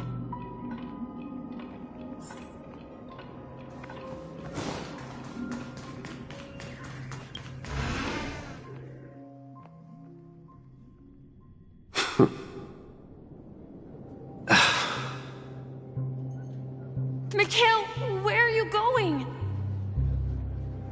Someone has to step up and save Lushaka. So why can't it be me, Misha? Please don't go. Even without me, you... Now go! Where are you going? I'm going to clean the... Wait, first tell me... yeah. I know what it looked like before. Well, it's the hands, Mr. I see. But... Don't worry. Where are you going, legwork? It's... I see. The people of Astana, don't worry. This is... Farewell, legwork. Don't worry, Mike. Someone has to be at the... Because you're all we have. But what will happen to Tiernan? We nameless if I don't come back in one piece. Where are you going? Oh. Answer, Mike. Relax, Gallagher. Oh, come on. If you die... Yes. We'll organize a... So... Desperate. Make sure to send it. Misha! Oh. Last night. Write it down? Oh. Of course. Yes. I was a kid. I wanted to... Yeah. But you know what? It was so... And the watchmaker... We've arrived at Dreamflux Reef. So, where to next? You know, Clocky, I don't think I'll be going anywhere else.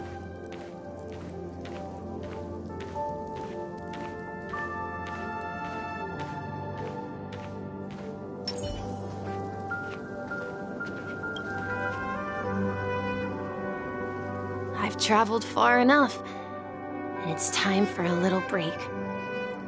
Oh. So, we'll set out again. When you're rested? No, I'll stay here. And then, this is where it ends. This is... where it ends? You told me. Yeah, that's what I said. So now, it's up to you to decide your next destination. My next destination? What, Misha? You're acting weird today. If you're feeling down, we can just do what we usually do. With the clockwork. No, I'm not feeling down. As for clockwork, yeah, it resolves all problems in this dream. So, do you know what clockwork actually is? I'm not quite sure. Well, everyone gets lost at times. They may hesitate and doubt which way to go. That happens in this dream, but don't worry. Whether it's calming, joyful, angry, or sad, all they need is a little nudge. I'm leaving that little nudge with you, and I hope you'll share it with others. Such is the essence of clockwork, the will of the Trailblaze. Clocky's hands spin around non-stop, indicating confusion, frustration, and weakness. But ultimately, people still need to move forward. Just like your hands, always pointing ahead. This is where my journey ends. From now on, it is your path to walk. Trailblazing means taking paths your predecessors forswore, and venturing even further. The Penacony in Mikhail's dreams does not belong to Order.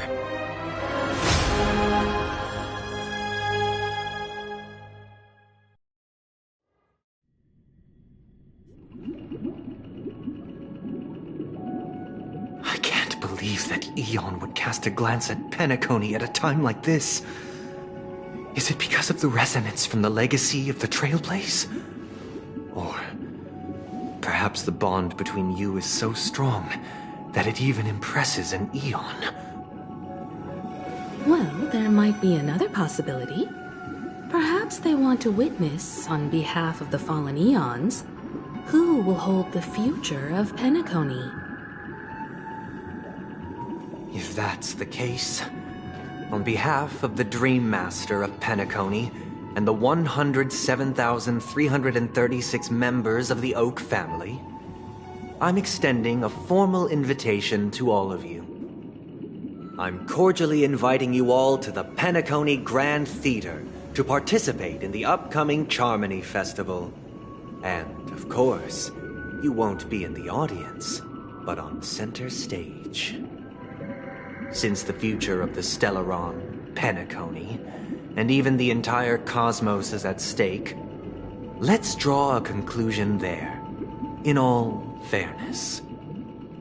If you truly believe in Akavili's path, then show me their courage and determination.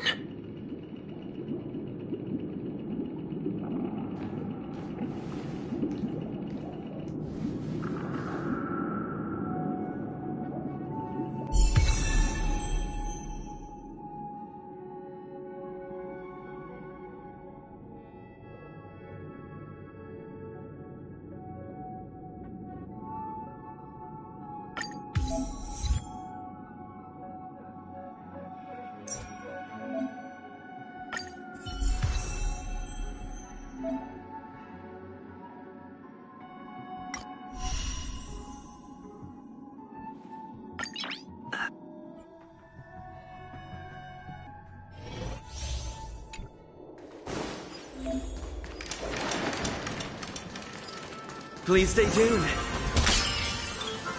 Please stay tuned. We need a strategy.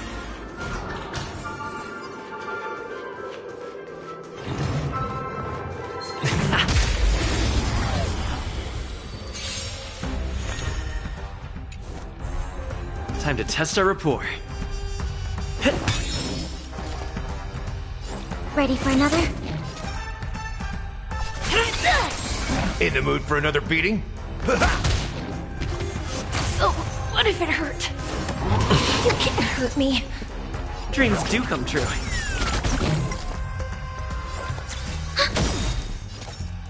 Enemy data secure. Net markers activated. Time for a good old counterattack.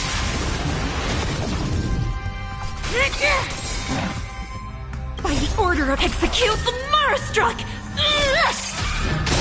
No amnesty for the Marastruck. The mood is set. Let the show begin! Time to mix things up! Motor function Did the rhythm restored. get messed up? Nice, like my friends. Indulge yourselves! It ain't over.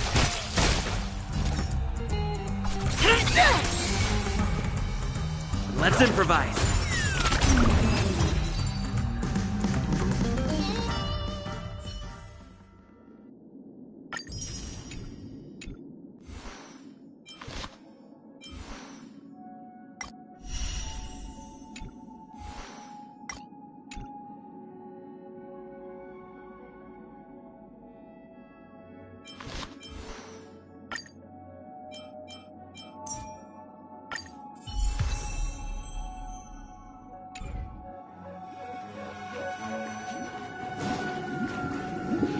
Does that mean he wants to fight us during the Charmony Festival?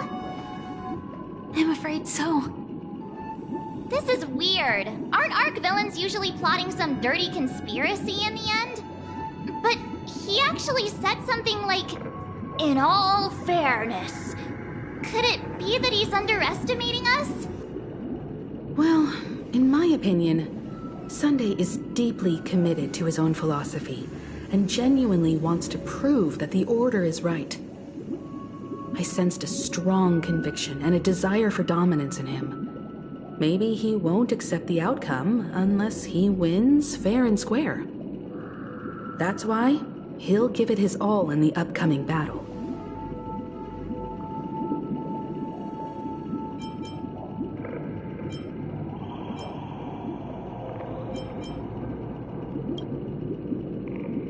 Yeah, you're right. We We've even dealt with a Lord Ravager of the Destruction, so a follower of the Order won't be a big deal. Anyway, we can't leave the Stellaron unchecked. This is about trailblazing a bright future for Penacony and fulfilling Mikhail's and his predecessors' long-cherished wishes. Now that we've taken up the mantle, we can't afford to fail them. However, the same applies to the Order. Their plan didn't materialize overnight, and they have the profound collective consciousness of the planet of festivities behind them. A desire to dream, to slumber and escape reality. All those hidden emotions have given birth to the sweet dream of the Order. They've harnessed the will of an entire planet to create an Eon. This confrontation is far more complicated than a simple power struggle. To secure Penacony's future, fighting on the stage alone is not enough. What do you mean? Are you not coming with us? I believe Firefly is trying to say that she's heading off to another battle.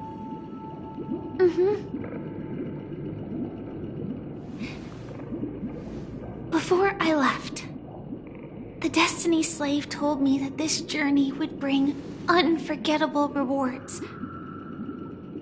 Even though the script he gave me only had a few lines, I couldn't ignore them. Because one of the lines said, "I'll experience death 3 times in the land of the dreams." 3 times? This can't be serious, right? The first time was a painful death when I was stabbed by the Blade of Dormancy, which led to all subsequent events. The script will always come true, but in a way that will only be revealed when that page is turned. So now I've understood the meaning of my second death. And I am prepared to face it. If all goes well, my efforts will provide crucial support for you. Only by achieving victory in this battle can we secure a future for Penacony. And only then, my third and final death won't come true in the most terrible form. The most terrible form? Does that mean... The true death, where everyone in Penacony loses themselves completely in the eternal sweet dream of the Order. We must do everything we can to prevent that. Have you made up your mind, Firefly? Yes. Otherwise, I wouldn't be here. Thank you again for your assistance for the Astral Express. May we meet again, in reality. Yeah. Farewell, everyone. May your trailblazing expedition never end.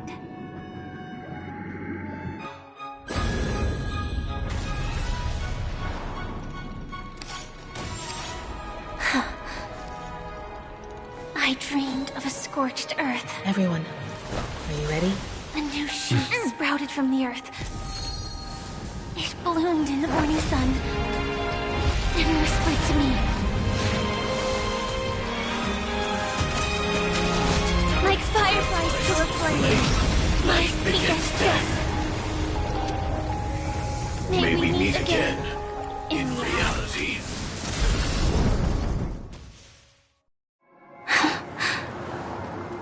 After today, Japella's name will disappear from cosmic history, and the Everflame Mansion will take its place. In the not-too-distant future, you'll receive an invitation. That's your next stop. Land of the Dreams. Penacony. I hope you find whatever you seek there. Be it answers, or salvation. You mean my 3 deaths? Silverwolf told me about it. It's such a shame that it's not part of my script. Well, I want to live.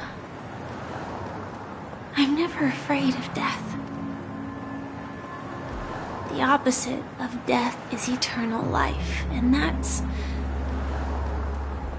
something I'll never desire. People die, and I am no exception. Death is like a script, a fate that cannot be defied. But that's exactly why we have to choose where we want to rest forever.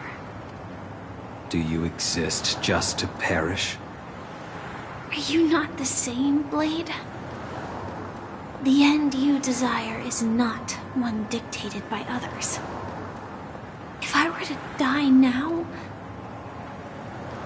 I would only be a weapon. I believe I should die as a human. Though its definition escapes me, isn't this the answer that ordinary people look for their whole lives? A name that can be carved onto their tombstone. The tombstone that belongs to me once bore the inscription, Glamoth's Iron Cavalry. Then it changed to Stellaron Hunter. But one day, it will bear the name Firefly. And all the brilliance she showed at the end of her life.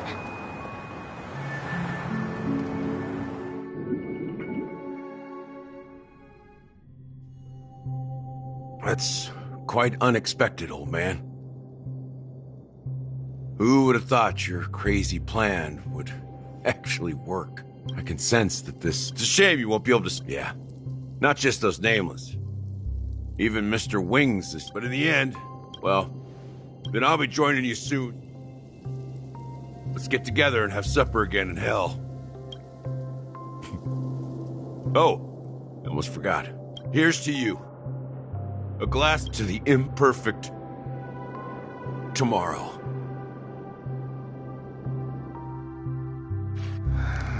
It's warm here, isn't it? It's a shame. Seriously? It becomes... Have you... Before coming here, the flavor wasn't... Don't worry about it. Well, by the way...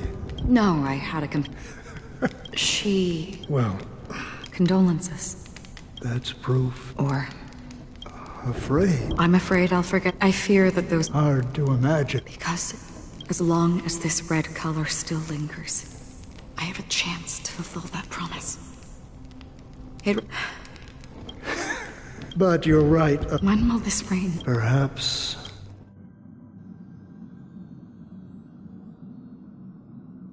Have you heard of a planet named Biari Scamandros, Don Hung? It's one of the Paradise Kingdoms under the influence. Half an Amber era ago, the family held an unprecedented festival there. And after that, everyone on the planet became part of the family. Do you think the same thing will happen on Penacony? Yes. Or how else can we explain it? The family deliberately used the Watchmaker's invitation to keep all the Pathstriders here, but banished the Emanator of the Nihility. Because of the Nihility, I would disagree. Biari Scamandros is not part of the credit system or connected to the Silver Rail. It's nothing more than a remote civilization sheltered by the Harmony. But Penacony is different. If the family messes with Penacony, that would be like declaring war on almost half of the factions in the cosmos. No. What do you mean? The path in Penacony. Do you remember the 2 paths? Shepe, the Harmony. Holy... But I don't see any I can't say for sure. The Charmony Festival... I have another plan.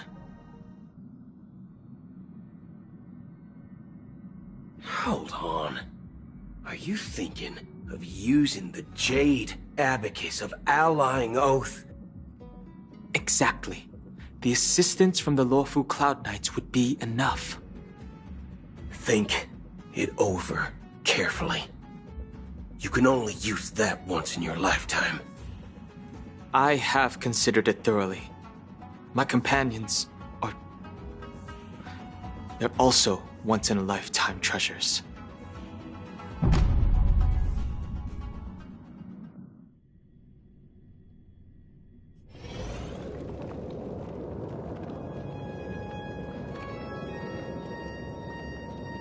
Are you the only one here, my child? The Nameless is quite the diplomat. Our secrets have spread like wildfire within the family. And IPC starships are gathering towards Astana. This is a crucial moment for us. So, where is the chosen one who harmonizes the varied sounds?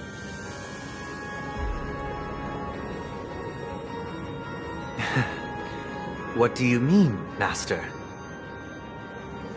I'm right here in front of you, aren't I?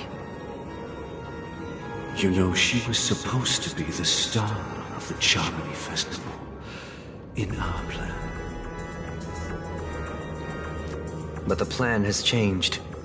As her brother, I know she doesn't want to sing for the Order, so I'll take her place. You've always been wise beyond your years. I'm sure you understand the consequences of your choice. If you consider this a betrayal, well, there can't be two suns in the sky. I'll step up and take down the other sun if necessary. Do you believe in karma? If karma exists, then everyone has their own karma. You have yours, and I have mine. And my karma has nothing to do with you, Mr. Gopherwood.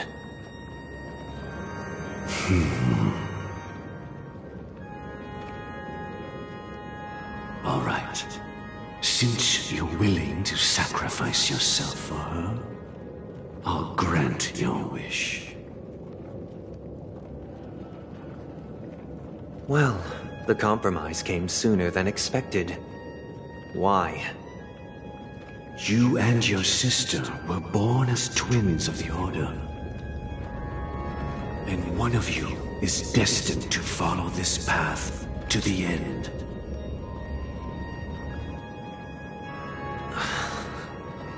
Is this part of your plan? Of course. You're still as clever as you were when you were a child. The opening is near. Go, my child. Seize the power of the harmony and reveal your karma. I have one final question, Master. Why did you choose to bring the Order to Penacony? Wouldn't it have been better to choose a desperate world instead of a city filled with hope and dreams? Why? It's for justice, my child. If we lose justice in our hearts, we'll make the same mistake as the Harmony did. So, it's not you who manipulates the dreamscape with the Stellaron, but... Well, that's where our conversation ends. Go ahead. The 107,336 souls of the Oak family have dreamed of this moment too many times.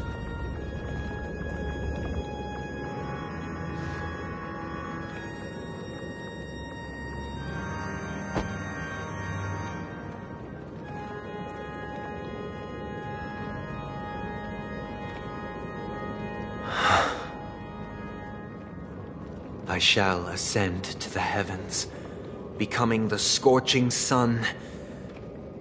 Bathed in my light, my people shall flourish, while all evil shall be eradicated.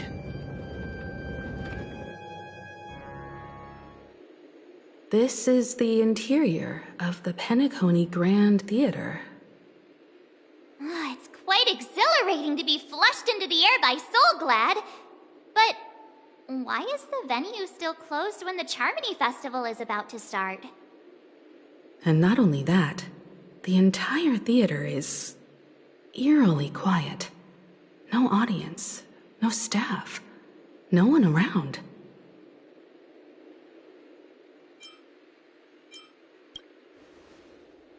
Even if we're late, a grand theater like this shouldn't be completely empty. Let's explore around. Be careful, everyone.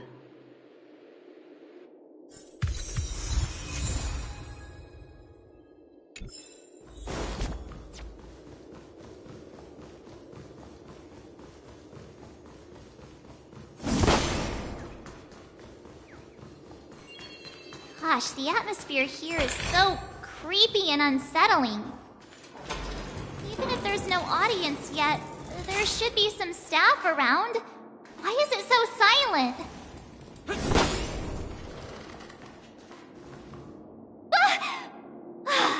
Yikes! They scared the life out of me! Why are there so many puppets at the ticket office?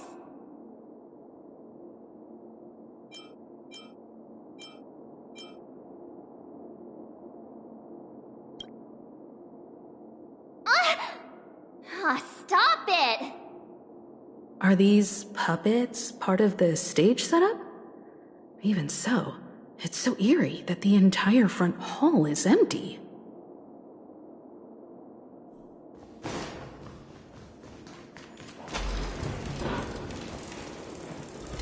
Something feels off. We're in the right place, right? There's no other grand theater in the dreamscape. So Sunday's messing with us? He said we'd have a final showdown on the stage, but why is there no one here? My apologies for the delay, March 7th. You scared me! Where are you now? I'm waiting for you behind the curtain. Following the Asdana tradition, I invite you to enjoy a stage play in 3 acts before the festival begins.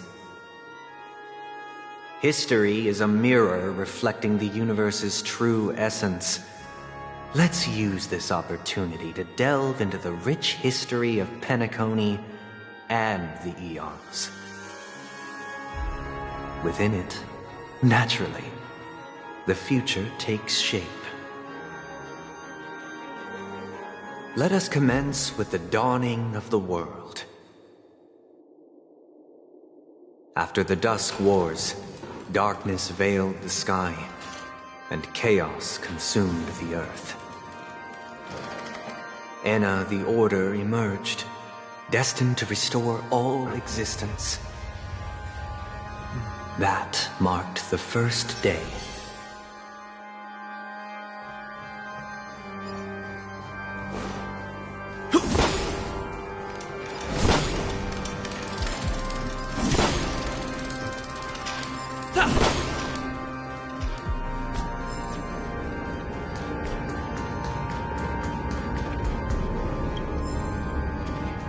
They gathered nebulae and forged them into picks, thus creating a grand lyre with black and white keys. Strike the white keys, and the sun rose. Strike the black keys, and the moon rose. And so, the cycle of day and... The puppets are gathering around the frame. Are they expecting us to enter it?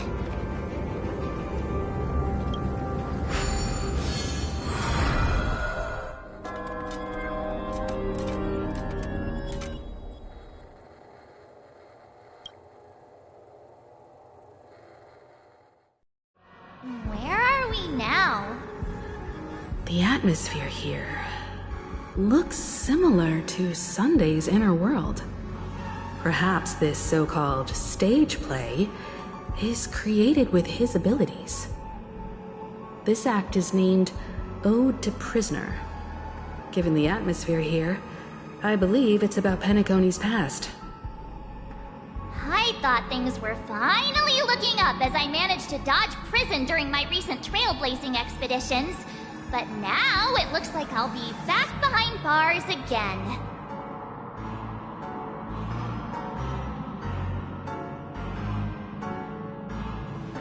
I genuinely wish to avoid a violent clash with my esteemed guests from afar. Therefore, I've arranged 3 acts before the situation becomes irreparable. Where shall we start?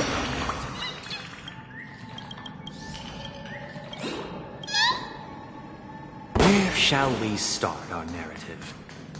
Well, let's start with the time when Penacony was still a frontier prison.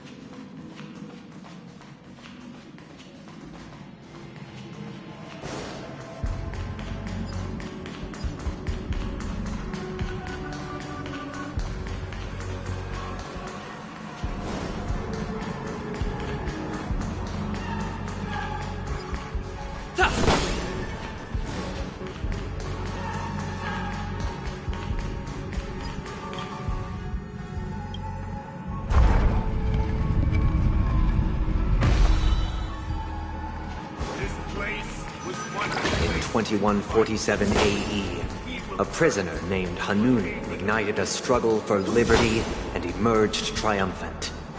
IPC referred to it as the War of the Frontier, while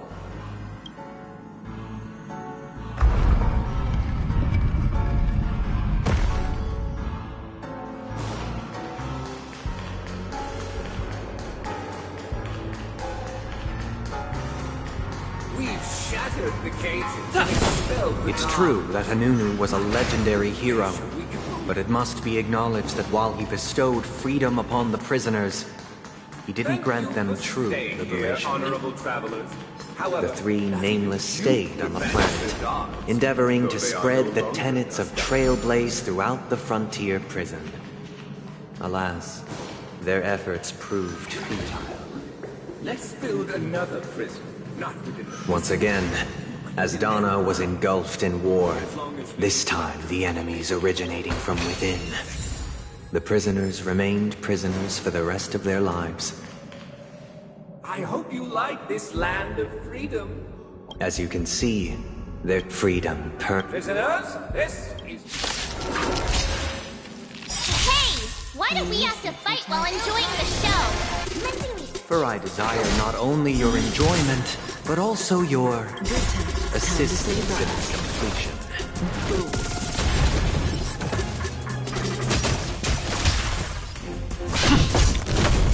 Stand still.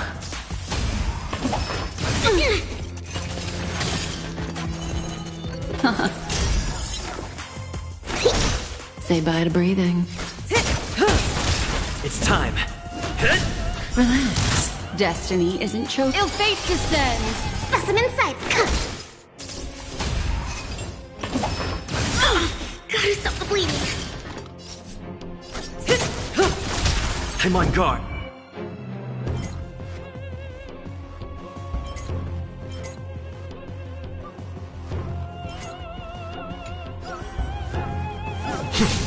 Stand still. What do you want to know? Ill tidings manifest. Commencing research.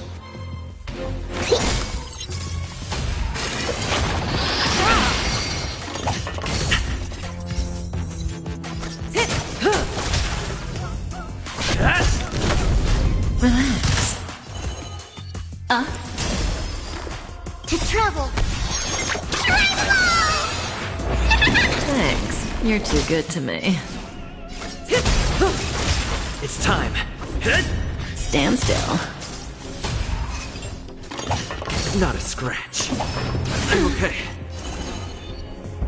Ill fate descends! May as well kill. What do you want to know?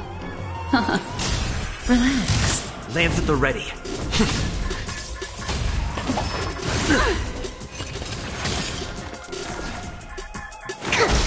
Say bye to breathing.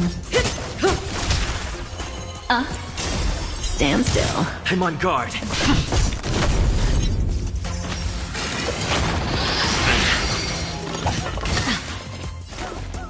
Deep breath.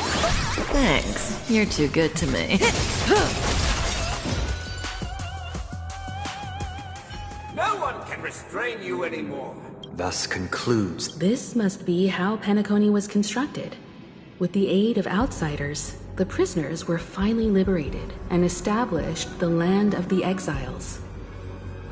However, it appears that Sunday aims to convey the spiritual plight of the prisoners more than the physical aspects of imprisonment. This show is a bit too literary for my taste. But the battle part is quite easy to understand. Anyway, we've arrived at the exit. Let's go! These puppets... Where are they guiding us this time?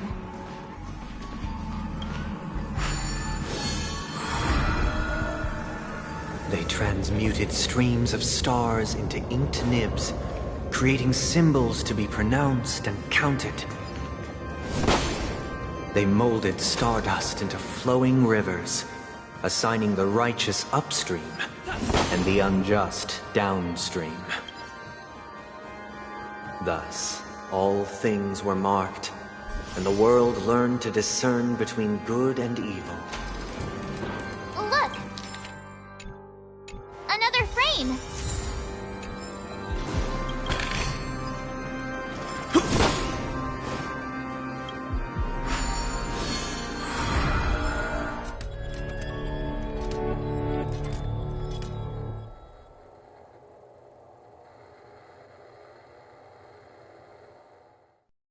Ode to Fool.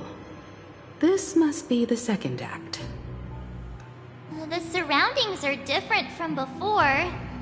The stage decorations look a bit tidier now. Behold the ensuing tale, a struggle for power. Penacony witnessed the ascent of the 7 major lineages: tree, grass, flower, bird, beast, fruit, and insect. Peace never truly graced Land of the Exiles. The history in this era is rich and intricate, so please allow me to present it in allegorical form.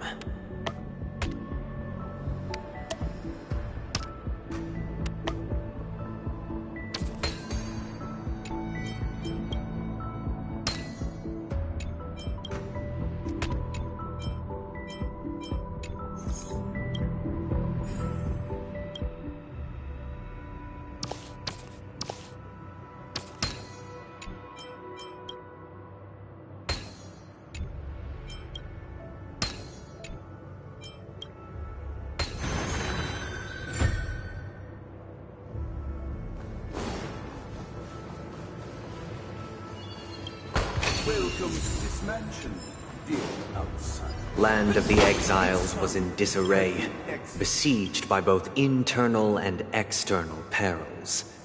Though the 7 major lineages appeared united on the surface, each harbored their own ambitions, leading to ceaseless conflict. Accountant! We are the pillars of this mansion. The Black Plum family was the first to fall.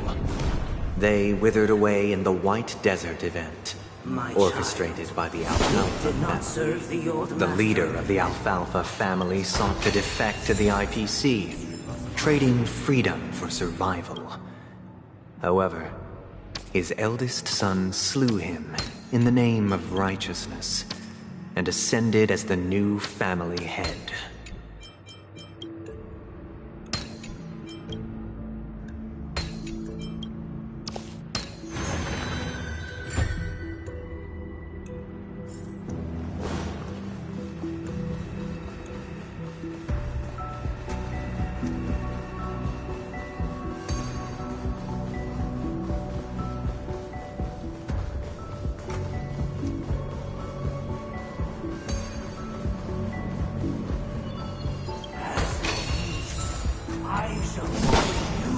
Only when Gopher Wood led the family to Land of the Exiles and earned recognition from all... Dear outsider.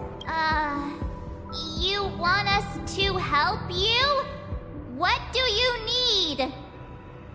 I wish they could regain their... This is the second act.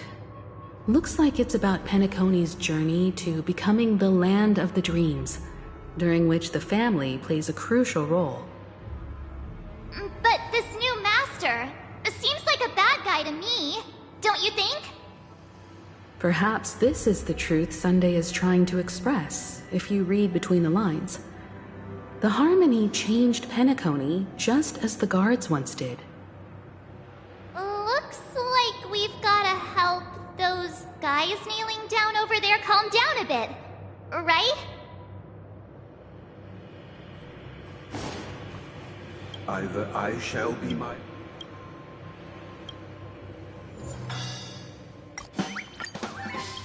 This puppet isn't responding at all.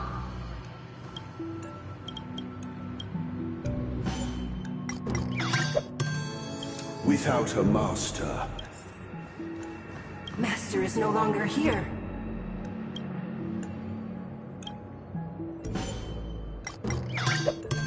Master is no longer here.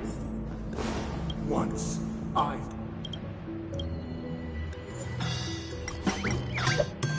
My former master has... Master!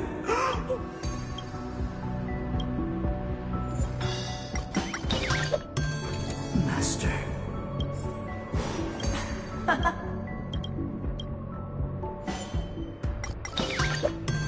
I shall sing for my new master. Thank you, dear outside. Heed me! Cast aside the... Get ready. Looks like another fight is about to begin. The snow dragon. All of us are. The skies turn. And the earth at the end of the snow, the first one smells the rising sun.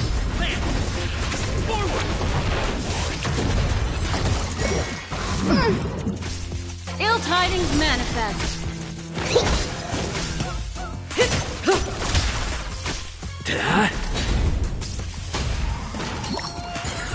I think something bit me. Ill fate descends. Here, try this.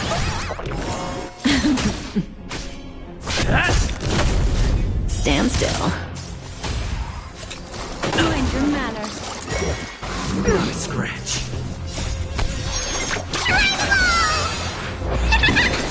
Ill tidings manifest. I'm on guard. Time to say bye. Boom. Hit. Lance. Forward.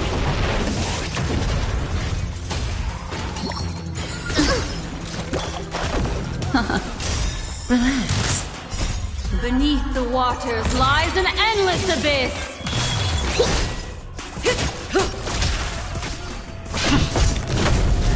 Stand still. I think something bit me. Ill fate descends.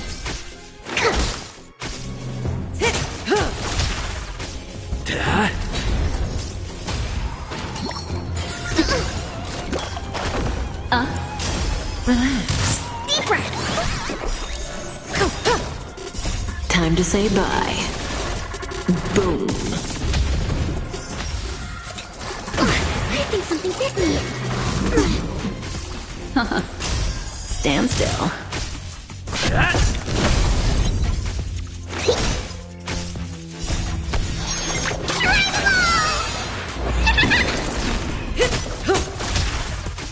Ill tidings manifest. Beneath the waters lies an endless abyss.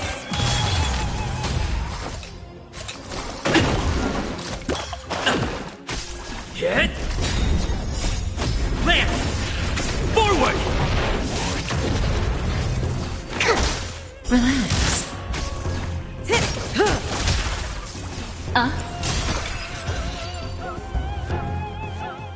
Alas, They thus conclude. This is how Penacony fell under the family's control. Since the arrival of the Harmony, the land of the exiles has undergone dramatic changes, not all of which have proven beneficial. This guy really loves dramatic scenes. Bet he comes from a whole lineage of stage performers.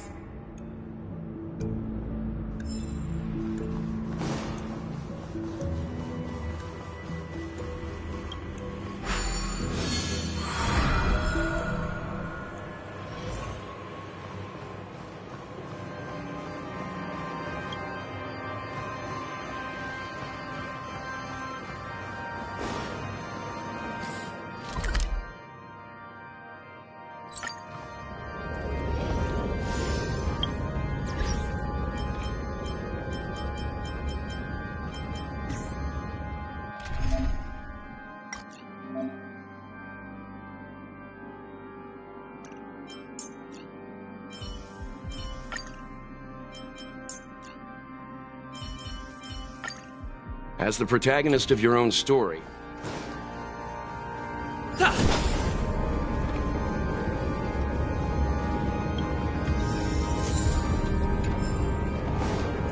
This guy is really into these puppets.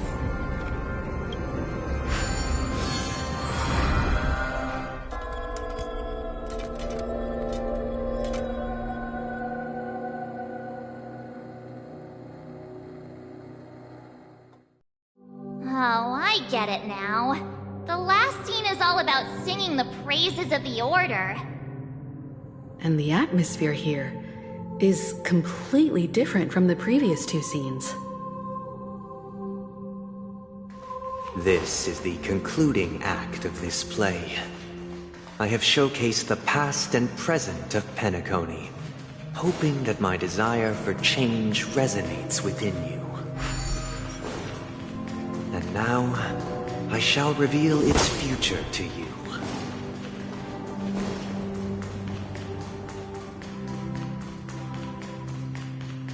Without a king, who shall bear responsibility for the queen? If the people lack force, we will make choices on their... We shall support one another, protecting the weak, and standing against the mighty.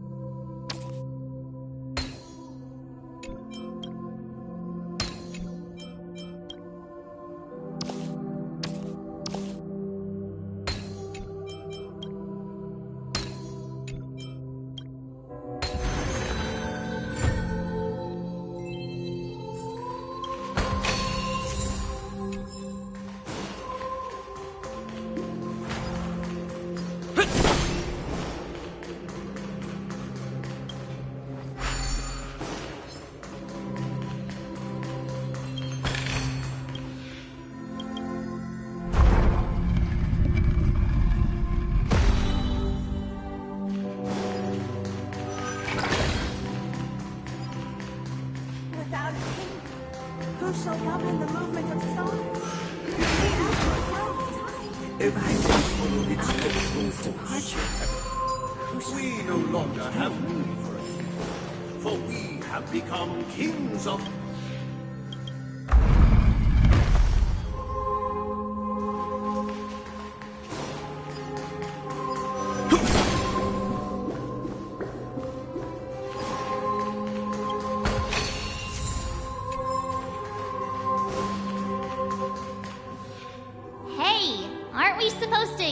A short story and have a fight here just like we did in the previous acts? Why aren't any of these puppets saying anything? Perhaps we'll need to complete the story ourselves, just like we did before. So, do you think their mind needs tinkering or something?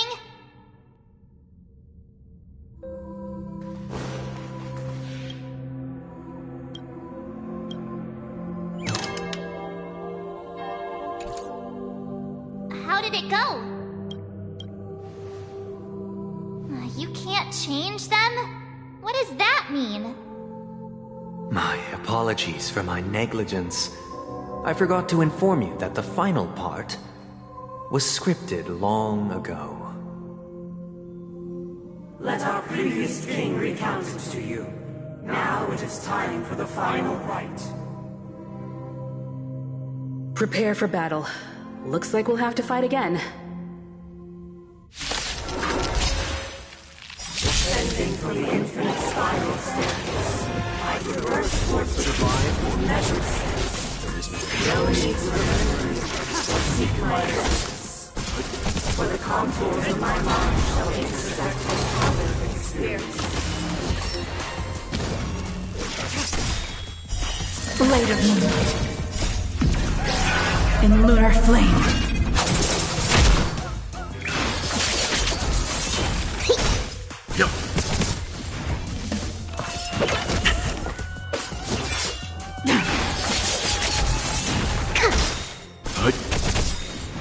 Survive or be destroyed. There is no other choice.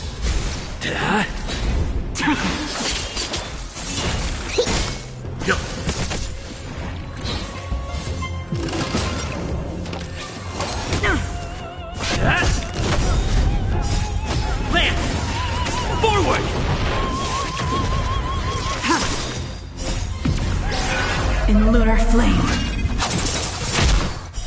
Blade of moonlight.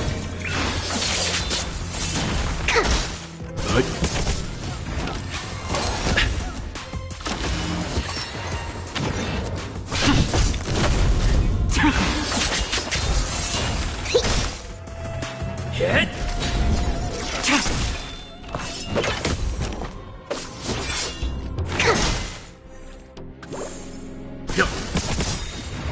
Survive or be destroyed. There is no other choice. Lance! Forward!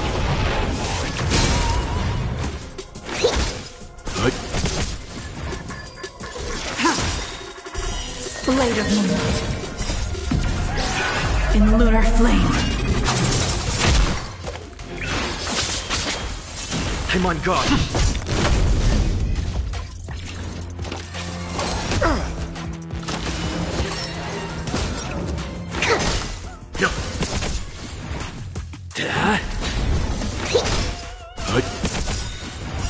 Survive or be destroyed. There is no other choice.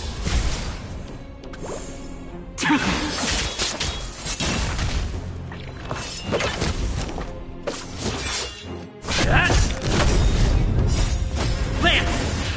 Forward!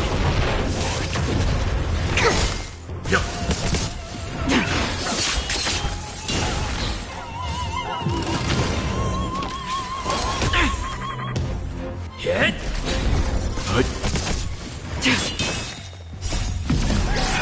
In lunar flame.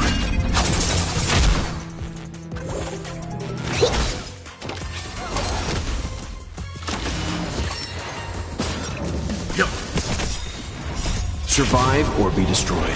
There is no other choice. Blade of moonlight. Stand down.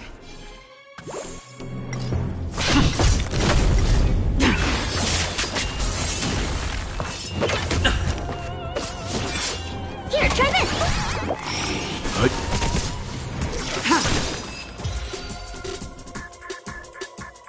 In the hushed expanse of a nocturnal reverie, I leave faint traces behind. No need to what is mine shall wait. This is the final scene. It's much more straightforward. He wants to expel the harmony and establish an empire based on the order. Let's go. Once this stage play concludes, It'll be time for the main event, the Charmony Festival.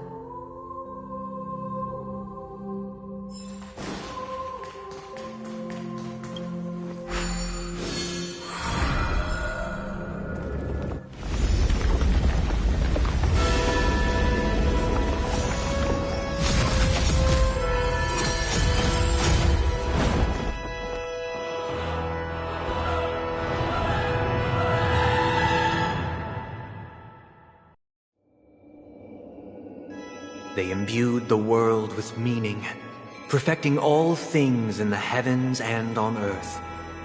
Then, they rested from the labors of creation. Yet, all beings cried out to Enna. Under the banner of the Order, you have defined all things in the cosmos. But this made us realize that we are but puppets in your hands. Thus, on that day, all beings united and cast the Eon into the abyss of oblivion. This Grand Theater looks totally different. Is this the power of the Order? Everyone, get ready. This could be a tough battle.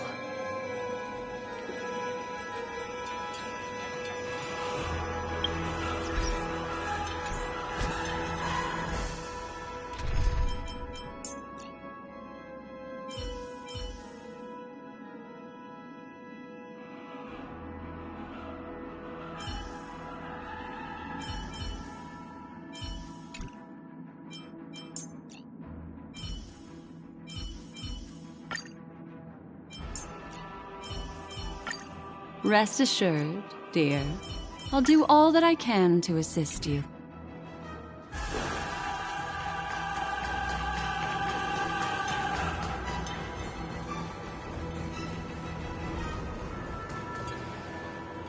That marked the 7th day. Cheers and chants reverberated in unison. This star shine bright. Praise the Great One. The Order is dead. The Order is dead. The Order is dead.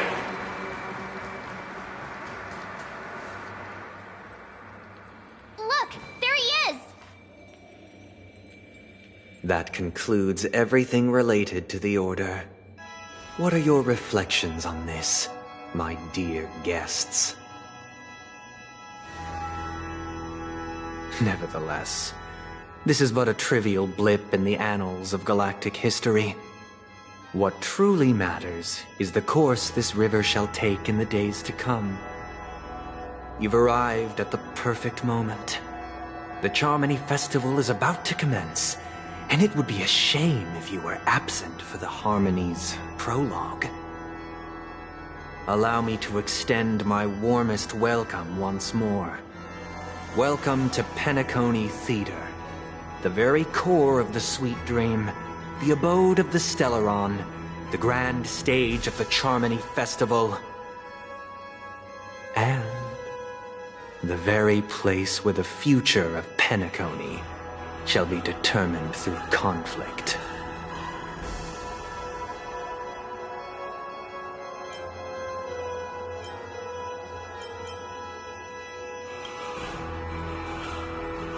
Your unwavering faith in the Trailblaze is truly impressive.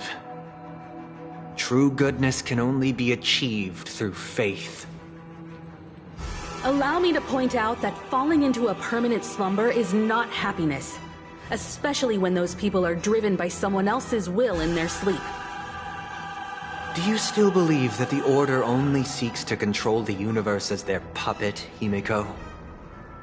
No matter how perfect your vision of paradise may be, a cage remains a cage. People will never achieve true happiness in a world like that. They would just be toys for the Eon. It seems you have misunderstood my intentions. Allow me to clarify. My desire is not to resurrect a fallen Eon, or become one myself. My sole objective is to create a paradise free from eons, where the Order ensures the dignity and happiness of all humanity. A paradise exclusive to us human beings. That's not the case.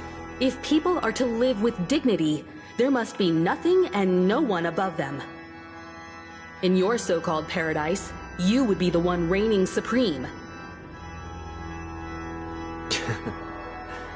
Looks like we won't be able to convince each other. Now that our conflict has been destined, let's unveil our paths and reveal to the universe the true path. However, before the prelude to the future begins, please take a moment to ponder the questions I've posed. Is darkness equal to daylight? Are sinners equal to the righteous? If you are born weak, which god should you turn to for solace?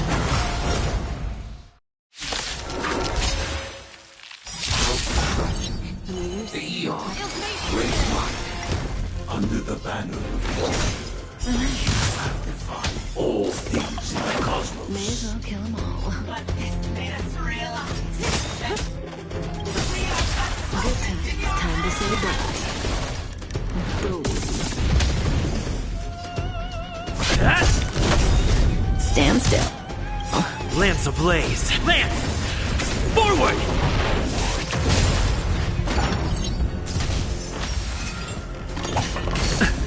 Destiny is apparent. Ill tidings manifest. Mind your manners. Say bye to breathing.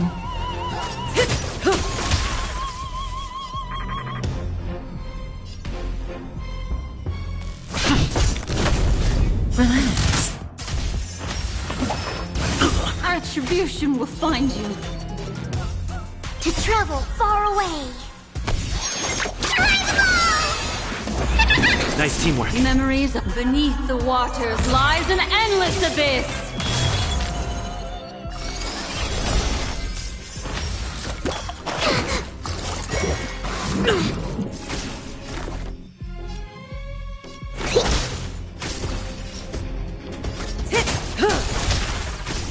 Lands at the ready.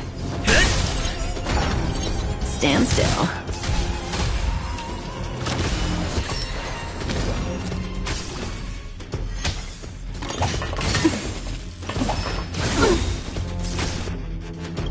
Good times. Time to say bye. Boom. Perfect. Deep breath. Destiny's hand has May as well truly kill 'em blessed all. me. Relax. What do you want to know? Ill tidings manifest.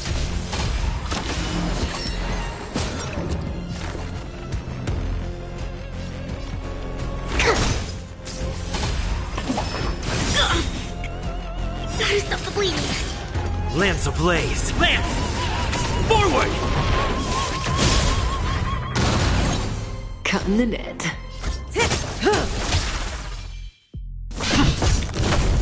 Stand still. Ill fate descends.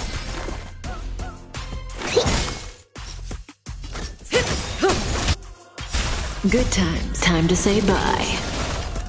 Boom. Destiny isn't choke. Relax.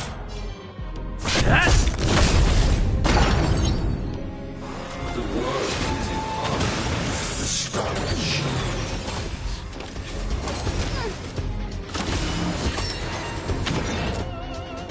To travel. Destiny's hand has truly blessed me.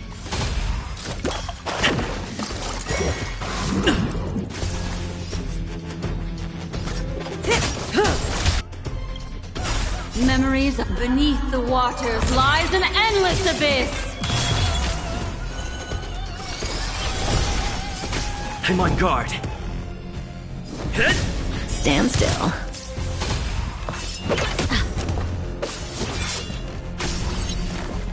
Here, try this. Thanks. You're too good to me. Gotta stop the bleeding. Lance ablaze! Lance! Forward! Can't hurt. Say bye to breathing. Good times. Time to say bye. Boom. Destiny is apparent. Relax. Lance at the ready.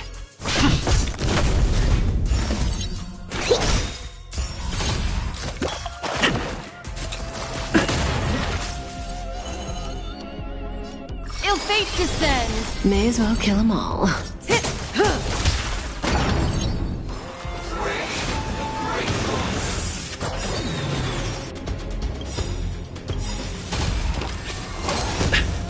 To travel. Nice teamwork. Memories of beneath the waters lies an endless abyss. Commencing research. Stand still.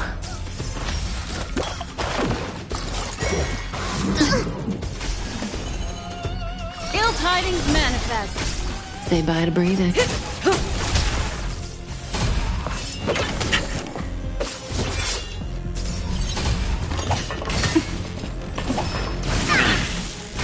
I'm on guard.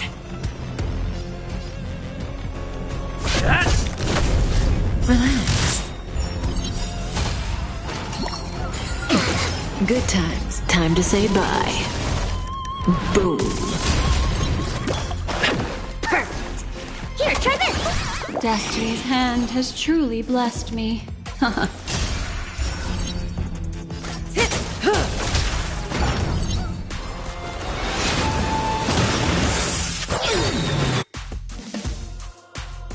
Lance ablaze! Lance! Forward!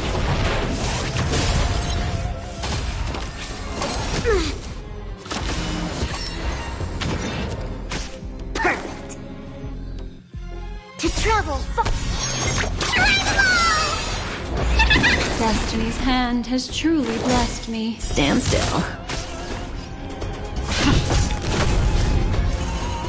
Ill fate descends. Memories of beneath the waters lies an endless abyss.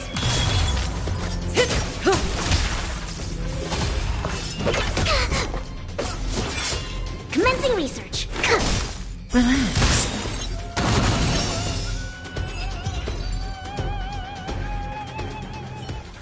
I already know your decision.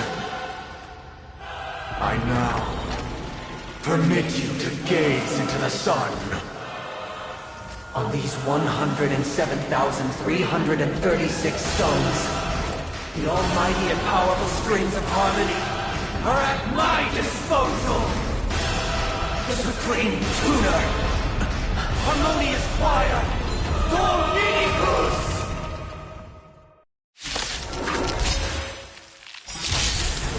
Oh, lost souls, come and meet your master!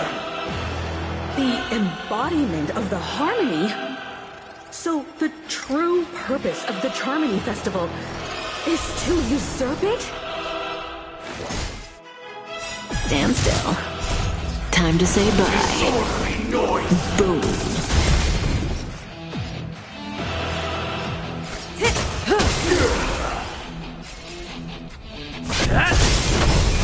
Relax. How noisy. Why as perceptive as you are? Answer me this. Why could the harmony and the order merge into one?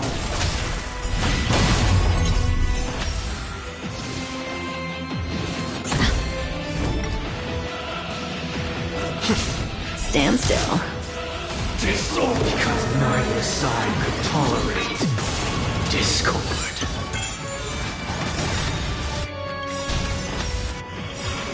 Not a scratch. Good times. Time to say bye. Boom. Lance ablaze! Lance! Forward!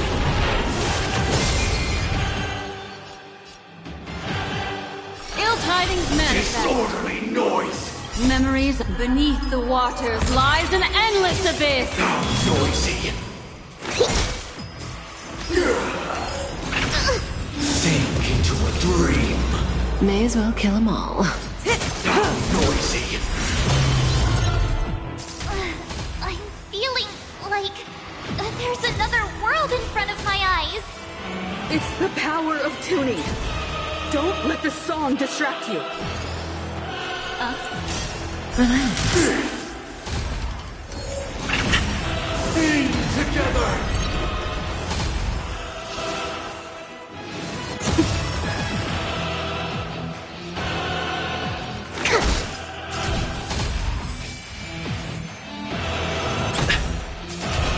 Now, noisy.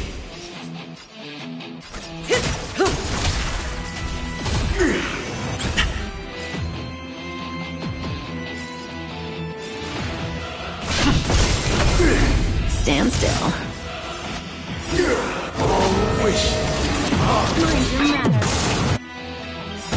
Good time to say bye. Boom. To travel. Destiny's hand has truly blessed me. Retribution will find you. Ill fate descends. Not a scratch. Commencing research. Here, try this. Destiny's hand has truly blessed me. Disorderly noise. The time has come. Creation will be reborn from the remains of the gods. Danhang?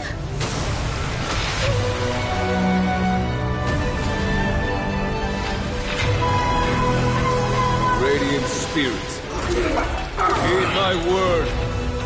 Show no mercy!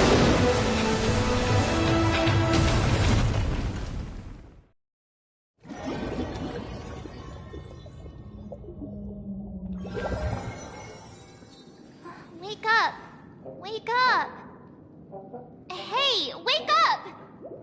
The sun's frying your butt! Huh? Are you alright? Can you hear me? Do you remember your name?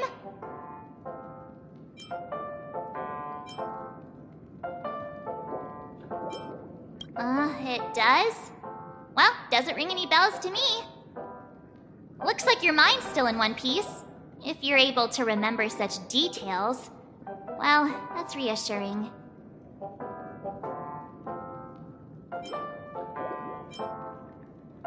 It's a long story. Simply put, Don Hung used the Jade Abacus of Allying Oath when we were in the middle of a fierce battle and summoned the General to help us just in time. And then we returned to reality. Look, this is your room. Everyone else has also returned from the dreamscape. Himeko and the rest are at the lobby discussing matters with the General. And now that you're awake, we should tell the crew that you're all right. Come with me. Not going to come chat with me, sleepyhead. That voice... is that Black Swan?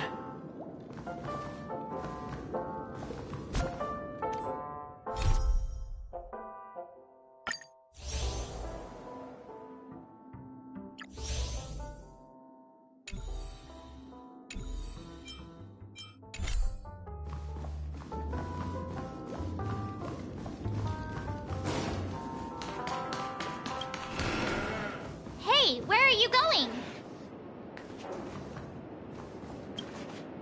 Hey, we meet again, sleepyhead. What's Miss Black Swan doing here?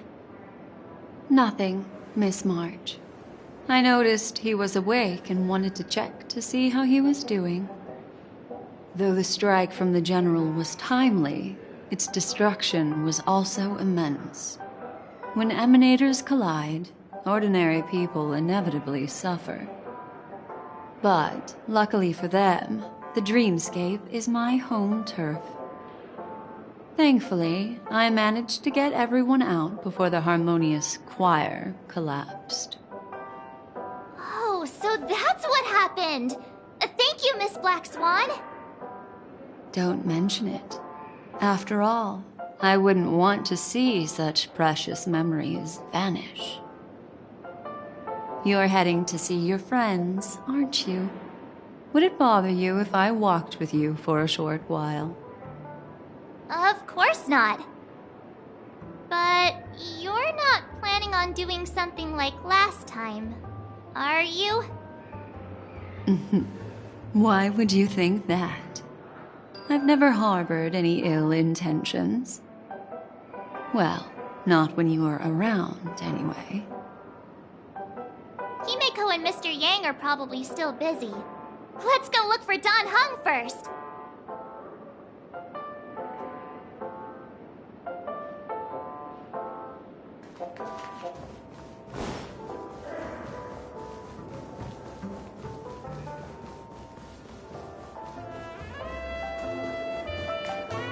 Look, he's still talking to that cowboy. You're awake. How do you feel? Well, fork me. You must be that Stellaron they were talking about. Don't worry. He's been up and about for a while now. But hey, Don Hung, why don't you introduce this cowboy to him first? Allow me to introduce him to you. This is Boot Hill, a Galaxy Ranger. During our pursuit of a certain person, we crossed paths and just so happened to uncover a shocking plot being concocted by Mr. Sunday. Which is why we sought you out, to help the Astral Express save the world together. No need for thanks. The Galaxy Ranger's principle is correct every injustice one sees. That's how you lot in the Cienjo put it, right, Don Hung? More or less. Wait, hold on a sec. This is the first time I'm hearing about this certain person. Who are you chasing? And why would that lead you to the Express? Good question. It's, who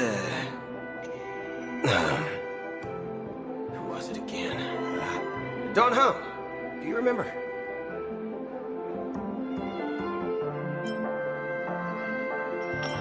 No, that ain't it.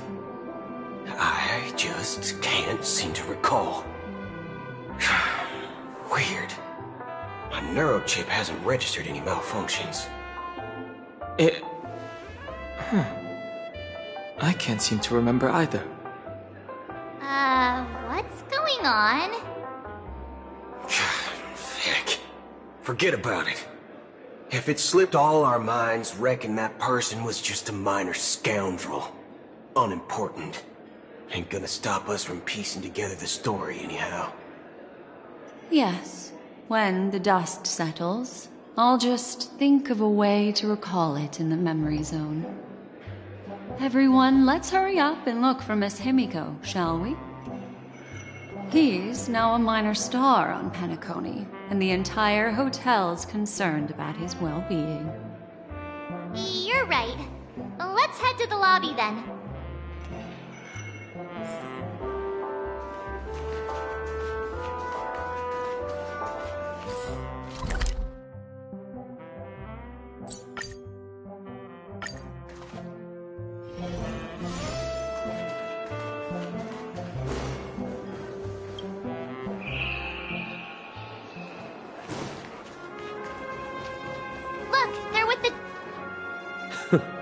That's all right.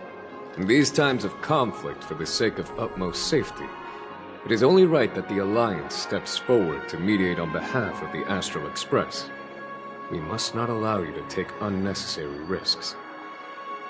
Furthermore, despite the IPC's eagerness for success, it prioritizes peace above all. And the family, trapped though it may be, professes a desire for harmony. The Alliance has always won people over with reason. I firmly believe both parties can indeed put aside their differences and come to a peaceful agreement. The General possesses a deep understanding of the greater good.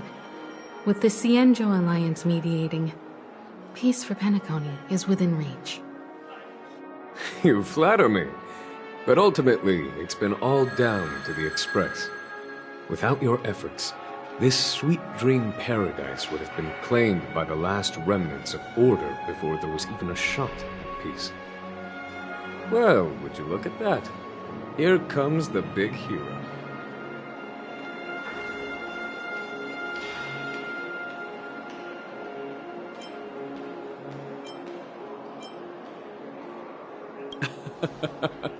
If it isn't the galactic baseballer, a true hero who dares to take action.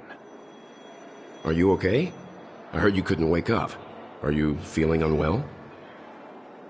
Don't worry, Mr. Yang. There is nothing wrong with him. He practically burned through a lifetime's worth of jokes on the way here. What about you, Mr. Yang? I heard that even Miss Robin wasn't spared. And that guy locked you both up. It's a long story. But at least Mr. Sunday took it easy on us. He used an ability called tuning to connect our consciousnesses with his. In other words, he imprisoned us within his consciousness. Thanks to General Jing Yuan's destruction of the Harmonious Choir, we were able to escape. He used that tuning on us too. Does that mean that we were almost imprisoned as well? I can confidently say now, he was truly after a fair fight with us. Had he wanted, he could have easily taken us down, without so much as lifting a finger. Speaking of the Oak family head, where is he now? It's complicated, but in a nutshell, he's now the former Oak family head. The IPC has named him the key figure in the family's Penacony split, citing a threat to cosmic peace. He must represent the family and answer for the unrest caused. His trial is set to take place at Pier Point. The family quickly labeled him and the remnants of the Order as enemies, declaring the turmoil an internal rebellion. This move effectively barred the IPC from intervening in family affairs on both moral and rational grounds. Everyone really has their own agenda, after all. Then, what's going to happen to Miss Robin? She and Sunday won't be able to deny their involvement in the Charmony Festival. They're siblings, after all. Why the sigh, General? I can only say that this incident is an unexpected mess for the girl. The Alliance will try to persuade the family to consider this matter carefully during mediation. It's time, everyone. The IPC's key members and I have agreed to consult one another before the upcoming negotiation. Do any of you wish to sit in? Given the General's invitation and the matter's significance to the universe, the crew will naturally accept. However, if the IPC has any reservations... Why, of course you're welcome. They've mentioned that your team is a trusted ally of the IPC in Penacony, so there's no reason not to welcome you. Besides, if there can be reliable observers from the Astral Express present, discussions will go more smoothly. So, what do you all think? Well then, we shall oblige. I'm kind of allergic to those types of situations. I think I'll just head back to my room and start packing. Not to worry. Himiko and I will take care of things. I'm afraid I'll also have to return to the Express first. The conductor is worried about us. It's best I go and explain the situation. Thank you. What about you, Will you join Welt and me? Or have you got other plans?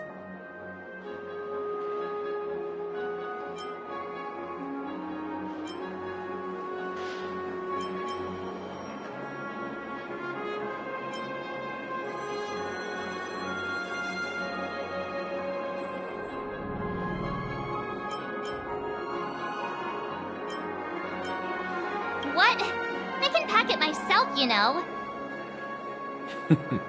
If that's the case, our galactic baseballer can join us.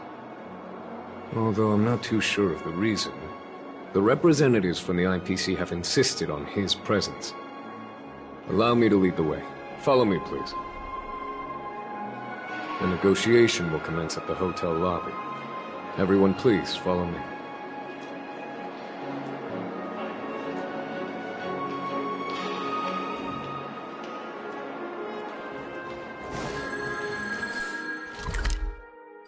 Mr. Aventurine and Miss Topaz are here too. Oh, and who is that over there? The Intelligentsia Guild's Dr. Ratio. This assembly is quite something. Have you decided what you want to be in your dreams? It's been a while, my Astral Express friends. I would also extend my sincere thanks to you, General of the Lawfu. The presence of everyone here assures that the talks will likely reach a conclusion that satisfies all sides. Oh. Looks like everyone has come with expectations. Care to share? Of course. Topaz, if you please. Sure, leave it to me. In summary, it's good news. After much deliberation from the Strategic Investment Department's Council, the absolute majority of members have agreed to the following resolutions. In light of long-term considerations for interastral peace, and by authority of Pierpoint HQ, the Strategic Investment Department, on behalf of the Interastral Peace Corporation, will permanently relinquish its claim on Penacony sovereignty and offer unconditional support of the family's rebuilding efforts on Penacony. Now that's something.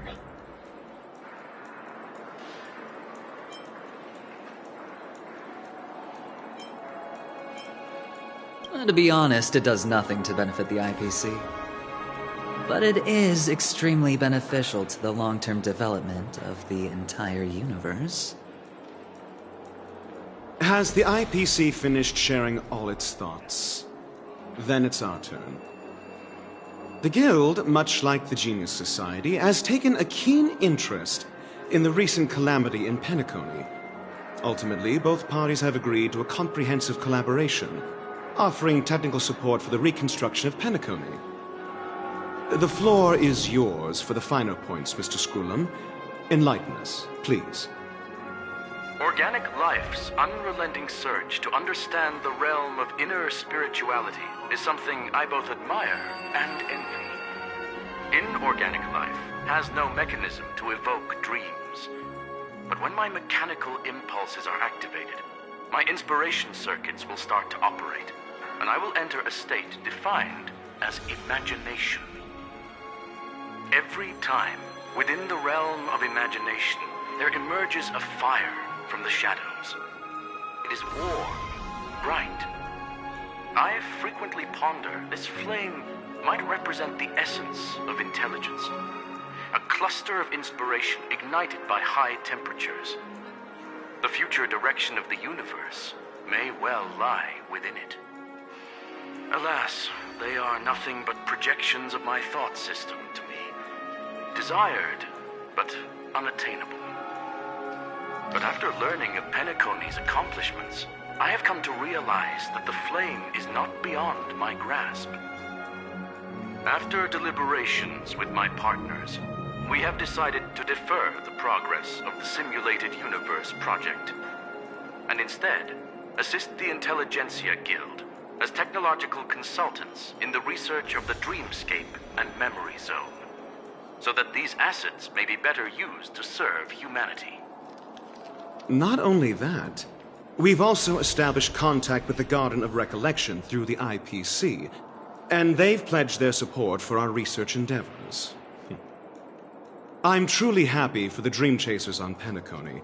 The cosmos' brightest and, let's admit, dimmer intellects are now at their service.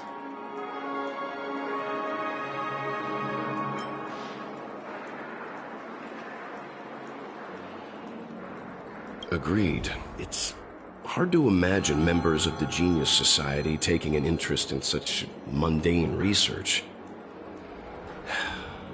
Never mind. At the end of the day, this is a positive outcome.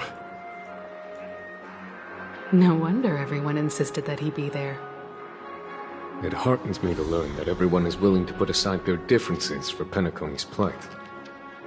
I trust that everyone will surely reach consensus in the upcoming negotiations. Looks like Penacony's future is decided. I'm wondering, is there anything else the crew is concerned about? Peace is our greatest wish. Beyond that, we desire nothing else. Well, that's good. Now that everyone's minds are at ease, I shall take my leave. You may now depart with peace of mind. The Alliance will deal with all subsequent procedures. If that's the case, it appears that we have nothing else to worry about on Penacony. Looks like it's time for us to embark on a new voyage. Sounds good to me. You two head back to the Express first. I'll pick up March and deal with the checkout procedure. Oh, also, Miss Black Swan, you have a matter to discuss with me, yes? Nothing escapes your attention, Miss Navigator. You've been with us this whole time, huh? In any case, he and I will be waiting for you and March on the Express. Let's go. Our time on Penacony has come to a fruitful end. Penacony's journey ends here. I guess it was pretty fruitful.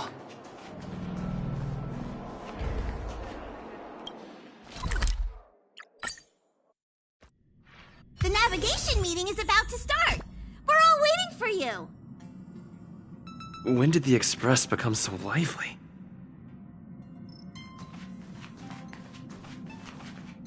Ahem. Looks like everyone's present.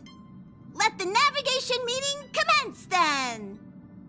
This a meeting to decide our next stop? How we doing this? By show of hands. Hold your horses, cowboy. It's for those to decide.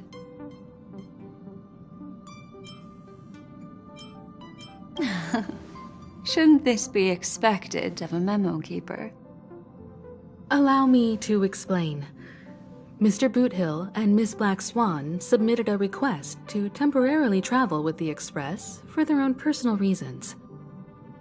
As you all may know, the Astral Express never declines any passenger whose heart yearns for the distant stars. Therefore, they will be traveling with us for a while until they reach their destinations. Whoa, the Express is going to be much livelier now. But, Miss Black Swan, you better not use your memo keeper abilities to pull any pranks. Understood, Miss March. I promise you, you'll never see me in your room while you're taking a break. Don't! You're freaking me out. All right. Now that everyone's met everyone, we can continue our navigation meeting. Firstly, Pom-Pom wishes to thank everyone. If it weren't for you all unearthing the truth about Penacony, Pom-Pom would have never known where Mikhail and the rest had gone. What they had to go through was regrettable, but I reckon they all fulfilled their wishes. And it was thanks to all of you. Thank you, everyone. Now then, we come to the crux of this navigation meeting. We must decide on the Express's next stop. Let me introduce our current options. The first choice is from Himiko, the oceanic planet of Lushaka, a planet composed entirely of water.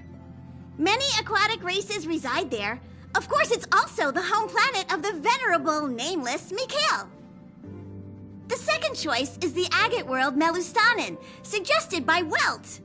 It's famed as one of the initial sites of the Stellaron disaster, and the place where the beauty Idrilla ascended. Today, it's celebrated as a planet of undying allure.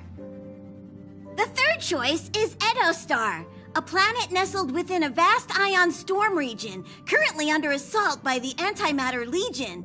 However, the distress signals from there have recently ceased, prompting the IPC's wish for us to check in on the situation. The last choice, courtesy of Black Swan, is the glass belt Petravia, a massive belt of asteroids that was turned to glass by the Lord Ravager Zephyro. These days, it's apparently known to house one of the branches of the Morning Actors Troupe. Ooh, so many options. I'm seeing stars already. Next up, everyone will select the destination that they wish to visit, and then we'll put it to a vote.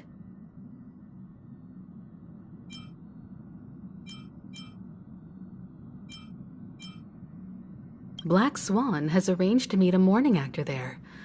I've heard they're preparing a special performance. I wouldn't mind going to enjoy the show. That type of performance isn't really my cup of tea, but I'll let you all decide.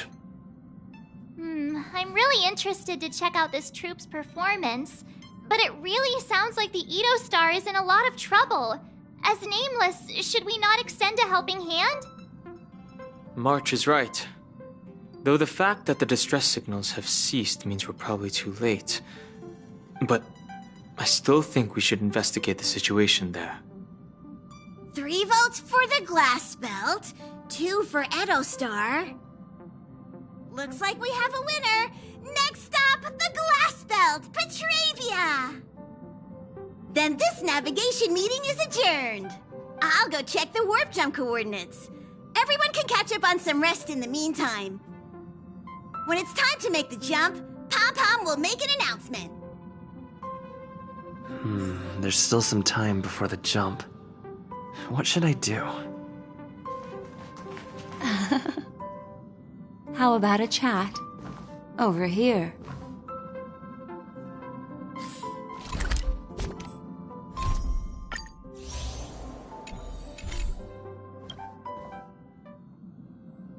Oh, you're here. Seeing your reflection among the stars in the porthole really does seem somewhat surreal. How about it? This journey of beautiful dreams. Was it to your liking?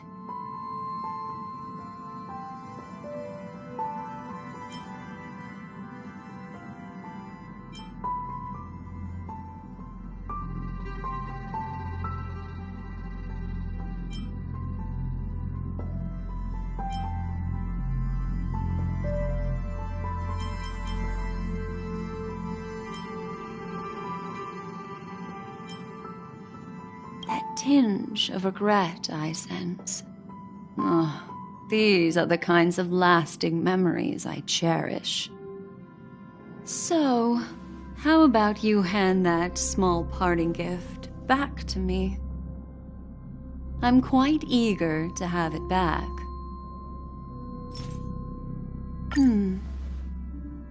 Oh?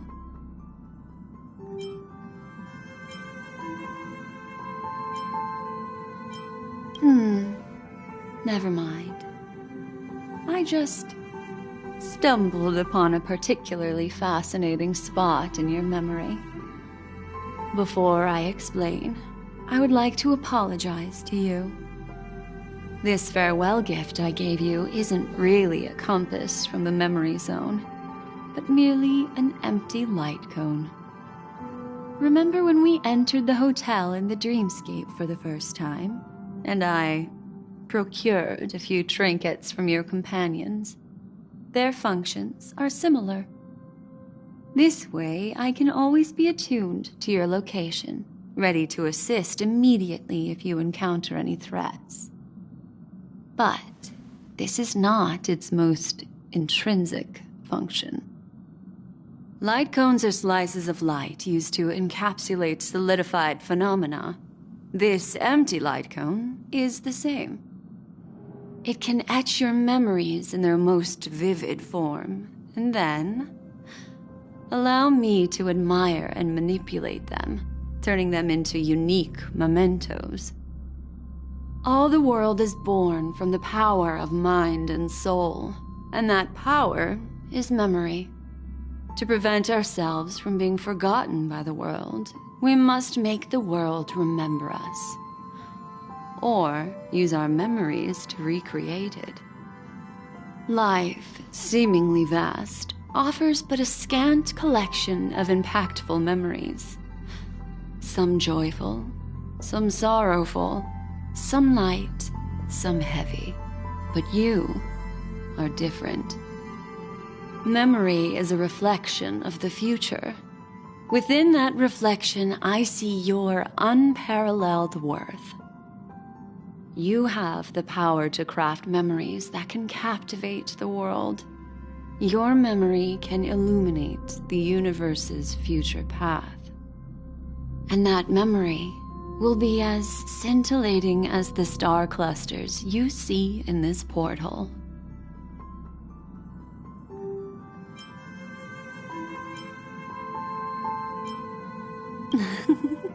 How adorable. But do you know the deeper meaning behind it? The reason is simple. In this grandiose and ostentatious dream of the families, only you personally experienced the entire course. Patience, my friend. I will reveal the answer to you, but that time is not now. Turn around and take a look at your friends. Every one of them is reveling at the arrival of their next destination, all filled with hopes and expectations of their own present and future. Revealing everything at this moment would be a bit of a buzzkill, wouldn't it? I'm looking for an opportune time, a time when you're totally at ease. Perhaps when the night grows hazy and you're about to drift off would be the most opportune. How about one fine night? I will prepare the candles, aromatics, and even a cushy couch to create a cozy dreamland for you.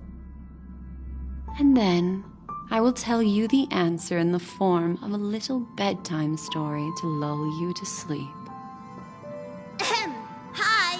Hello! Attention all passengers! The express is about to make the jump. Please be seated and hold on! It looks like we're finally about to set off. There are countless gleaming memories out there waiting for us. Why don't we just leave it at that for now? That's right. As a small token of compensation for playing that little trick on you with the empty light cone, I will gift you with some words. They hold great significance to me. Life is akin to a winding labyrinth where memories serve as our sole companions. You'll remember these words dearly, won't you?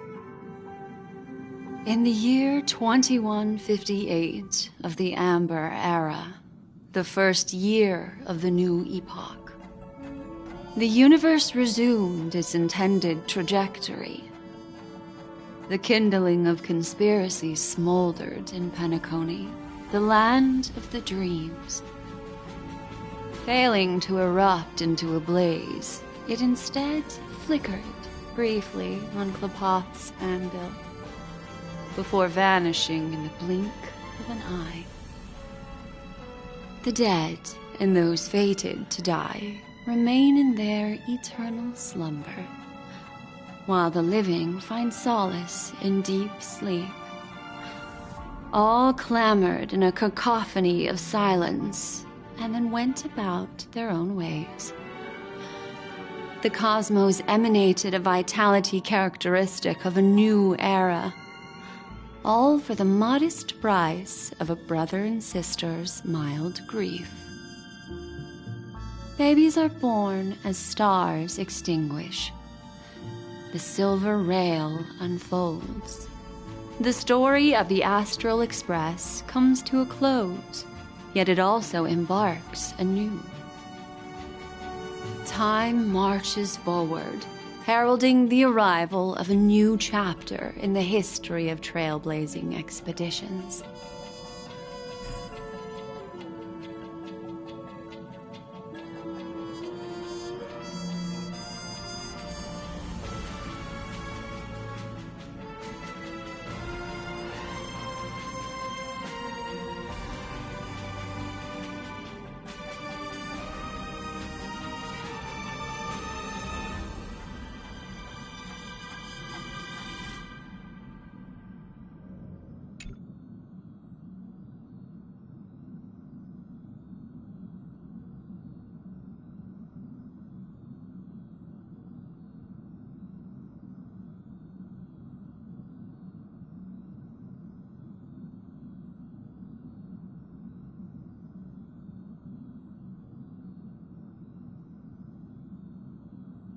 countless shooting stars streak the sky tonight. If you can pick the right one, it will carry your wish to thousands of distant worlds. You're feeling very relaxed now, aren't you? So, then, it's time to tell you a little bedtime story. Well, let's start with a conclusion. The crew was defeated in the battle against Sunday. Everyone in Penacony failed, and no one survived. But don't panic. The truth, as horrifying as it may be, is not yet irreversible. There's still a glimmer of hope, and that's why I'm here. Next, I'll use this empty light cone that carries all your memories to relive everything that happened before.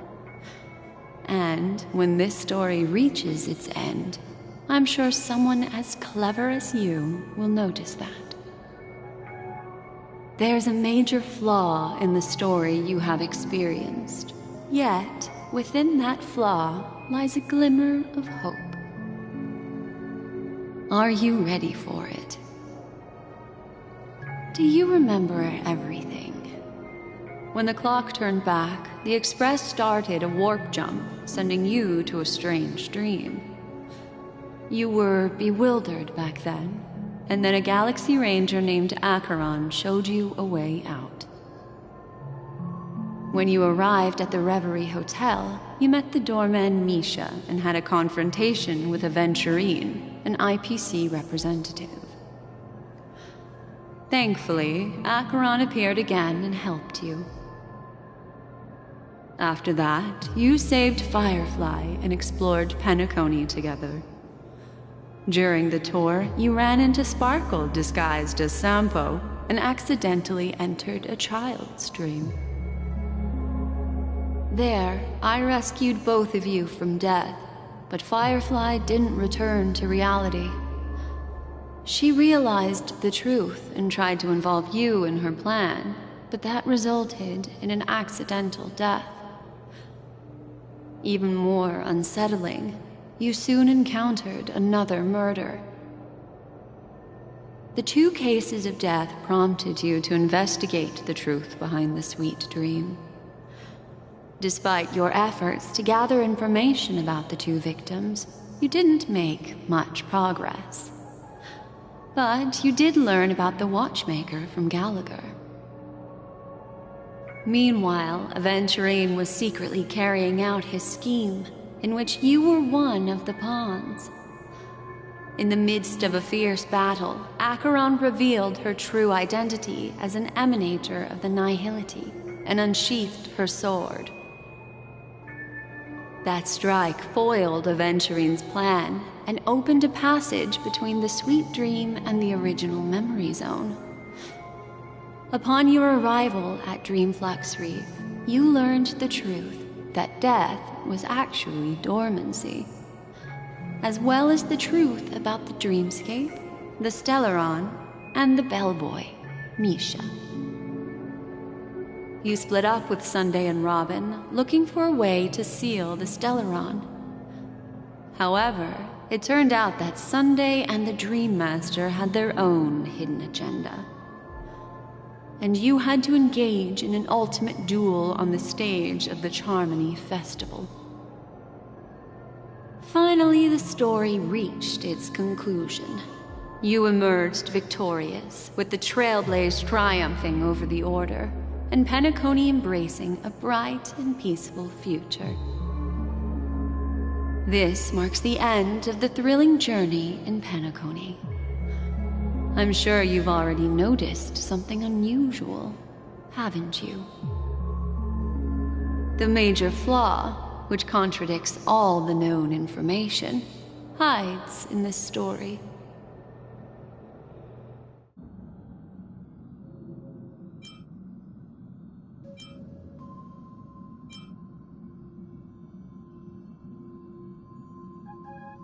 Are you suggesting that the sleeping and shapeless never bestows its gaze upon anyone, and thus no one can truly possess the power of the nihility? That's a very astute guess. But unfortunately, Acheron did progress further down the path of the nihility. Her unwavering belief in liberating the world from the grasp of paths surpasses the capabilities of ordinary humans. I'll discard that incorrect answer for you. Take your time and think it through. What is the fatal variable? It is true that Gallagher is a history fictionologist, but he didn't lie in this matter. In addition, death and dormancy do arise from the same concept, don't they? This is not the fatal variable in your adventure. Take your time and think it through. Well, although the fake deaths of those two ladies don't align with our initial assumptions, this fact itself doesn't contradict the information we have so far. I'll go ahead and eliminate that incorrect answer for you. So, what is the fatal variable?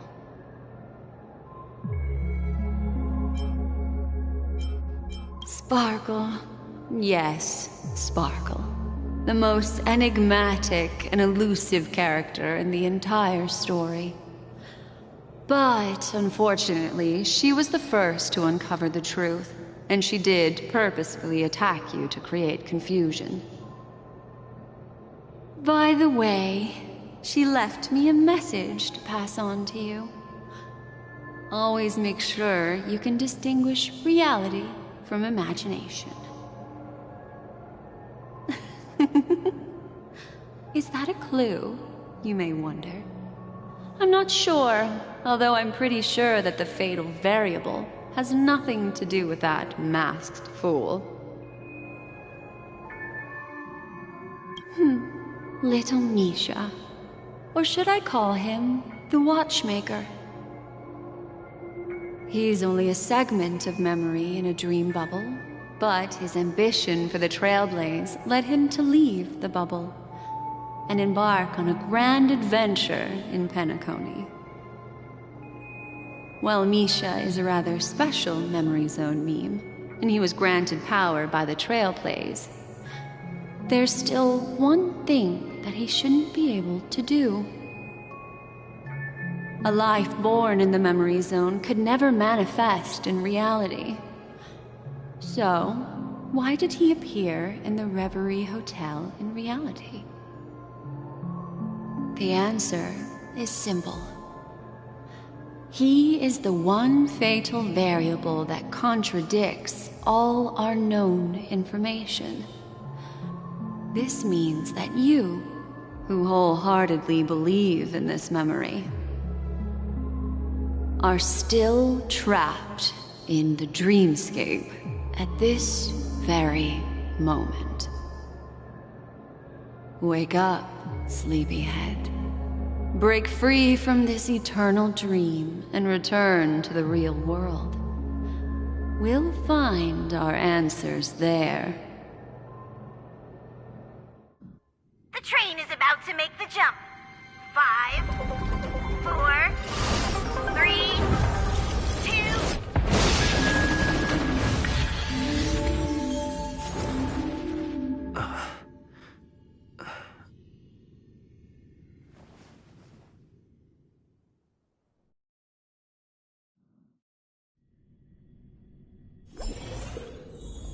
This way, darling.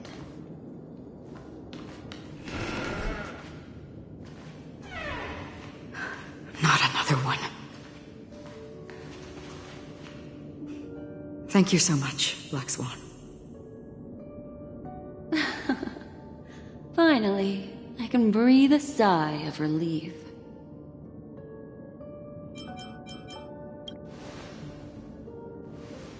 I understand you must be confused, and will do our best to shed light on the situation. However, before that, it's essential to know that this place is the rift between dream and reality. A place reserved only for those who have awakened from Enna's dream. Do you remember Sunday's ambitious plan? He intended to harness the power of the Stellaron, the collective will of over 100,000 Oak family members, and the desires of everyone in Penacony to usurp the harmony and restore the order. Unfortunately, it didn't stop there. From the early days of our journey into Asdana, we were already affected by the Stellaron. That strange dreamscape where we met. Maybe it was a sign that your thoughts were beginning to drift away.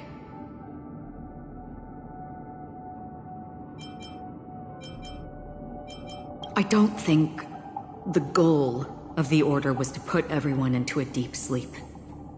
Quite the contrary. They used the Stellaron to catalyze the leakage of Asdana's memoria into the material world, allowing the dreamscape to blend with reality.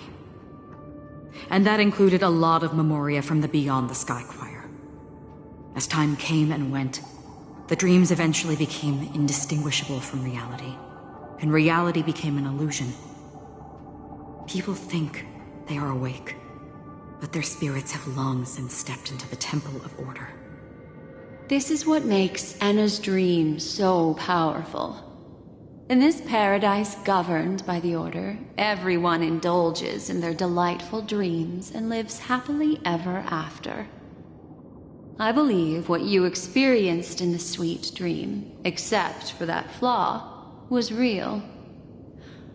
Only in this way could you reach the destination, lifting the crisis in Penacony and embarking on your next trailblazing expedition. If it wasn't for Acheron's plan, we might have been trapped in this dream forever. Fortunately, while the path of the Order governs all things, it can't affect the Nihility. I came to realize this when the Dream Master tried to expel me at any cost. This is also why you felt a sense of peculiarity when traveling with her. Well, I'm not as fortunate as she is. Even if I'm a memo keeper, I was still influenced by the power of the Order and fell into hallucinations. However, thanks to your memories, now we still have a chance to turn the tide. For mortals, even if they possess the great power of a path, they can't create a flawless world like gods do. That's why there was a flaw in your dream. In other words, once you have realized the world is not real, you'll have a chance to break free from the dream. The flaw in your dream lies within Misha, who could have never appeared in reality. When I turned the pages of your memories, I realized that I was in an illusion too.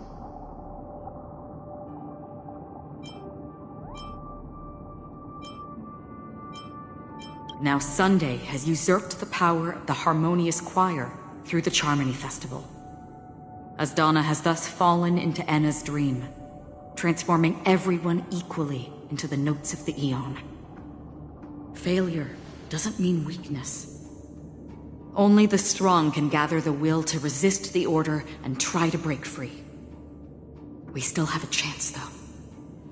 To make it happen, please, Black Swan, guide us to those with a strong will. All right, please come with me. These people are... They're the ones who accept Enna's dream and indulge in their happy illusions. We have no means to wake them up now. Not even your clockwork will do the trick. However, there are still other things we can do. Let's keep going.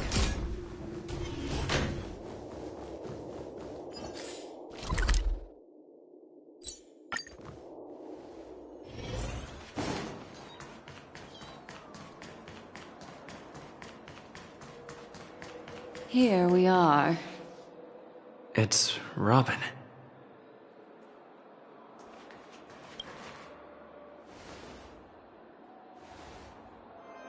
Finally, you've arrived. Let me introduce you to Robin. She woke up from Anna's dream by her own will, and it's this tough lady who led us here with her song. I woke up for the same reason as all of you. In the dream, I experienced something that could never occur in reality. Are we going to lock it up in a cage? I want to see it fly freely in the sky. Without us, this bird would be too fragile to survive on its own. Do you want it to die? No, but... Then let's take care of it together until it can return to the sky. Huh? Birds have wings because they're meant to fly. Even if they may crash on the ground one day, they shouldn't be trapped in a cage.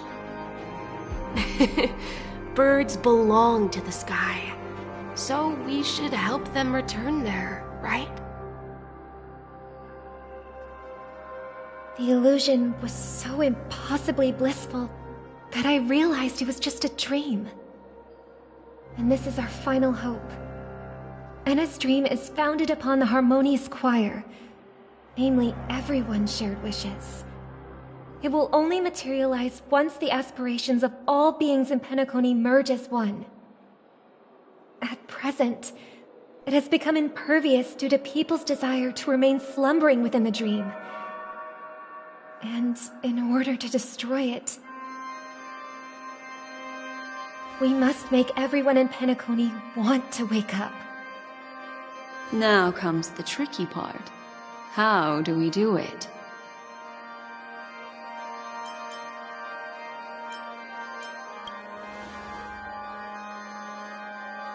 Humans yearning for sweet illusions borders on obsession, leading them to subconsciously resist the harsh reality. Therefore, I carefully selected a moment where he was completely unguarded, guiding him to uncover the truth himself to make him regain his consciousness. However, to wake up everyone in Penacony and get them to share the same determination, that would be nearly impossible. Indeed. I'm afraid it's almost as difficult as resurrecting an Eon. But we can't just stay here and do nothing.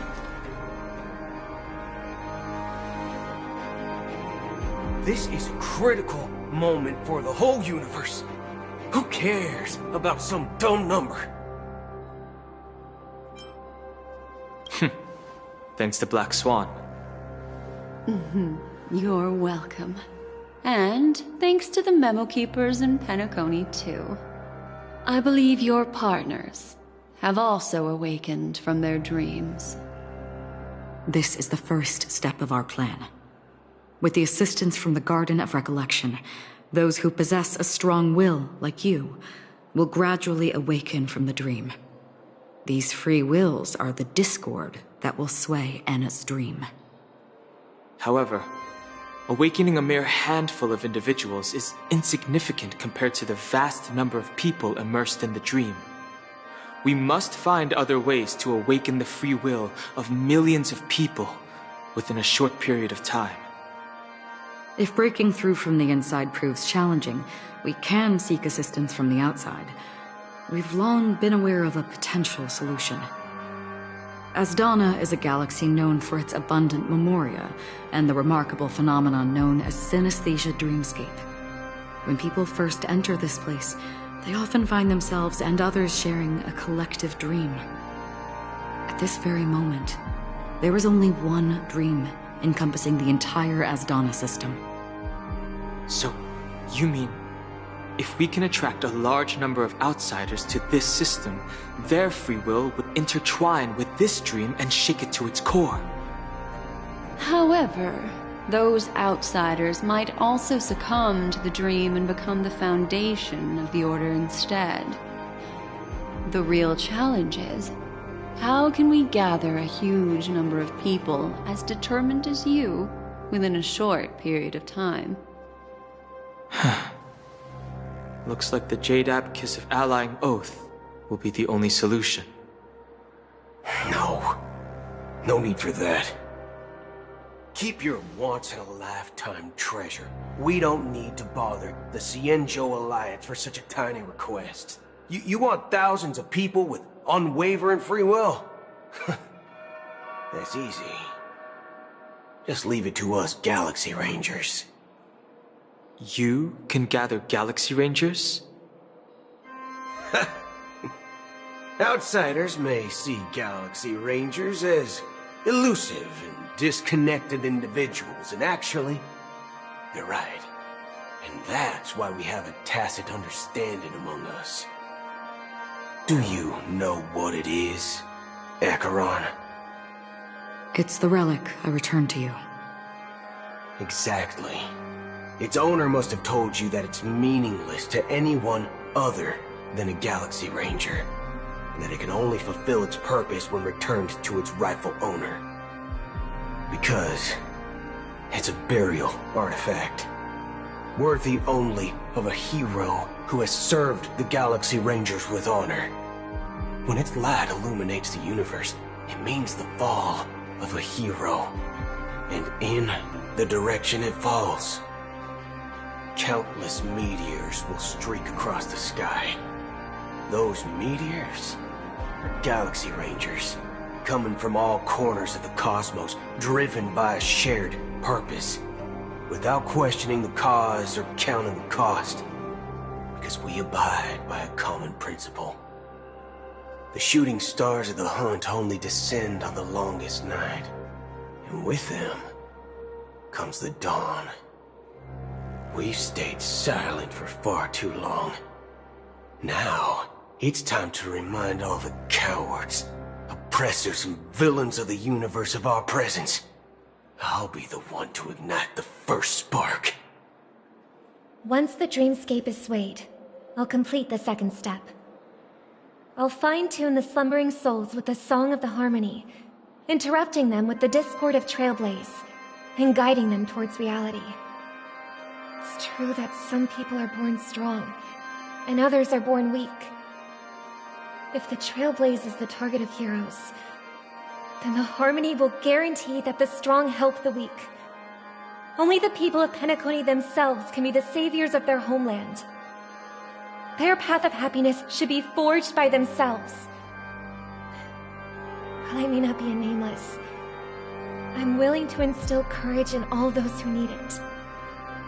This includes my brother as well. Anna's dream is too cruel for him and everyone else. Your plan sounds well conceived, but still, it appears somewhat idealistic and romantic. The flaws rooted in human nature can't be eradicated overnight. Do you believe these efforts alone are enough to convince everyone to choose the right path? I agree with you, Black Swan. That's why the most critical aspect of this plan is not to convince everyone to choose the right path, but to inspire them to save themselves. So, you're the key in the end, I assume? The Harmonious Choir possesses the power of an emanator. To overcome it, you'll need the same level of power. The final step in destroying the sweet dream will be my responsibility. That's a relief to hear. Now that our roles are assigned, let's get to our battlefields and pose a grand finale. May I have a moment alone with you? There's one more thing I need to explain to you. This grand festival is drawing to its close. This is the starting point for the ultimate stage of our journey, just as it marked the beginning of all the stories in Penacony.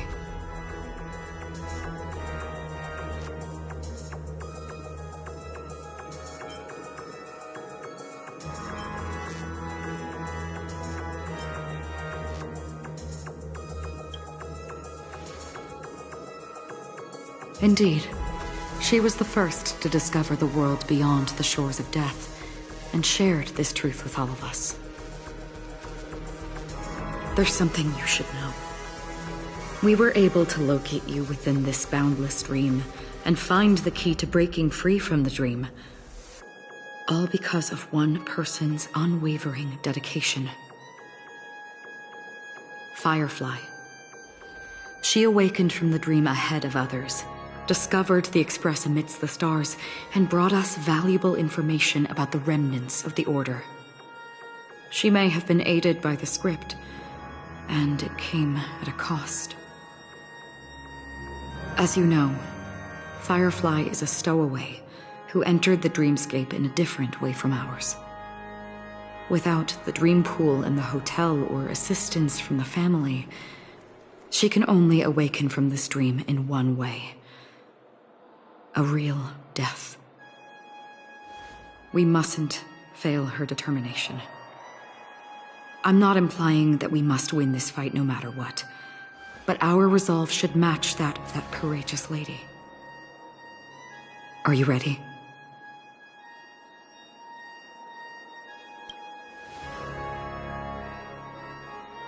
Very well. Now, please close your eyes.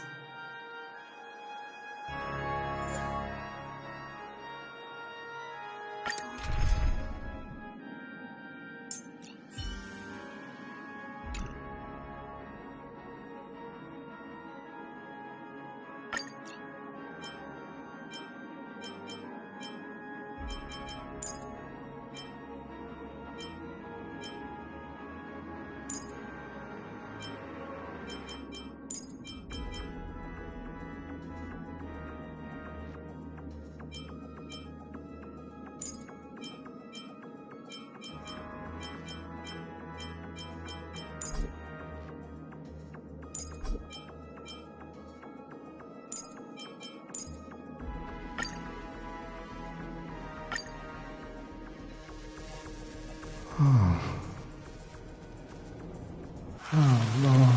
If I remember correctly, unwavering, did you see? But... I know.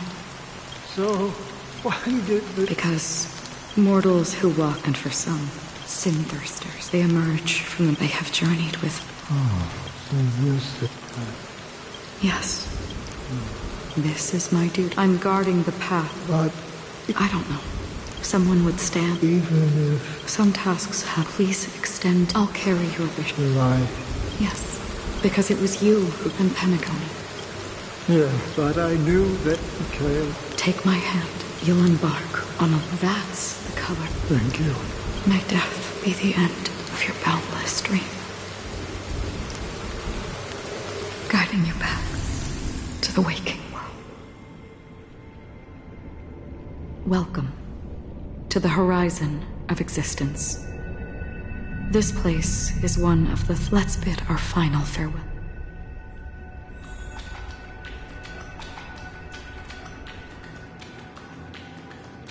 Always distinguish between reality and imagination.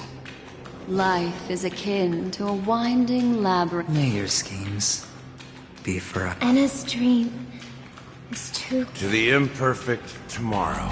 I still remember the question on the invitation letter. Why does life slumber? Or perhaps leave this place?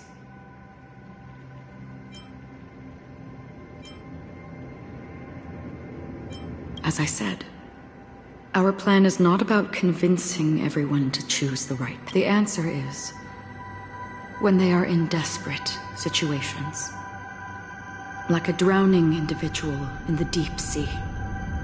When one's the fragility, it's through this inherent. As for now, it is time to guide them, not as a savior, but as a nameless among those mortals.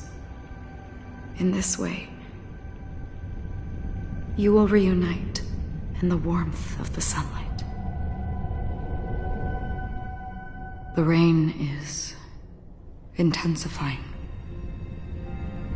Before we part ways, please allow me. So far, You have forged unbreakable bonds with numerous individuals and entities in the sweet dream. Might I ask if you fear severing these bonds with your own hands?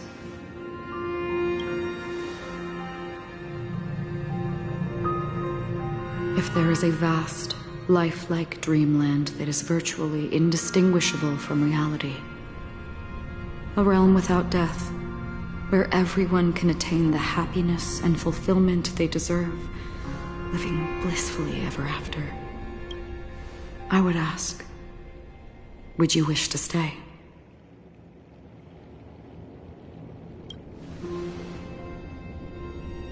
Imagine if this splendid dream were fated to fall apart. Friends, family, everyone, and I would ask, would you still embark on this journey? I'm glad. The answer itself doesn't matter. Listen, touch, and ponder. And therein lies the sensation.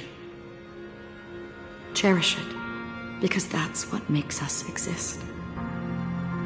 Such is the only answer humans can offer. If the nihility represents the primal fear of life, rendering any lofty convictions insignificant then behind this shadow, there must exist the most fervent source of light.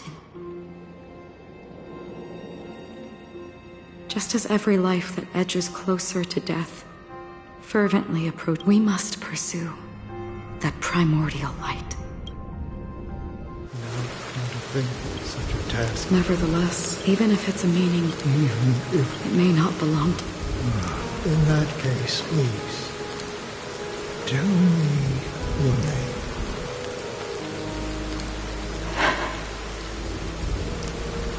Perhaps might I believe in this universe? For me, some things are difficult to recall. Such is memory. I remember that marks the start of my journey. That's my name. Raiden Ozenmori May.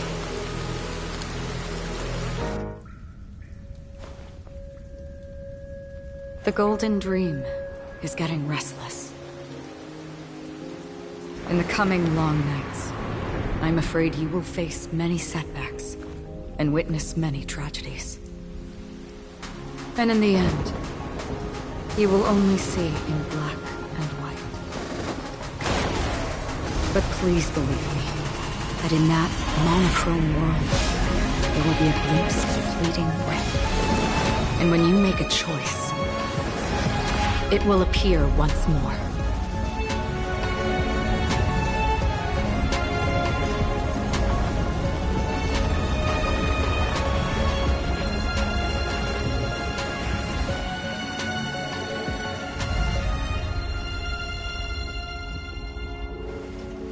What you must do is ponder its significance, then return to the waking world.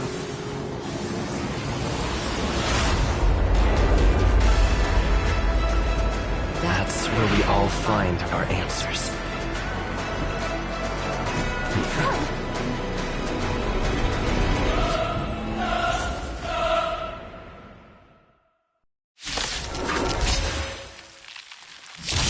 Broken free from the dream of order. We've done enough sleeping already. Let's show them a wake-up call. Memories up beneath the waters lies an endless abyss. Listen inside. Relax.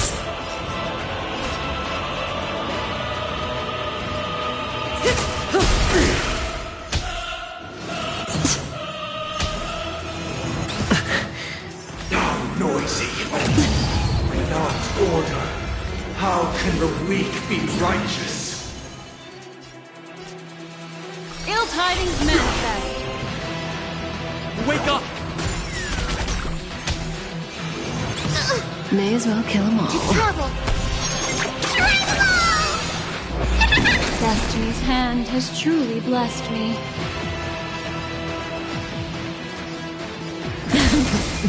Commencing research. Stand still. Good times. Time to say bye. Boom. Nobody resonates. All things are part of the melody.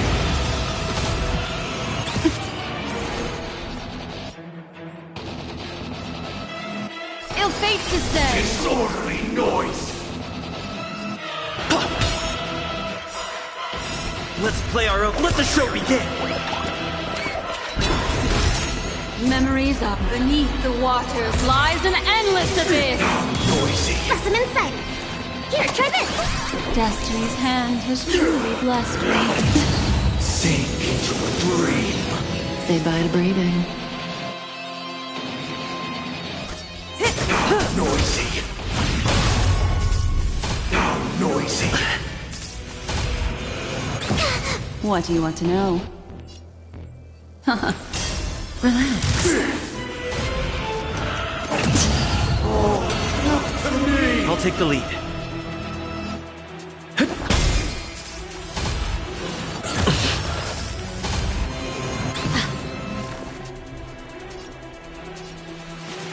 Deep breath. Thanks. You're too good to me. Destiny's hand has truly blessed me. Any objection? Feel free to make your case. Good time. Time to say bye. Boom.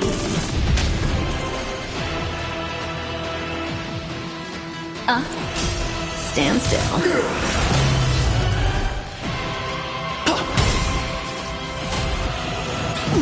Commencing research. Here, try this. Destiny's May hand as well kill has 'em truly all. blessed me.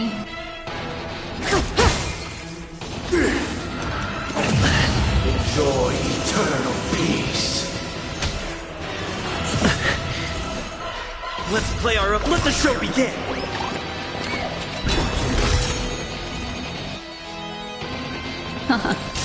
Relax. Memories beneath the waters lies an endless abyss. Keep up with me. Listen up.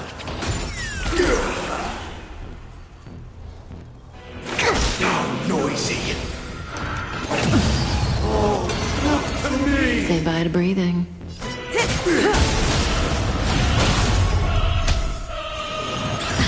Destiny is apparent.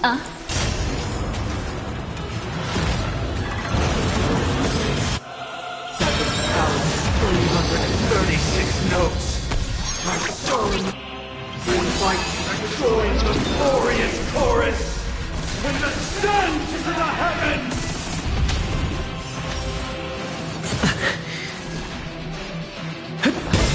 Stand still.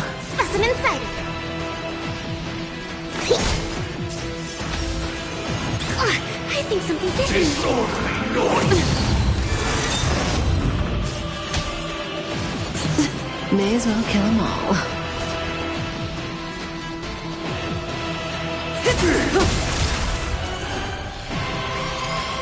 Ill fate to say.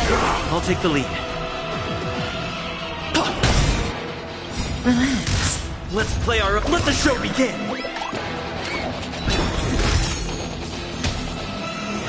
Didn't hurt. Noisy. The dreamscape is indistinguishable from reality. Can it still be called an illusion?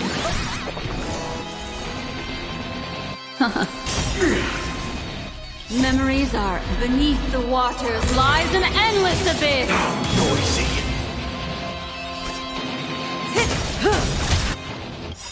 Good times. Time to say bye. Boom.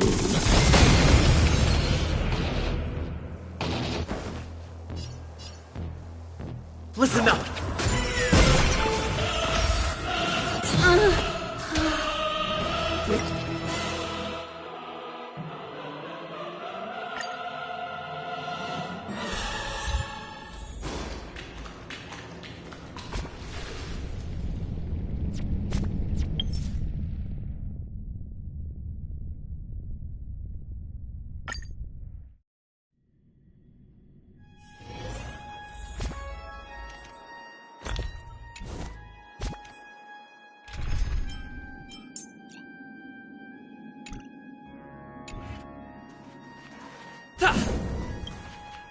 Are you ready? Very well.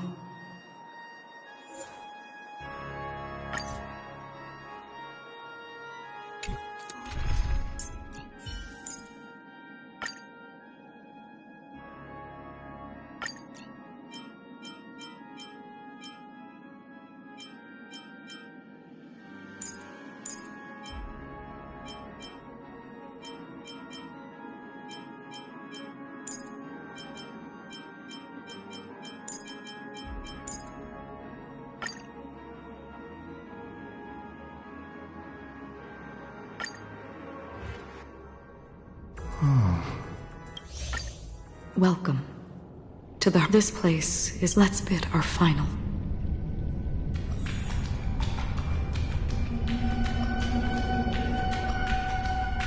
Always distinguish between reality and Life is akin to a winding labyrinth. May your schemes be forever. Anna's dream is too... To the imperfect tomorrow.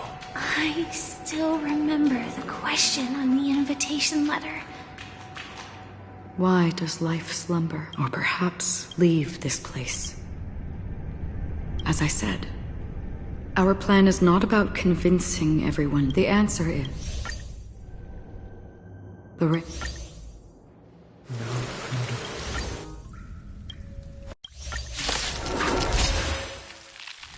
Have you broken free from the dream of order? We've done enough speaking already. Let's show them a wake-up call. Wake up!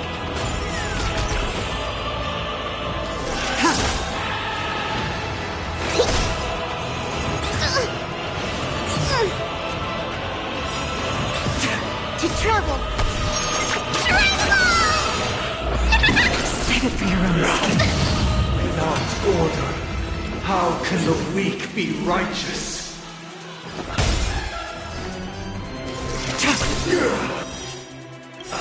Blade of moonlight. All will be revealed in lunar flame.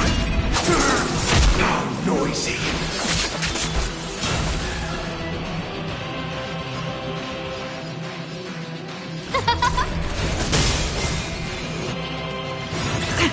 Everything's right. Oh, stars, give these trailblazers your blessing. Deep breath. Saving me won't earn you any favors. Any objection? Feel free to make your case.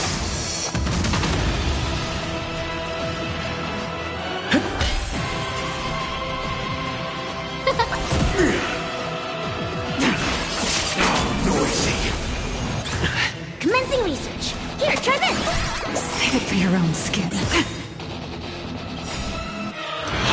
Try hard. To travel far.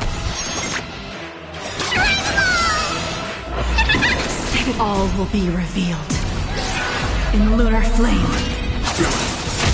Enjoy eternal peace. Who invited you? Who will it be? I'll take the lead. Ready for death. Let's play our... Let the show begin! How noisy! Try harder. Deep breath. Save it for your own skin. Still the same one. Together! Huh? Everything is... Oh, stars, give these trailblazers your blessing. Keep up with me.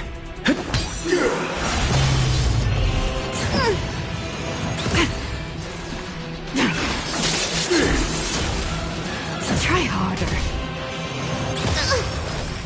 All wishes.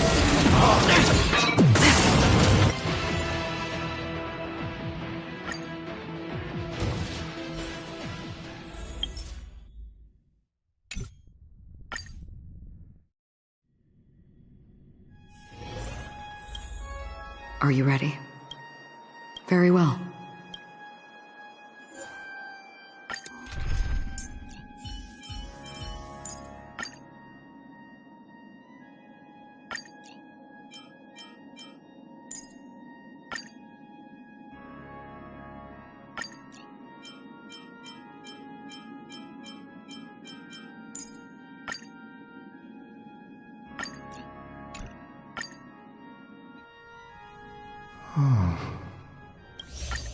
Welcome.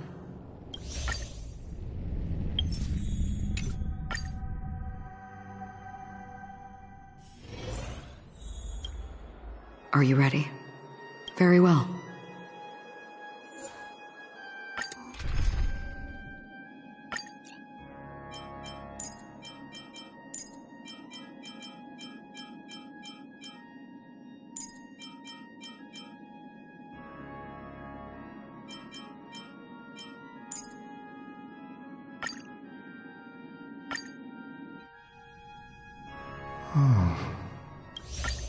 Welcome.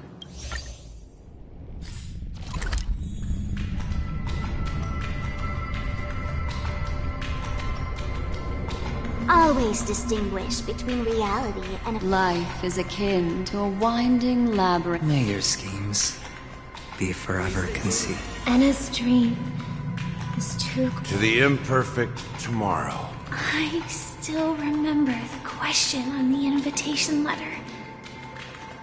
Why does life, or perhaps the ring?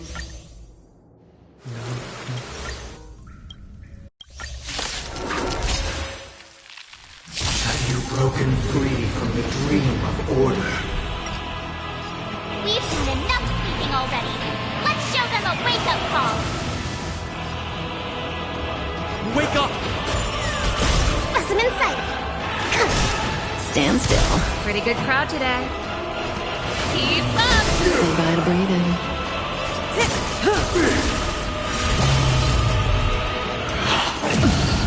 Not order. How can the weak be righteous? Turn it up! Ready to lose yourself? You can fight it, or rock with it!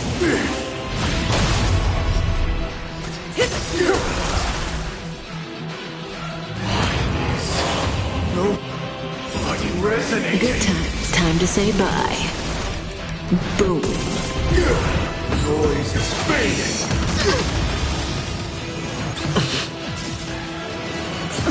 I'll take the lead. To travel. Thanks. You're too good to me. Stand still. Let's play our... Let the show begin!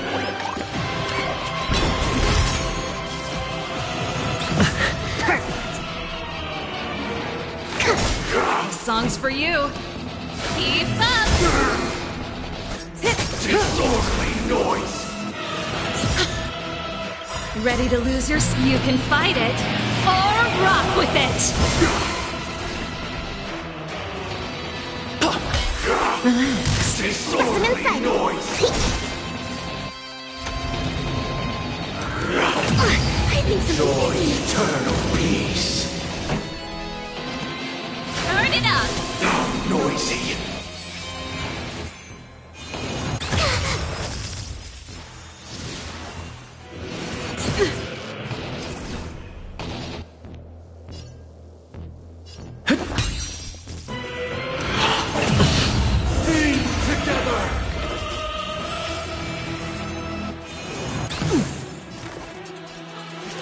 Here, try this! Thanks. You're too good to me. Great teamwork. Keep up!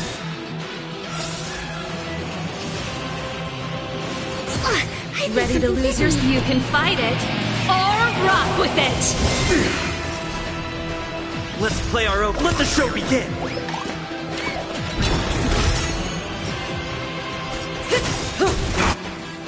Noisy.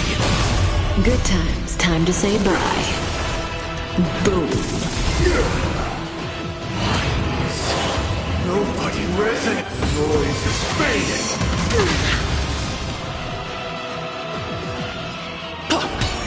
Stand still.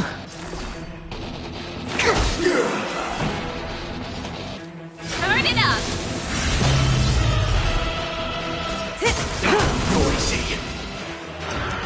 Still the same... Sink into a dream.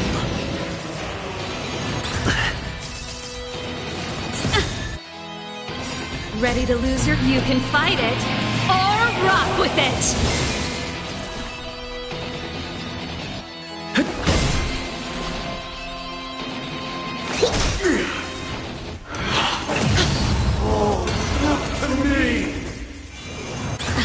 Pretty good crowd today. Keep up! Let's play our own. Let the show begin! Cutting the net. Keep up with me. Disorderly noise! Good times. Time to say bye. Boom. Disorderly noise! 7,336 notes. I saw.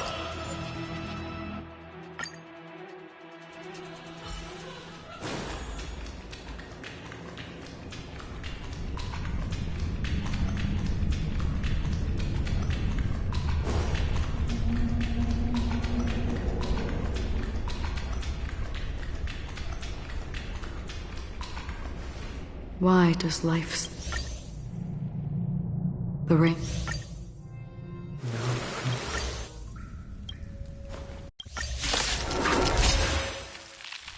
Have you broken free from the dream of order? We've done enough sleeping already. Let's show them a wake-up call.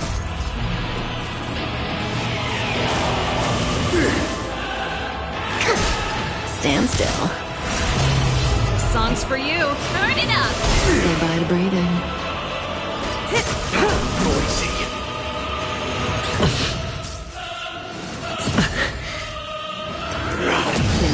Without order, how can the weak be righteous? Relax. Good times. Time to say bye. Boom. Noisy.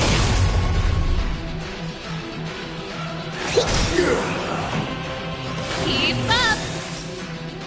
Ready to lose your... You can fight it, or rock with it!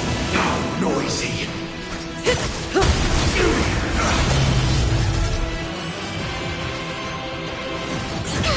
Weakness is not defined by you.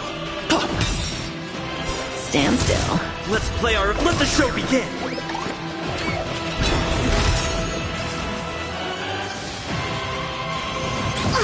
Pretty good crowd today. Turn it up! Disorderly noise.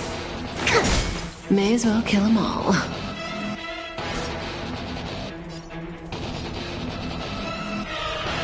Disorderly noise. Deny objection. Feel free to make your case. To travel. Great teamwork. Relax. Song's for you.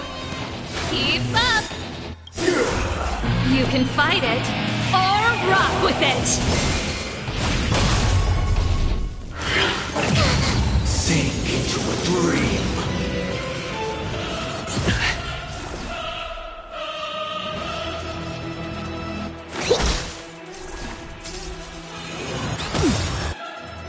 Good time. Time to say bye. Boom. I'll take the lead. Stand still. Pretty good crowd today. Turn it up! Deep breath. Thanks. You're too good to me. Disorderly noise. Noise is fading. I think something bit me. Let the show begin!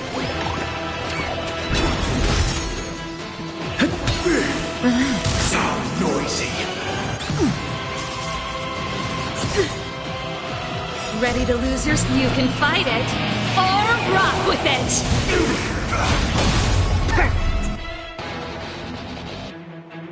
Here, try this. Thanks. You're too good to me. Thanks. You're too good to me. Let's rock! Say bye to breathing. Good time. Time to say bye. Boom. Stand still. Commencing research.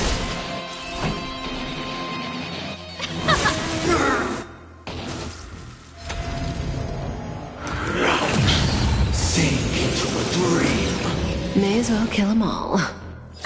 Now noisy. Keep up with me. Relax.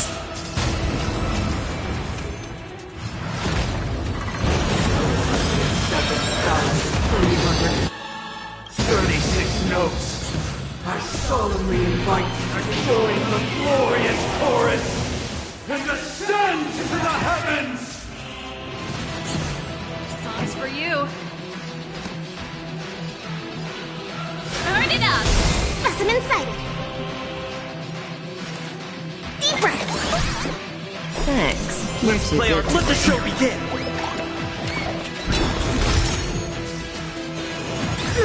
Say bye to breathing. Travel far. Ready to jam.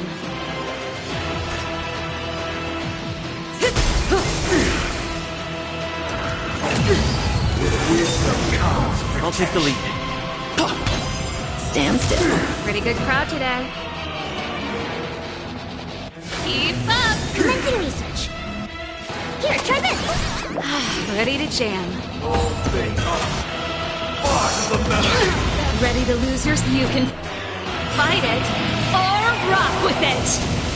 Good time. Time to say bye. Disorderly noise. Boom. The dreamscape is indistinguishable from reality. Can it still be called an illusion? Relax.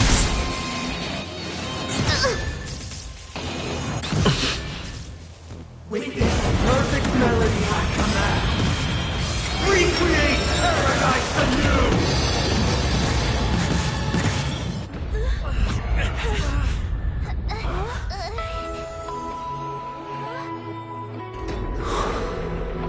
Music.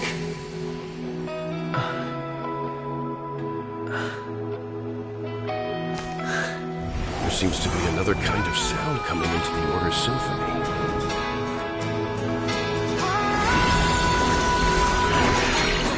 Penacony's first and last disharmony.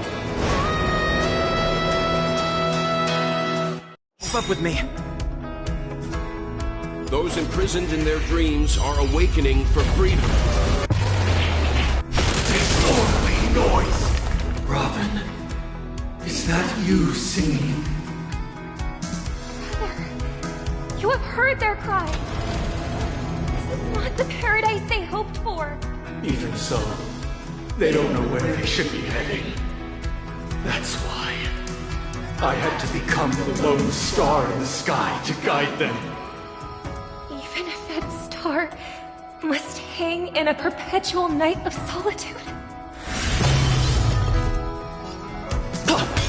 This song's for you.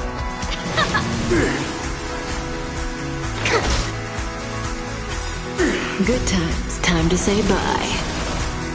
Boom.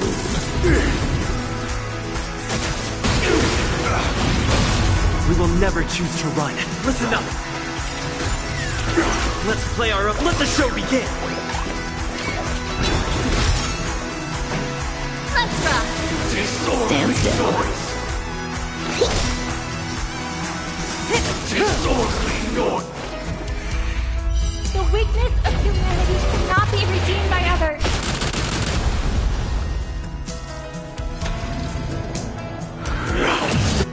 For the same Wisdom comes protection.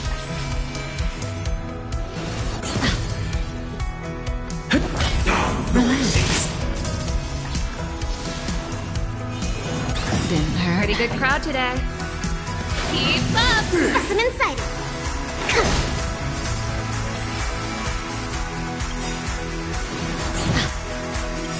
Good times. Time to say bye. Disorderly noise! Boom. Ready to lose yourself? You can fight it or rock with it. Noisy. I think something bit me. Things are part of the melody. Sink into a dream. To travel. Thanks. You're too good to me.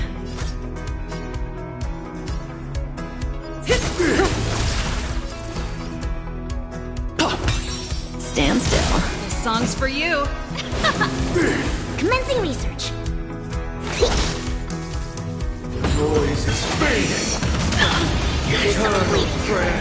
May as well kill them all. Have a noble soul! Don't be shackled by the past! Disorderly noise! Let's play our... Let the show begin!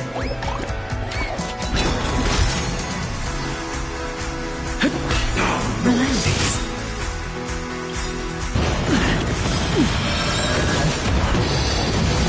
Good times. Time to say bye. Boom. Turn it up! Ready to lose your... You can fight it, or rock with it! Disorderly noise! Deep breath! Ready I'll to take jam. the lead. Say bye to breathing. If we had never experienced solitude, how could we have embarked on different paths? Now, our final talk has concluded. All the work of creation has been completed. The inevitable day has arrived. The embryo of philosophy will reshape for us all of reality.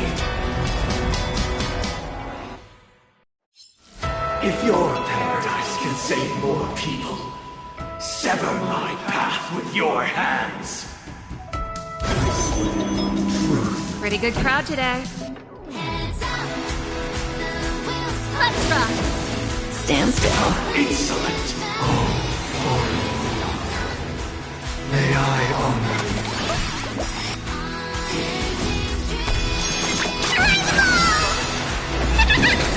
Ready to jam. I swear on words. Keep up with me. Wake up! Witness the will of the weak! Insolent. Let's play our own... Let the show begin! This 7-day vow, I command you to heed. Uh-oh. I have a bad feeling about this. It was not you who created all things. It was humanity that created you.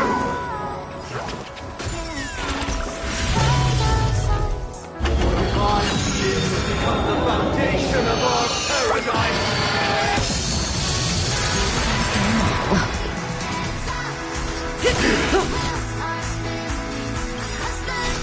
Ready to lose your... You can fight it, or rock with it! Good times. Time to say bye. Boom. Stand still. By the solemn desire for order. You want to achieve the paradise we promised. But the order is not the only choice. True happiness. Even if the future is full of pain, we won't escape from it.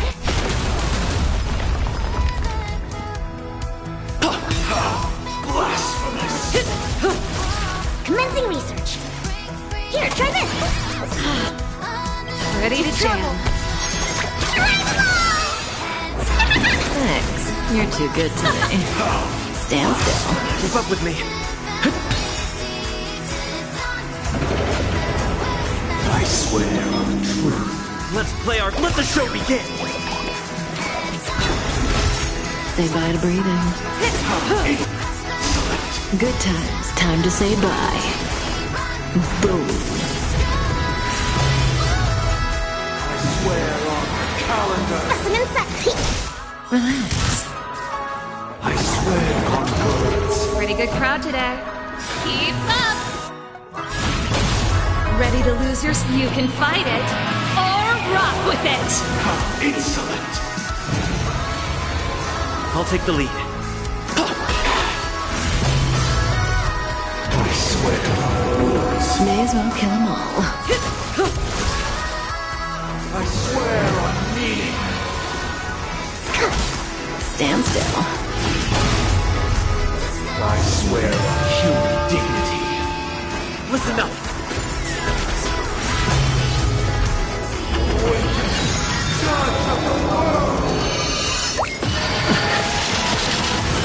Song's for you.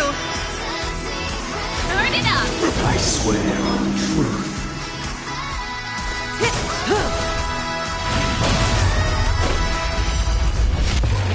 How insolent! Commencing research. Relax. I swear on words. Good times. Time to say bye. Boom. We're finally waking.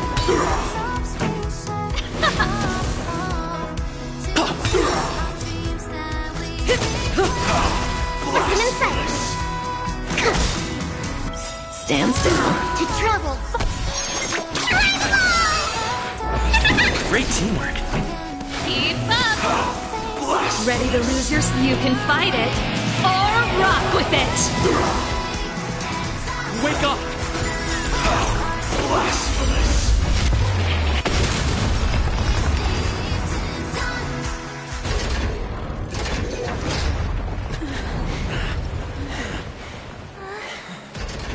So, why does life slumber? Because someday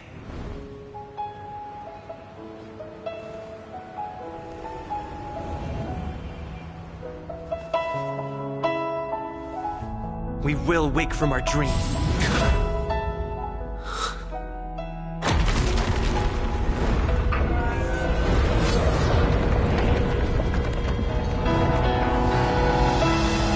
The night is still too short.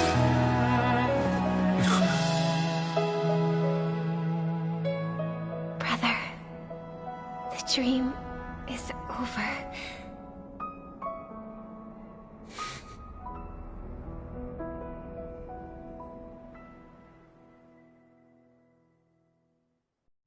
In the first year of the AE 2158, a fiery conspiracy erupted in the land of the dreams, but soon faded in chaos and destruction. Whispers carried the tale of those fateful 48 system hours, when a sun teetered on the precipice of collapse. A paradise stood on the brink of destruction, and a world was poised to surrender to its new master. Amidst it all, a body decayed, a pack of vultures gathered, and a brother and sister were doomed for eternal separation. And so, an eon succumbed to slumber once more. Some celebrated this fall, while others mourned. Among the insignificant witnesses, mere specks in the vast tapestry of the universe, it was said that this time, the Eon met their demise with dignity. As the cosmos bathed in the radiance of a pure dawn, a tempestuous storm brewed on the horizon.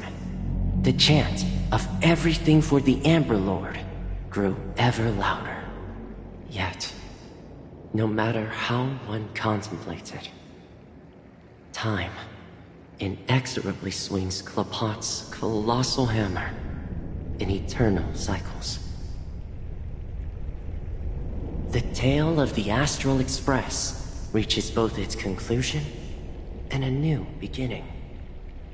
Time marches forward, heralding the arrival of a new chapter in the history of trailblazing expeditions. Brother, do you think the stars will fade away? Where did that come all of a sudden? Because the constellation that looks like a bird, the torrent eagles, looks a bit dim lately. It's the Torment Eagles. Don't worry, it's still there. It's located in the inner ring of Penacony and can only be seen when spring and summer overlap. As for the question you asked, I think stars do die, just like people. But do you know, sister? No star actually belongs to the present. The light we see from them is from a long time ago. Even after the stars perish, their light will travel millions of light years, spanning countless years, to illuminate the night sky of another world. In our paradise, I believe there will be a star like that, shining with the same light. Its radiance will last forever, and its name will be happiness. No, not just one star. We should have 2 stars. Or maybe even more. Yeah, you're right. It's a deal. It's a deal, then. This is our promise, and nothing will sway our ideals. Yeah, you bet.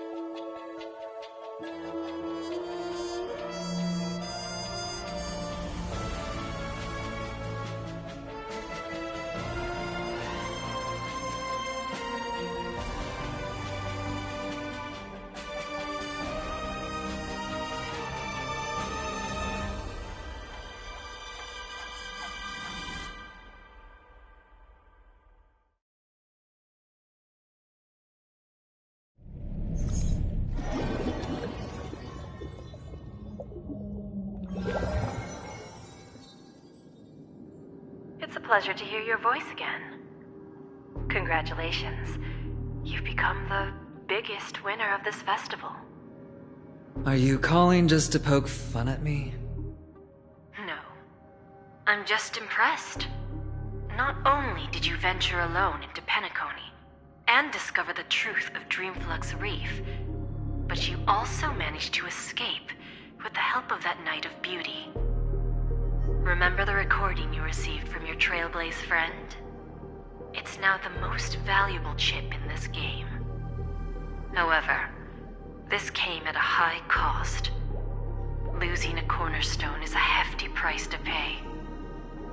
Diamond just called a meeting to discuss what to do with you. Just as I expected.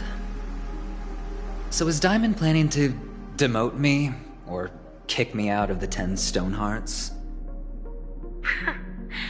Why don't you take a wild guess? Well, alright. Then I'll guess. He's going to promote me to P46? Alright. What will you wager? Are we talking about a real bet here? I don't want to wager anything just to escape your clutches. But if it's just a friendly bet, I'll put on the line what I did when we first met. I'll bet my life, ma'am. Interesting. But since it's Diamond's call, no one can predict the outcome. I'm on my way to Penacony. Once everyone is settled, we'll return to Pier Point for the final showdown. Sounds like I'll be out of the action for a while. Finally, a chance to kick back and relax. Yeah. Leave everything to me and Topaz, child. Thanks to you, as soon as the Jade Stone was delivered to the family's compound, we finished up our preparations. The seeds we planted have taken root. Soon, it'll be time to reap the rewards. Huh?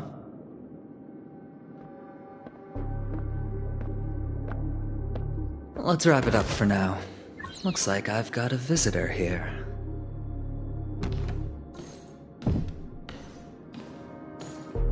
Oh, so many surprises today.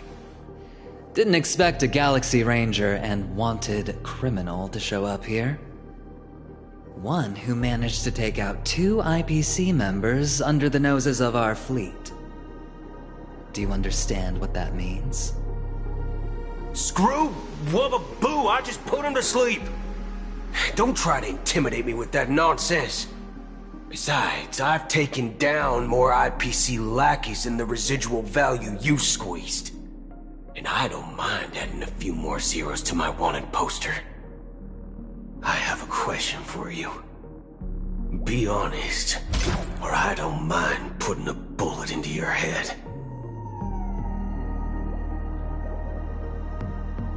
Tell me, where is Oswaldo Snyder?